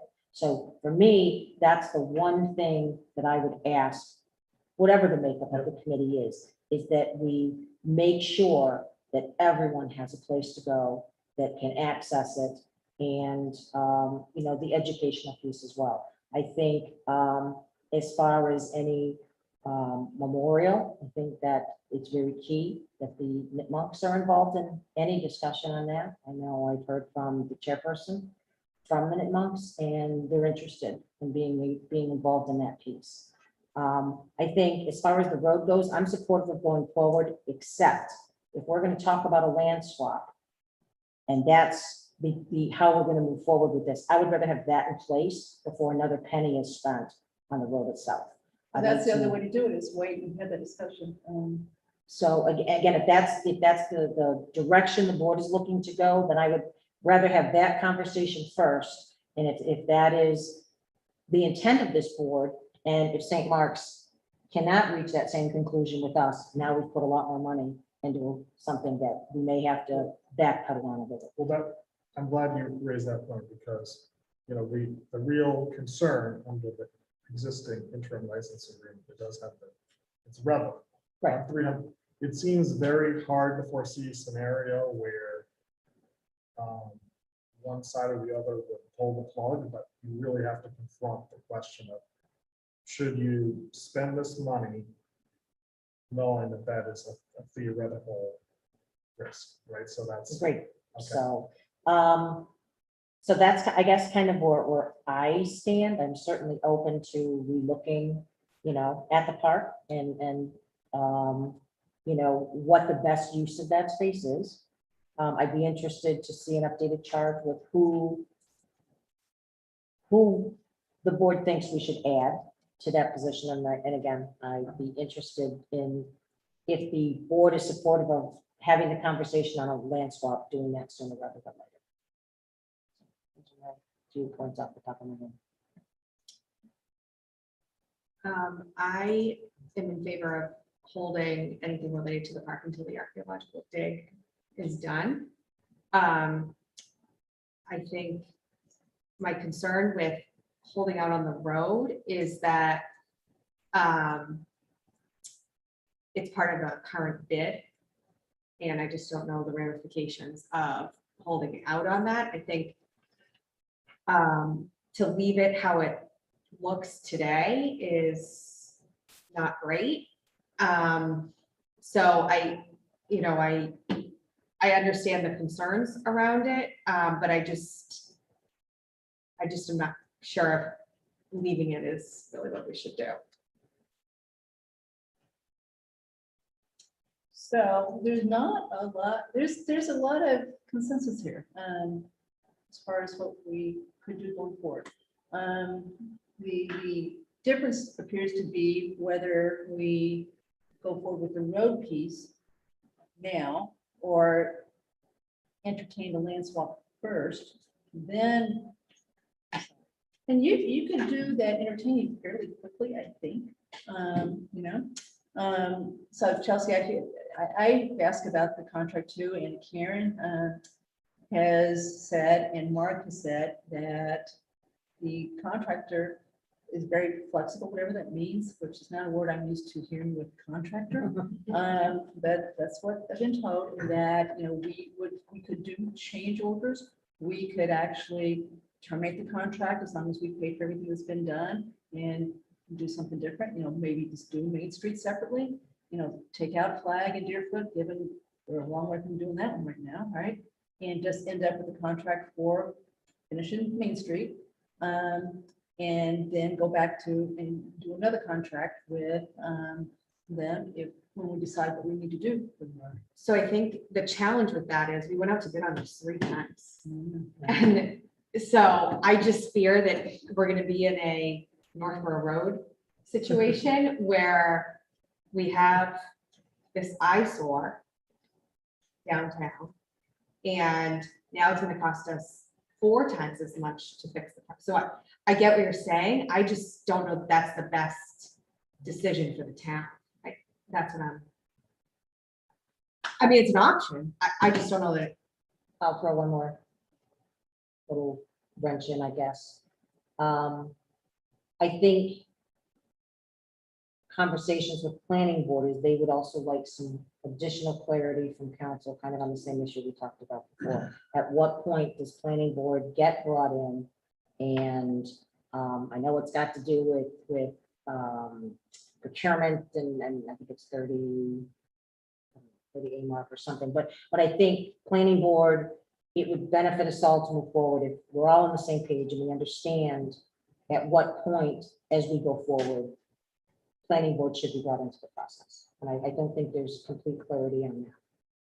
So I would just ask that as we move forward, that we get the clarity on that as well. So there's, Yeah. Marguerite's had her hand up. Yeah.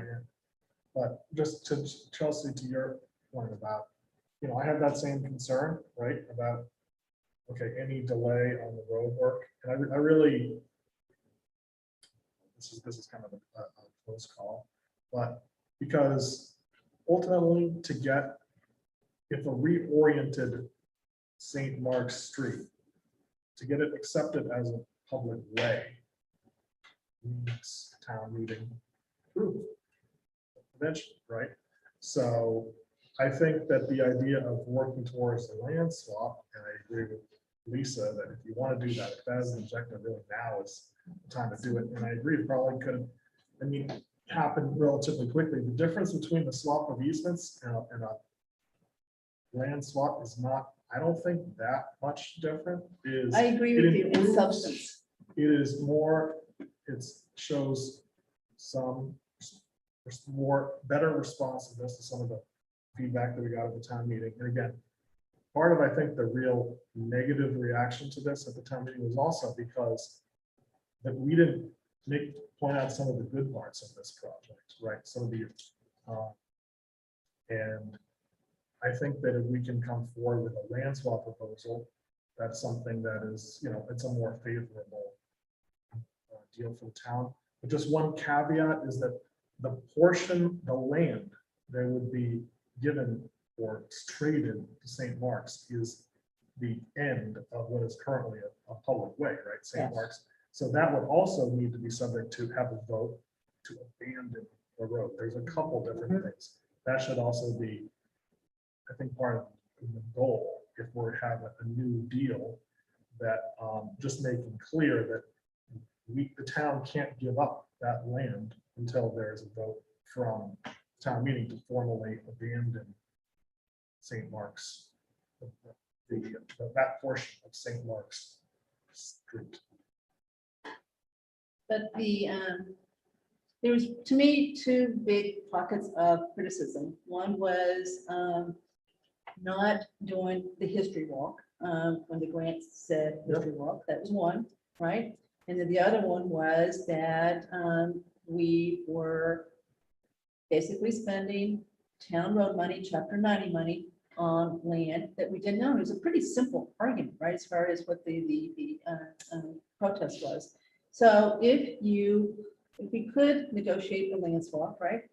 We understand that we've got all this other stuff has to be done to really pull it off, right? But if you can get the deal done, then the group that had the issue with using chapter 90 money on non-owned land should be happy with that deal.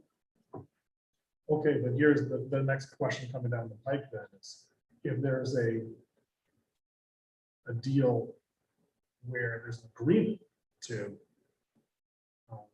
swap land, and that's subject to a later town meeting approval, but it's clearly fiscally better just to complete it calendar year 2022. I think that the contract doesn't, it says completion date and it's blank, but I mean, at least some of the documents I've seen of, there's like a completion date filled in like November of 2022. That's the next question coming down the pipe, just to give some consideration to, right?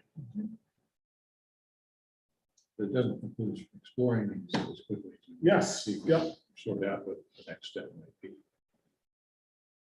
mean, we could explore real quickly, right? Yeah. And then come back real quick and meet again, because that would inform maybe what we do. Do you want to go to the? Yeah, Several. well, Marguerite, definitely. Yeah. Well, there's three that have had There's their three. hands up for quite a while. So I think, but Marguerite was first, I think. She was, Yes, she was. yeah. Marguerite, you should be able to talk. Oh, hi, can you hear me? Yes. Good, okay, a couple, and thank you for this discussion. It's been wonderful to feel that you are open to a lot of, in my opinion, wonderful options on this, and the group has been wonderful to work with. The first thing I'd say is that the other stakeholder in this, in addition to open space and historical and the library and ADA, is St. Mark's, and we've been very happy to have Dan Blanchard, who's the historian for St. Mark's, and one St. Mark's student who have been incredibly helpful in this discussion. The first thing I think that you might remember in negotiations with St. Mark's about a land swap is that the current library parking lot was given to the library, to the town, in a land swap with St. Mark's in the 1980s, I believe, when Judy Williams was the library director. So there is precedent, and it was right there. The other thing I'd like to point out is that we don't think it would cost a huge amount more money to readjust the design of the park. And the last thing I'd like to point out is that I am not aware of the amount of land that the archaeological dig is going to be done on. I don't know, Andrew, are you? And I don't know whether it goes under that graded roadbed that has already been put down there for the new St. Mark Street. Mr. Miller has his hand up. He's probably the most knowledgeable about that. Mr. Miller, I'm going to allow you to talk. Hi, Select Board. Thank you for recognizing me outside of public comment. I just wanted to offer a brief remark. As a friend to the Select Board, I'm in helping you make a decision about going forward with the roadway work. And that is that I don't think there's any guarantee that what the archaeological consulting service that St. Mark's has agreed to hire, that what they will find will be confined to the boundaries, developed by an engineer in laying out a roadway in a park. In other words, you have no guarantee. I would obviously hope that whatever is found, or if anything is found in that land, would be very close to the walls of the old burial ground. But you have no guarantee that there might not be findings that suggest further investigation is warranted. And so what I feel concerned about for you is that if you decide to go ahead with the roadway and the dig is done in the park area and it implicates land to the north of that, then you find yourself in this very difficult situation where you've got a paved road over something that now state statute obligates you to then to remove the road and to keep digging. So I would suggest that you would be safest to postpone the road work. And I understand the imperative to get the contract and to fulfill the contract and get the road work done. And I really appreciate that. And I feel bad suggesting otherwise. But I think the safest course of action for you is to allow the archaeological consulting company to do their dig and to make sure that, in other words, it doesn't need by state statute, because state oversight is going to be implicated in this project going forward, that it doesn't suggest to dig further north than you would like, and that I would like, frankly, into the roadway and even into the parking lot. And so to avoid making what would be, I think, a very problematic mistake, I would urge you to take the 6 to 8 weeks that apparently the dig is going to take and to allow that to play out before taking a further decision. Thank you so much. And I'm sorry, I wasn't expecting to speak tonight, but I hope that made some kind of sense. Great sense, and we're glad you did. Well, Kevin, can you hear me? Yes. Do you have any further information about when the work would begin? The last time I talked to the CFO of St. Mark's, Rob Kuklovich, he suggested that they were, trying to act with all due speed, and it was simply a matter of getting the state permits. See, that's the issue that you have to consider, is that there are state permits involved with this. So as soon as the consultant pulls the permits, there's going to be state oversight. And what I worry about for you is if the state oversight, if the archaeological expert gets on scene, right, and starts digging in the park area and says, well, maybe we find nothing or insignificant artifacts, and those are collected, and the archaeologist says, I am satisfied that there are no burials in this area, or there are maybe some close to the walls, or whatever the case may be, and then you're done and you can move forward. But if, and I don't, I hope this doesn't happen, but if the archaeologist comes on site and says, wow, there's a lot of stuff here, and it implicates land further to the north than we would like, in the roadway area, even into the parking lot, then you're kind of between a rock and a hard place with regard to the state. And so I think, as painful as it is, that the 6 to 8 weeks that apparently this dig is going to take, and it's going to be determined by how quickly they can get the permits. I know that St. Mark's was very committed, because the day after the Historical Commission received the letter from St. Mark's, I was on the phone with Rob at St. Mark's, and he was asking me information, and I provided as quickly as I could to facilitate them moving forward as quickly as possible. They want to get it done, and they want to do a good job. And I can't applaud them enough for the decision they've taken to do this investigation. Again, what I worry is that if you go forward with the road right now, before the results of the dig are in, you may be sort of, pardon the pun, digging a hole for yourselves that I don't want to see you go down. And so again, I could be wrong about this, but that's my best advice that I can offer, and I'll sign off, and thank you again so much. Can I just ask Karen a question related to that? So is there enough work in the bid to continue on Main Street and the other areas down Cornville that are part of that bid, that if we waited 6 to 8 weeks, then it's not problematic? I think the contractor is gonna do what he can now, and it, you know, when he has an opening, and then if he has to stop and not come back till next year, or if we just say, all right, cancel it, we'll rebid it for the next time we drop through it, I don't think that's gonna be a problem. Can you have that conversation with him though, overtly and just make sure? Yes, but I need to know exactly what we want to tell him. I think what Chelsea said, can he basically turn his attention to downtown, right? Stop St. Mark's Park, no Deerfoot flag, right? Just do the one that everybody agrees with, which is finishing the downtown project for now, until we can give him further guidance. And during that time, Kathy, will we have a conversation regarding the land swap if we are going to take the Yeah, time? gives us time to. The two downtown we're talking about, this is the, Park Street to Newton Street. okay, Park, Yes. so yeah, going There you go. eastward, and then what, also south on 85? Yeah. Okay. And the idea is that it benefits the contractor, the town, they do it in a coordinated fashion, so like paving, they go out, they do all in one time, et cetera. All right. Ms. Burns, we already has.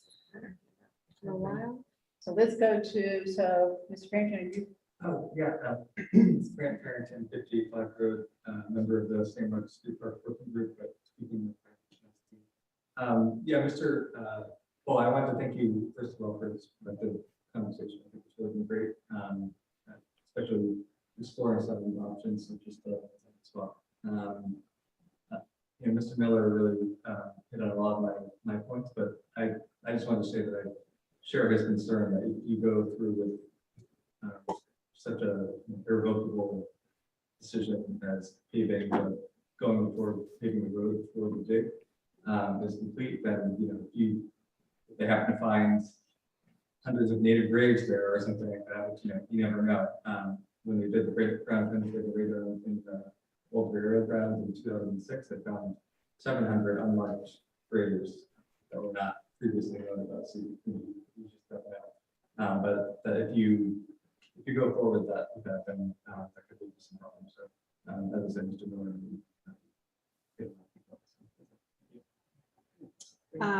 Ms. Burns Fiore, you should be able to speak. Can you hear me better this time? Yes, much better. Okay, good. So I have a quick question and then a comment. St. Mark's has already been using the parking area that is on town land. Given that this is currently a construction site, is there any liability issues for the town with that parking area being used now? So I think I know the only town land. Just correct me if I'm the only part, is the butt end of St. Mark's Street. Right. So there's not parking there. The parking that you've seen, and I agree it is a little bit concerning, you know, on weekends when there have been like big lacrosse games. They were there today. There was about 15 cars there today. Well, we would like to make it town land, but it's not.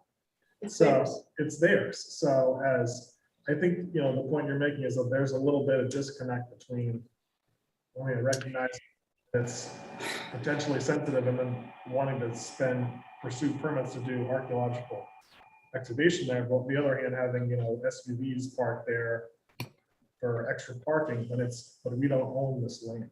So I don't know what.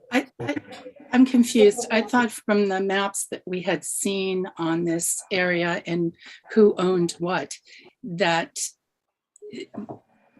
the property that is the old road is owned by the town, going into the property that is becoming the parking lot for St. Mark's, and then the property that is becoming the new road, and the property that's the supposed park is owned by St. Mark's. And that's why there was a question about the new roadway being public or a public roadway because it wasn't owned by the town. Here's where the best way to look at it is there's a plan which the color, the color coded version of the plan, you know what I'm talking about, that's the best way to illustrate it. We'll just take a while to find this, but I am pretty confident. And again, I think Mark shook his head that. What you said was correct, Mr. Chairman. Okay. So Patty, you got a lot of degree of confidence at this Yes. table that those cars were parked on St. Mark's Lane. Right. So even though it is a construction site being run by the town of Southborough and paid for by the town of Southborough, that is not a liability issue? We don't own land. We own the land, but she's saying, you know, we got equipment there, whatever, on this, and they were. So it's not an active construction site right now. So we do believe we're fine as far as that question goes. Okay, so I guess my comment is that I want you to please remember that taxpayer money should not be spent on private property. And if any of the road work is on property not owned by the town, which I believe it is, I do not support in any way, shape, or form spending any more taxpayer money. Do a land swap the way it should have been done in the first place, and then come talk to me. And that's what's on the table right now. That would be nice.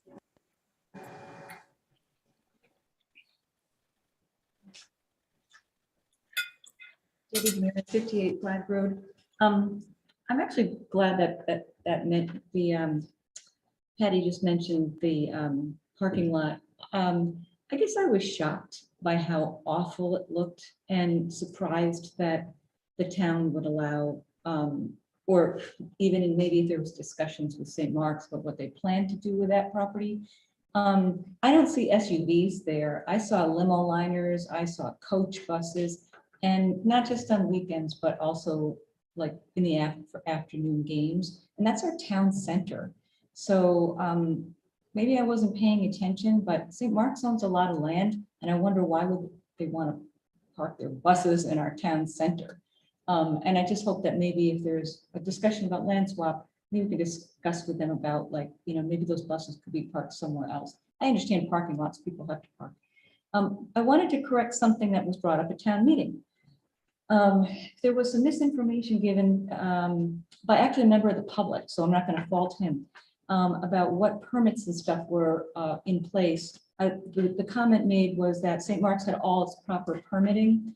And I wanted to point out the permitting that is not in place. So we've already mentioned that the planning board, moving the roadway, et cetera, you know, this project wasn't brought to the planning board. The project also was not brought to the Conservation Commission. Under 174.13.5 stormwater and erosion control, there's an exemption. St. Mark's is not town owned. And it should, and the roadway is triangle is not on a public way, so it should have gone to the Conservation Commission for permitting under stormwater erosion. We have to remember also that St. Mark's is a scenic road. It came into play in the late 70s. I'm not sure if it was 76 or 78. And so there were public shade trees that were removed. St. Mark's kindly provided some aerial photos, I think, to the St. Mark's group. Triangle group, and there's clearly about at least maybe 3 public shade trees that were removed. Being that the scenic road, that should have gone to the planning board. There was also a very small stone wall that was removed, and again, this is on a scenic road that should have gone to the planning board. So I think if as a town, especially somebody sitting on a permitting board, we wouldn't allow this from any developer that would come forward and skip all these various, you know, checks and balances that we have. So I would just say, you know, that I think, Kathy, you and I were talking about just because you can do something doesn't mean you should do it.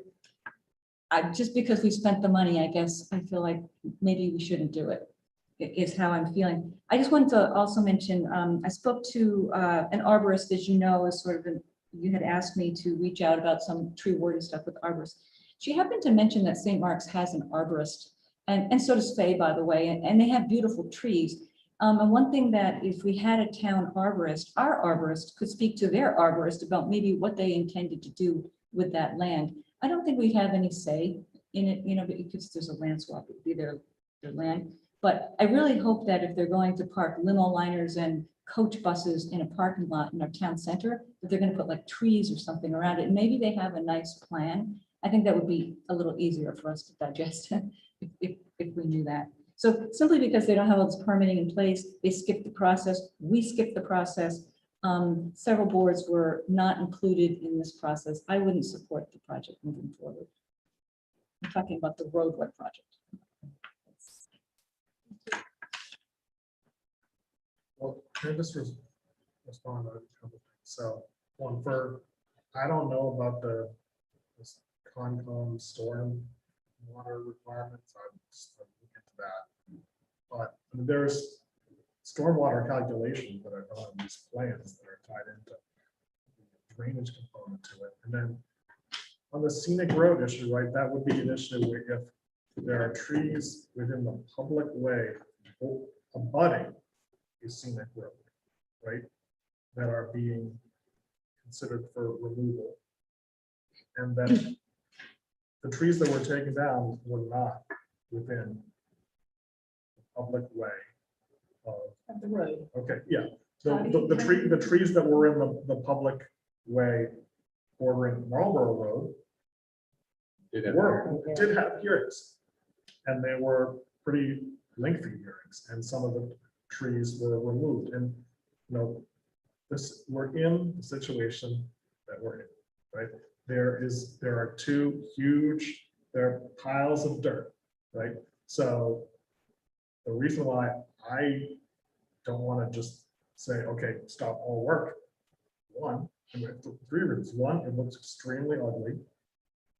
Two, you lose the value of the work that you've already done. Three, just abandoning this and just saying, okay, St. Mark's, that would increase the number of parking vehicles on that land, right? St. Mark's controls it, right? So that's the thing that we're trying to do, is to get more control over this property, which abuts the library, and the old burial ground is a unique space to try to get more control over it and more defined park concept there that is a more community-driven concept. If I had to guess, I would bet St. Mark's hasn't given a lot of thought as to where they park stuff necessarily, and we got lots of other things they probably want. So, you know, saying to them, if you had a better place to park it outside, they probably would say, I've never thought about it. So there's nothing wrong with asking them. But I think we may have gotten to, except for your concern about the contract, but I think we dealt with that. Maybe we've got a consensus, which is we just stop for now, wait for the archaeological study to be done, work on the land swap, right? And reconvene real quick, expand the working group charge to include possibly historic person, open space person officially, right? Bill Signs is already on it. You got that one, right? You got Marguerite on it, so you got the library covered. Give you guys time to work on the. Well, then you probably got to have that as a dedicated agenda item, consideration of. Which you do the 14th. Yeah. Andrew, can Andrew work on a charge to bring back Andrew with Sure. what you're looking to do? First, just to show some self-deprecation, the last time I did this, it didn't turn out to be wildly successful, but I'll try. But you know what, again, I can't think of anything that usually just passes this board without some discussion, Andrew. So I would expect some level of discussion, but at least there's a starting point. Yeah. And, I think we've kind of talked about who we're looking to have on it, so I think that piece is easy. Well, actually, the first version of the charge, there was a difference between, remember, there were a couple of iterations of this. So it's a great starting point, Andrew. What? Back to the first version. Yeah, we'll go back to the first version. Right. May I ask one question? Yes, you may. John Reed, 34 Bigelow Road. Has it been a requirement for the link? Is the land swap a condition precedent in this? negotiation between St. Mark's and the town? And if not, has the proposal ever been brought to the town to simply purchase the land that it needs to make this park? So that hasn't happened. The conversation just last month has not happened. We've got a license agreement in place that allows each entity to use the other's land. And we had a article that was on the warrant for the town meeting that you just attended to basically change that to easements, perpetual easements that was voted down. So we have not talked about land swap, nor we talked about an outright purchase. The only reason I bring it up is being mindful of the comments of parking. It's an interesting one, framing it to St. Mark's that it really is, it's the center of the town. And the impression that is made for all those visitors, both for those visiting the town, visiting St. Mark's, and would it be in the town's best interest to purchase that land outright and perhaps offer? Yeah, but the land parking? there that she's talking about is what they're gonna end up with, so that's not, so that's the land they're gonna use, so, so we hear this. So is everyone in agreement that we're going to stop until we get the study results in, so we know what to do with that? And just gonna bring a charge back on the 14th as far as expanding the working group that we're getting voted on. And Karen will work with the contractor to basically make sure that it's clear. We don't want to do any more work on the road part of it. Instead, we want him to focus on the Main Street and Corbel Road pieces of it. Fair enough? I think so. Yep. Fair enough.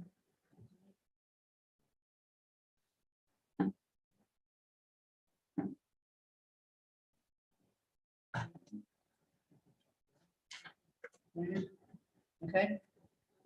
Yep. Now let's take on some parking. I think we just got through the first one. Okay. Newton Street. Karen. Get tired. So I think this was pretty straightforward. This has been planned for a while. Capital has vetted this, approved this. At town meeting, we approved the article to fund this. It's going to be bonded. She is, I think, pretty much ready to go to get this done, to get us some water pressure on Newton Street. The actual bid, it came in much less than what had been set aside. You can see the bids there. The actual bid is less than what got approved at town meeting, so there's cushion there as far as other things go. So I think this was ready to be approved. Anybody else? Yeah, go ahead. Okay. I move that we approve the Newton Street bid to Olivera Construction Company for the lowest bid of $1,487,000 Second. $1,487,255. Okay. The Perry report also recommended be awarded, subject to Olivera providing a site-specific health and safety plan with trenching. Is this something responsible to their OSHA violations? Karen? Yes, and you can just do that contingent, we'll get it from them before they. I'm sorry to get in this. It's okay. Good point. Yeah. Okay. So amend the motion. So Chelsea being amended to basically make it subject to. Yeah. To an OSHA, to an, I'm curious. sorry, I am on, I don't know know. what hour we need to. Okay, so Thank you. Okay, so I removed my other bid or whatever. It's called. Thank you. My other bid, did I say bid? Yeah. Okay, so I moved that we approve the lowest bid for Olivera Construction Company for $1,487,255 with the caveat that they do site-specific health and safety plan trenching. Second. All in favor? 5-0. Thank you. All right. Here we got 2 approved projects tonight.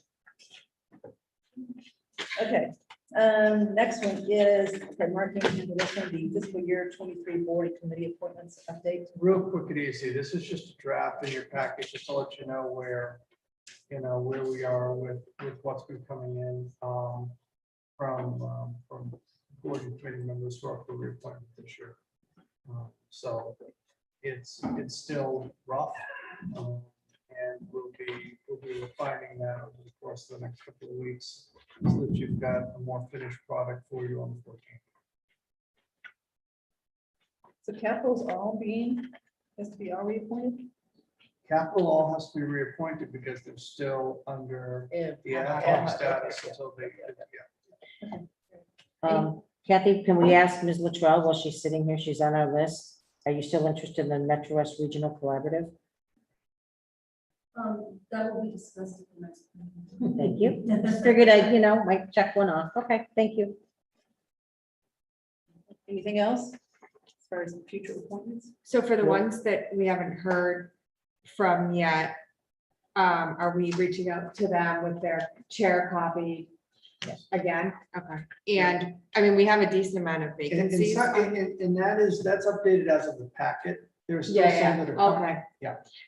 And then we have a lot of vacancies on here, so do we have a plan yet for what we're gonna do with that? We have to advertise for we'll be advertising for the vacancies. Yeah. And trying to get in and putting Ms. Hale to work, trying to find people to fill vacancies. Okay. Well, there's a couple that really needs some help. Madam Chair, Yep. at our last meeting, we also talked about there was a vacancy for the MAPC, right? I don't know whether the planning board has. Okay. There's It's some- on your list too? I think you took care of that one, didn't you? No?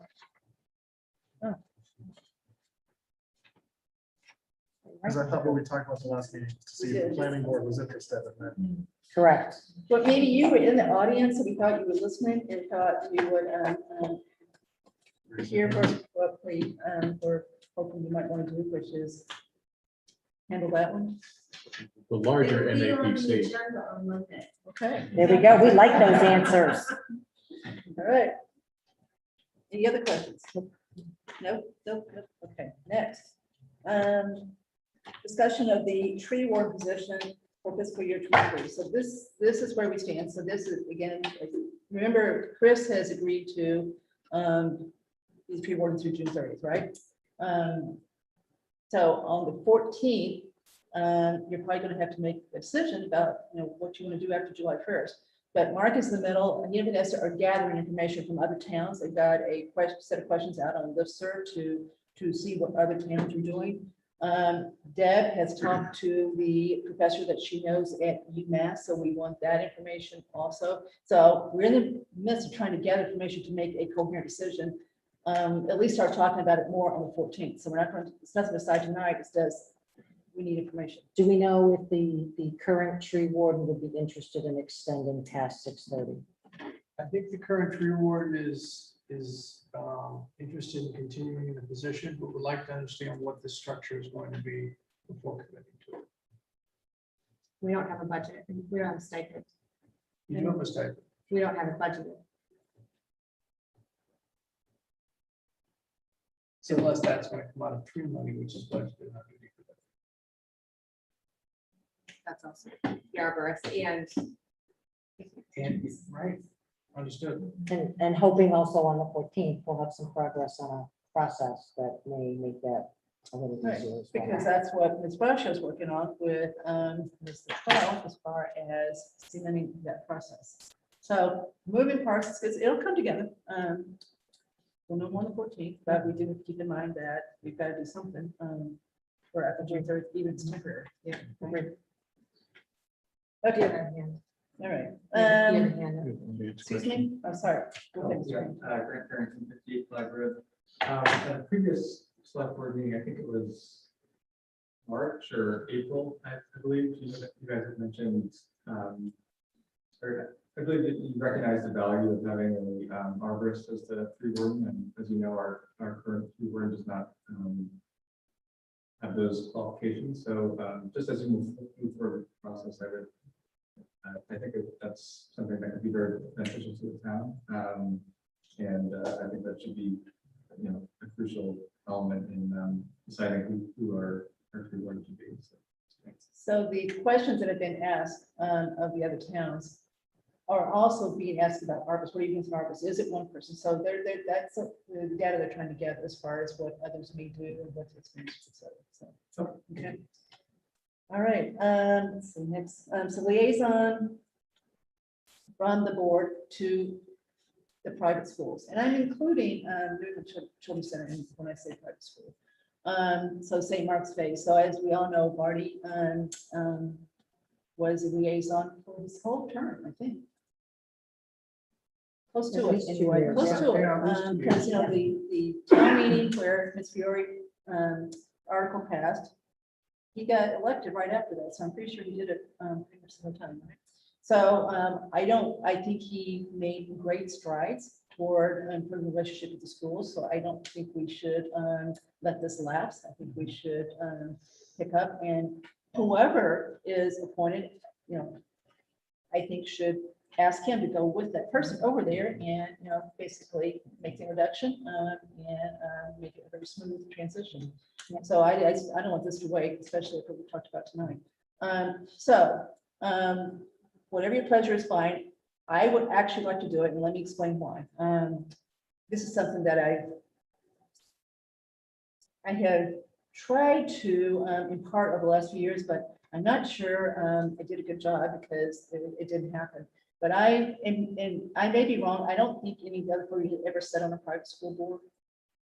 Okay. So I did for several years, and I also sat on the finance committee of the board.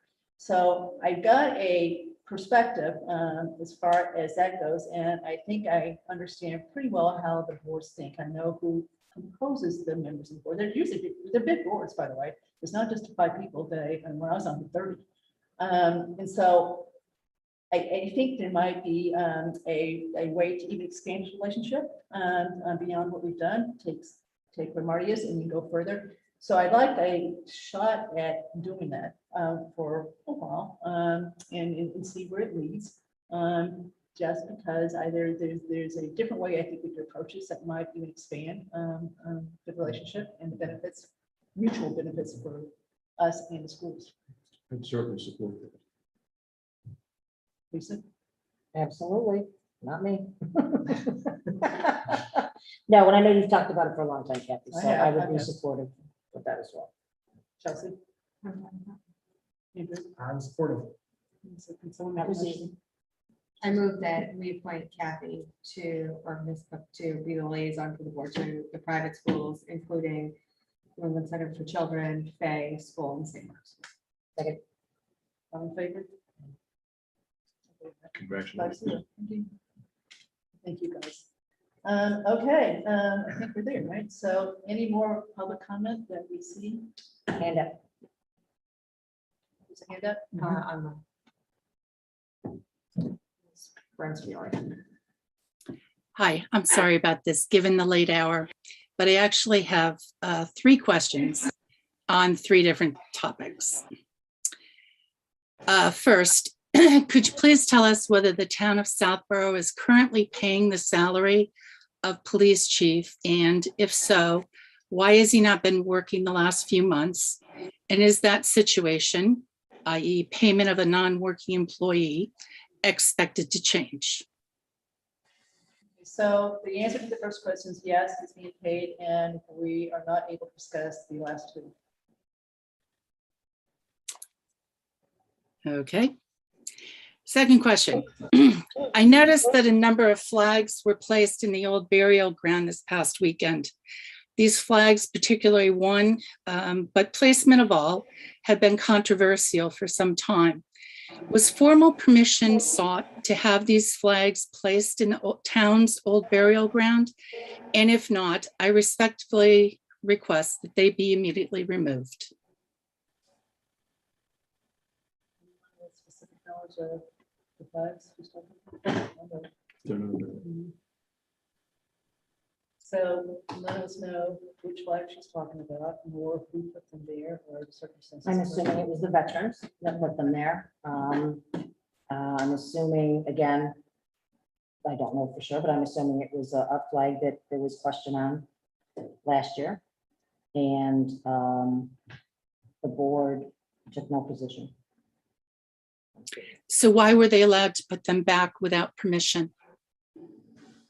Because, again, I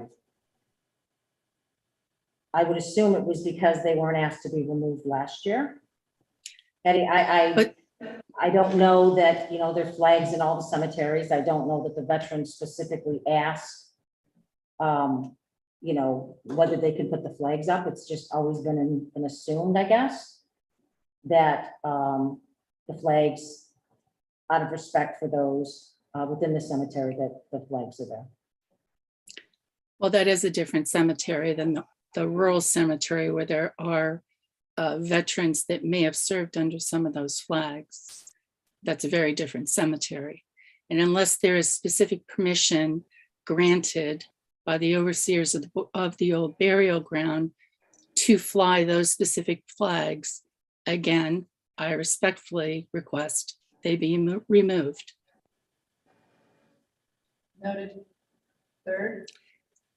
Third, our DPW superintendent's employment contract is up for renewal at the end of June. Could you please discuss the status of this contract? Why does it need to be done in executive session when the salary is paid for by taxpayers? And considering the substantial missteps made by her and the department under her direction, I certainly urge you to consider public comment when negotiating this contract.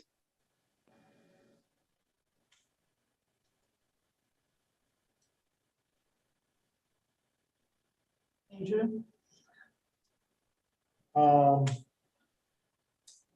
We have had these discussions in executive session, consistent with the fact that, as with other negotiations with counterparties, where the public records law permits us to deliberate about negotiating strategy in executive session, because doing so in an open session may have a detrimental impact on our negotiating position. But again, Mark, I think you could correct me if I'm wrong, but that ultimately votes about whether to enter into any contract, including employment contracts with department chairs that we negotiate. Those ultimate votes are conducted in an open session. And those agreements are public documents. Correct. After the agreements have been negotiated and executed, they are public documents. So when you are voting on that in an open session, public comment is not really worthy of anything, because we have no idea what you've personally negotiated with that contract holder. Is that correct? I wouldn't say that. What is in the agreement that's a public document is what we've negotiated, so that's a public. But the agreement isn't a public document until after you have voted on it and approved it. So Correct. before you have voted on it and approved it, the public has no knowledge of what is in that document. So my question goes back to, is that part of a town bylaw that requires that negotiation be done in executive session? There's no requirement to do it. We choose to do it because we think it's appropriate to do it that way. And it's permitted under the open meeting law.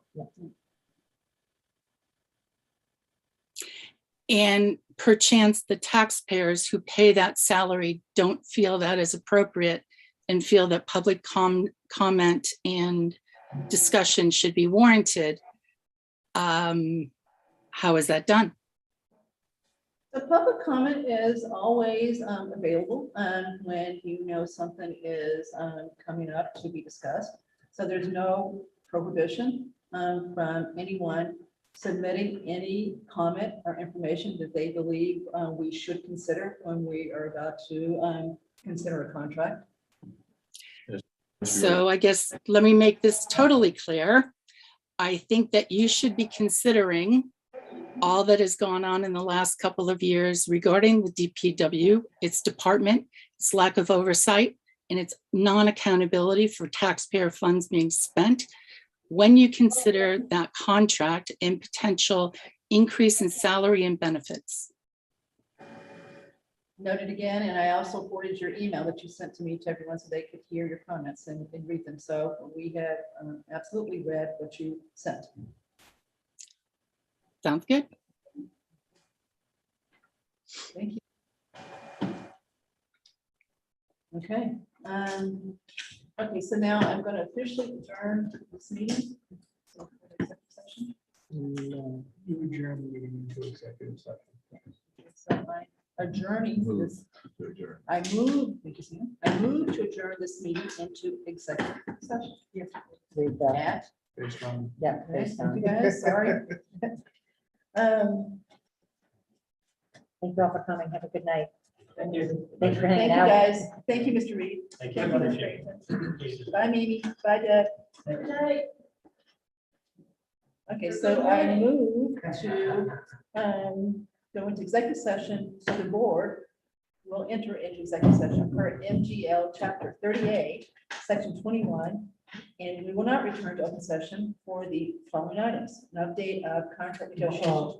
Oh, okay, we're still in open session. Yeah. Okay, so I stop? No, keep going. Okay, I have never done this, so. I know, Okay, Andrew so- made you nervous. He did. He's judging me down there. Okay, so